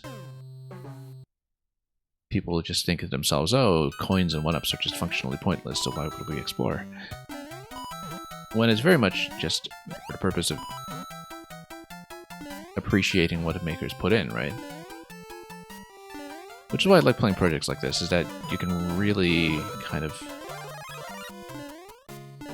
dig into them with the understanding that everybody involved has a similar attitude towards wanting to give you lots of content to play with that isn't just about hitting the flag.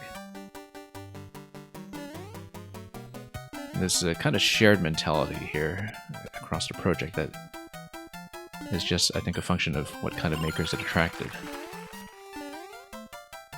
And which makers have been, for that matter, around the community for that long. Among the old bees, and of course, a lot of new people here too. But that in general, you know, if you're interested in building a Nintendo style or Nintendo quality traditional world, chances are you're also interested in actually building secrets, and nothing up here. It's kind of important to have that shared understanding of what you want out of the game. We're not really in a position to reach this. Whoops.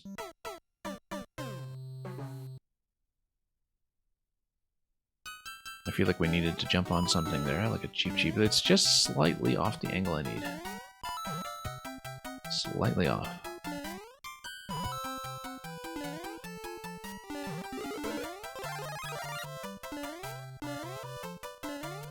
Okay, let's grab this.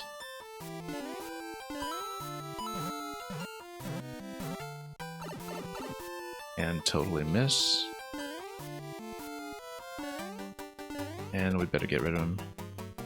We've seen that 10 coin before, but this is actually still one of the easier passages to get through. It's easier to go bottom. Not really getting top up here, though. I mean, if you can, that's a very attractive question block over there, but a better angle. Jumping off vines is always a bit of a nightmare, but yeah, it doesn't really look like we'll get a decent angle on this. Sweep over. Nope. No. Yeah, we can't really get that mix of the height that we need and the angle that we need. So, which is too bad because obviously something there to look at. You think most of you probably also loved playing Mario as a kid, so your love for the game is reflected in your choices, and yeah, it's kind of interesting that I remember seeing some stats that from people coming through level databases and such that in both, well, it's certainly in the first game, SMB3 was the least used theme. In the second game, Maker 2, it might be 3D World, but I'm not sure. But somebody actually had compiled stats based on the public data. I found it a little bit shocking, first of all because SMB3 is such a nice mechanical middle ground, where you can still have tons of things you can do with holding objects and having lots of jumping mechanics and such, but it's not too flexible in that you don't have all the spin jumps and twirls and other things that with SMB3 the maker still has tighter control over what the player can be expected to do. And even just apart from the functional thing that, you know, I do remember when Super Mario 3 was kind of the big prestige video game. in the way that other games would be talked about much later as being, you know, generationally significant.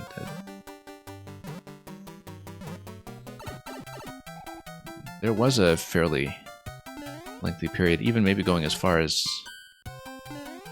certainly Mario 64, Ocarina of Time, or games like those, when SMB3 was very much the kind of consensus standard for a lot of communities talking about video games in terms of how good games can be.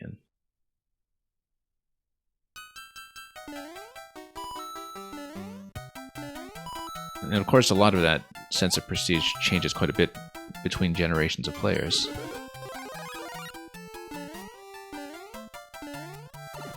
But whoops.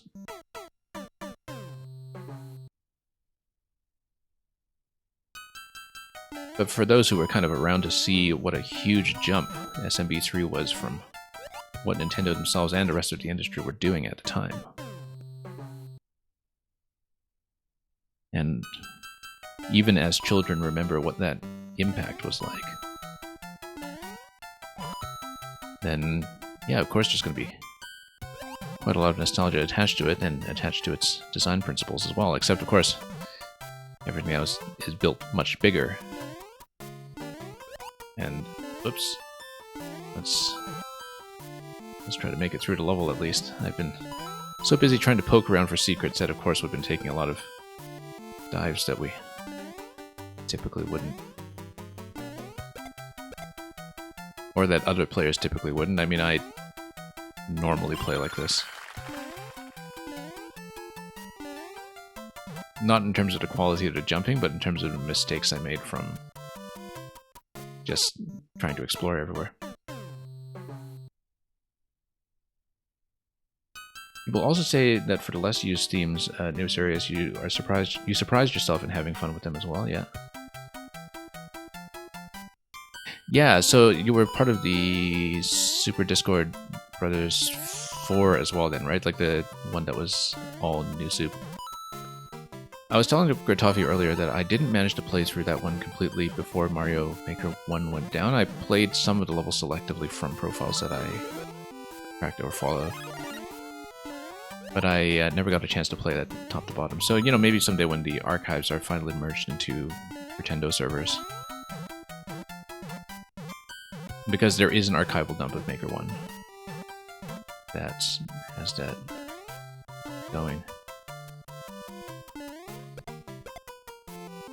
Community-wise, I met a lot of people through YMM, like Years of Mario Maker, and of course there was a ton of overlap with Super Discord as a series as well, because Pink Birdo was the one who kind of got these ones going initially, back with the first time that it was all SMB3.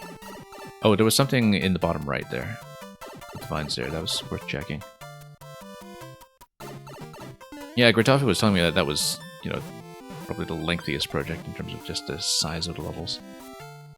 I think that's just cosmetic. I don't see a way to go down there. Maybe with the cheap-cheeps, but I don't see a good way to get out if it's nothing. Oh, here's actually the goal already. We just didn't think we'd hit it so soon because I've been spending so much time just poking around the level. I don't know if that can be entered, but we're in the main world, so we don't have that much vertical distance to work with, that much we know. So we'll just drop in here, and I think, yeah, we'll have to be content with that. We saw the 30, I want to say, in all three of the 10s, but not the 50.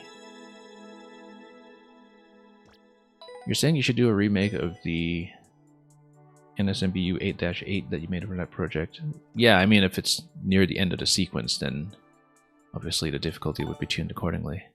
We missed so much in this one. It's called Buzzy Breezeway. We hardly saw any Buzzies.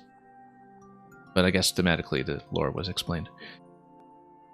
So yeah, there are a lot of columns here. I'm kind of seeing if every column was something, and it kind of felt that way, that every column that you could climb would lead you to something and we just often didn't manage to get to jumps. If there was a leaf in here, maybe there was a lot more that would have been accessible. But at least some of this was just from... yeah, I see sort of near the end there, that was the whole bottom segment as well. I don't think we saw that. That is this bottom platform that is available under where it says the word time on clear check time. That's the section I'm looking at. I should describe what I'm looking at. But yeah, there's a lot that we didn't necessarily check for here, because I definitely got the sense that every vine column, every vine trellis that was available did lead to something, however small it might have been.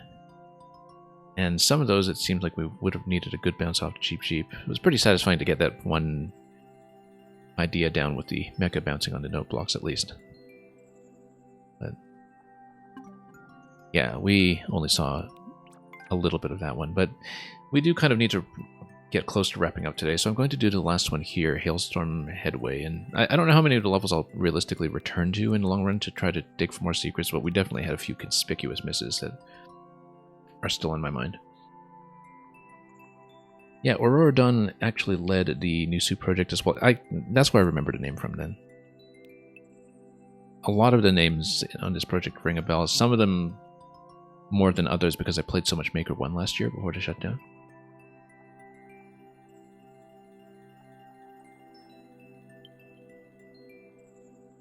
And so yeah, let's take a look at Hailstorm Headway. So the description, or another contribution from FIFO, is under the cover of Midnight Hailstorm, Roy has boarded Toadette's airship. The storm would have been bad enough, but now Toadette has to hunt down the Koopaling before he either crashes the ship or, even worse, gets away with all of Toadette's plundered riches. So, let's take the boss.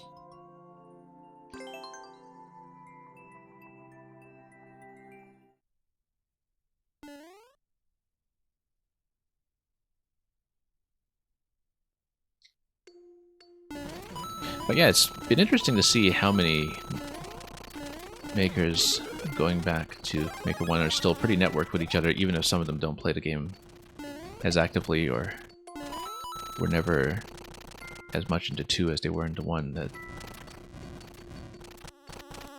you know, the relevant people still get together and communicate and occasionally put something together. Oop. Knock that out, and then... Oh, I was trying to jump that. It's clearly a bit late on that. Now the auto-scroll is going to stop and start quite a bit on us here, so let's be careful. Anything? Yes.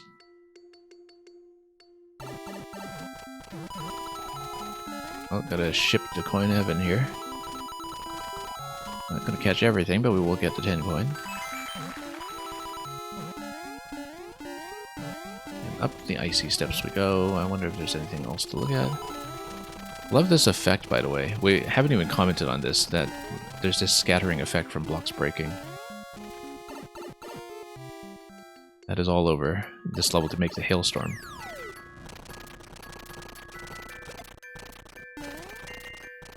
Yeah, it is from the ice blocks. And whoops, bad timing there. But it is a lovely effect. Okay, we need to get this down here. Oh, too late. Wonder if a flower would have been available. 30 coin down there. Yeah, I'd love to go back for some of that, but here we would have needed to reach that from below. We've also generally just been at the mercy of the auto-scroll, so sometimes we catch things, sometimes we don't. That totally looks like something down there. Let me watch the airship camera bob here. No, that's not. I think that's just ground. Oh, look at that. Top left. And that's a pipe. Great, there's the 50. And And that already takes us to checkpoint here. So this must have been the standard pipe coming down through here, given that it's exit only. So these are probably symmetry doors for the boss room, I would guess. So the funny thing that you're saying is that the death of the Maker 1 service was what motivated you to work on it this late in Maker 2. Yeah, I'm glad these things still come out in Maker 2. That obviously Maker 2, you know, it's sort of pretty splintered to begin with, and the attention has noticeably kind of died down within the last 2 years from what I've been seeing as a streamer. But it's still, by most standards, a very active multiplayer game. Like, people sometimes overestimate how dead a game is based on their own social network.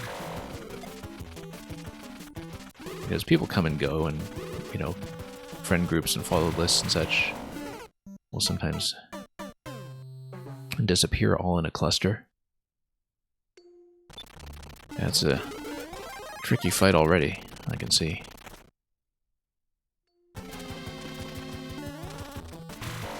And yeah, I also haven't uploaded in quite a while, and I saw that that was definitely the case with a couple of people who had formerly been very active but had been absent for a few years and came back just for this. Including some makers I've been following for a long time, where, you know, I could tell something was brewing with SDB6 because I suddenly saw a couple of old accounts come back to life for it.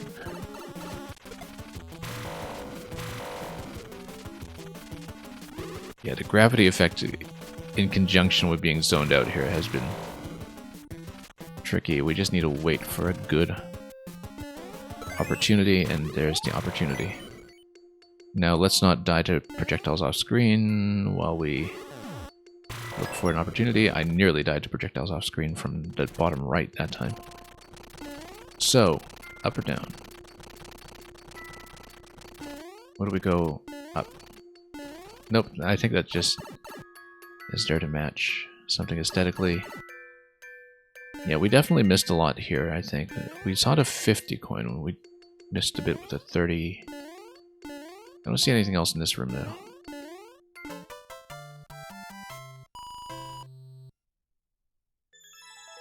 This was quick enough that I'd like to go over it once more.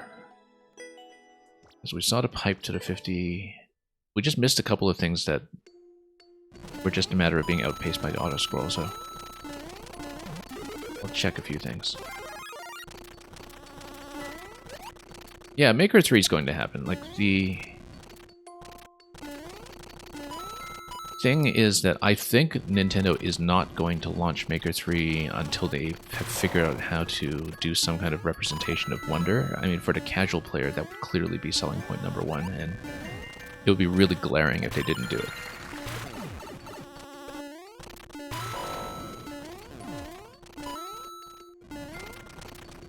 When I think about what I want in Maker 3, honestly, like, I don't think so much about the feature set. I think more about the social aspect of the game. And so this room we saw previously, this was that pipe. Oh, it blocks you off. Okay, so you do have to go this way. Yeah, because I think the 100 maker follow list is way too small for my purposes. I wish it were 300 or something, because I constantly have to rotate people's codes in and out.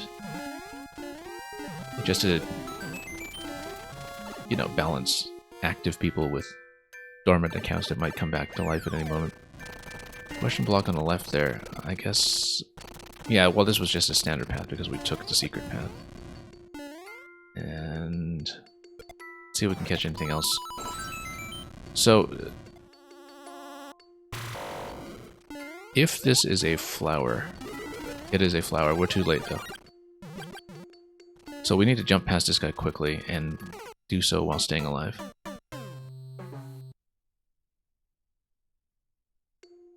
You've been stuck on a level in progress for a few years. Yeah, I get the feeling. I have lots of draft ideas in my box as well that have been untouched for ages. I think I might need to start from the beginning to catch this one because I won't get the flower. Unless I do, so let's try that. We'll try the secret, and then I'll decide if I want to close out the level a second time. But this will be the last one we play today.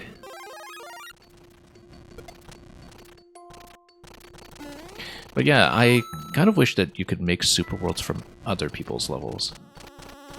And, you know, not just with a playlist account like what we have here,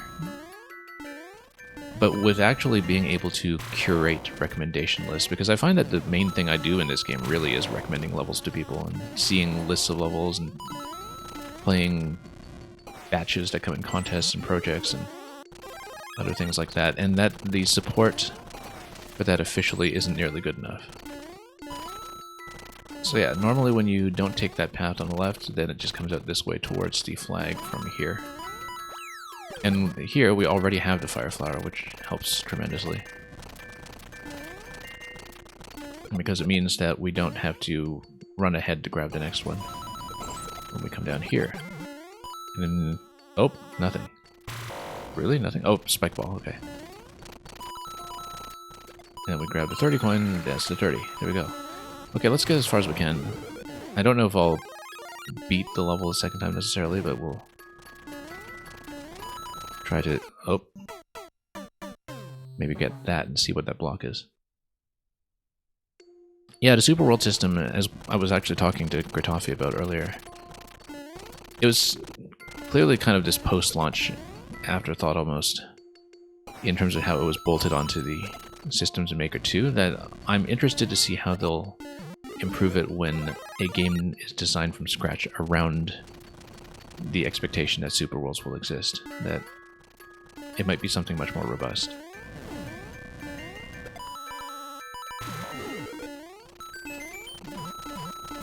But yeah, I'd love to have more curation in the game. I'd love to have more ways to engage with it that are not things like Endless. I never play Endless, but I have the benefit of running a stream, right? And I have the benefit of seeing good makers come by all the time and show me things and learning new profiles that way, but most people don't have that, and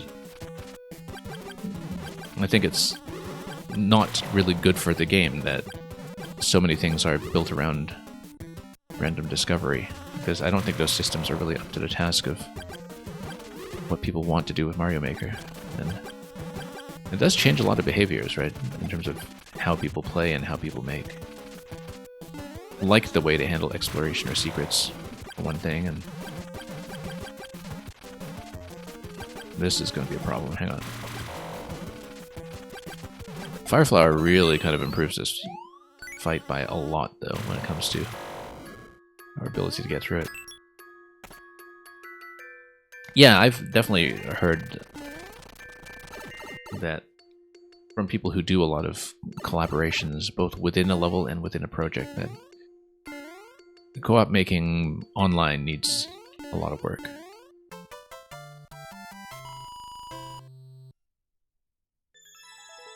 Yeah, I mean, you know, from our perspective, people who really kind of get into community aspects of Mario Maker, we're a tiny percentage of how people actually engage with the game. But at the same time, from the perspective of a long-term player, this is what keeps us interested, right? That we're barely on Nintendo's radar as a concern, except when they're deleting levels that are mechanically too interesting. But we, as makers and long-term players, would not be here without each other, and would not be here without the high quality of content that we continue to see. Anyway, that's all we have time for today, up to World 5. I was originally planning to do 4, 5, 6 today. We didn't get anywhere close to that, mostly due to all the secret hunting, which we didn't even finish. But that was a very satisfying experience today. Just, yeah, very high quality set, as we've come to expect. And there's so much to look forward to when we get into World 6. I don't know if I can stream tomorrow. I would certainly like to, but typically it's a difficult day for me to get on. But if we don't continue tomorrow, then definitely the day after, barring any unexpected emergencies. And yeah, lots of people that were very familiar with coming up in World 6 and 7 and beyond. And we'll have a lot more to say about that when we get there. So once again, thank you to all the makers who were part of this, whether you managed to watch live or watch on the VOD. And thank you for coming by and keeping us company, Neosirius. It's been fun to talk to somebody who has a lengthy history with projects like this one. And I'm glad you got to catch up on the VODs of your level as well. And much appreciated that we got a raid from Gratafi himself earlier today when he had his fill of laying beds down all over the Kingdom of Hyrule. With that said, we have enough people here that I'll pass you folks on to somebody interesting. I'll browse around for a moment to see where that will be. And we certainly are looking forward to the continuation of this World 6 soon enough. This will probably wind up taking me... This was stream number 2. This will probably wind up taking me, I don't know, minimum 4 streams by the end of it, which was much more than I expected, but I think the time spent per level has been well worth it.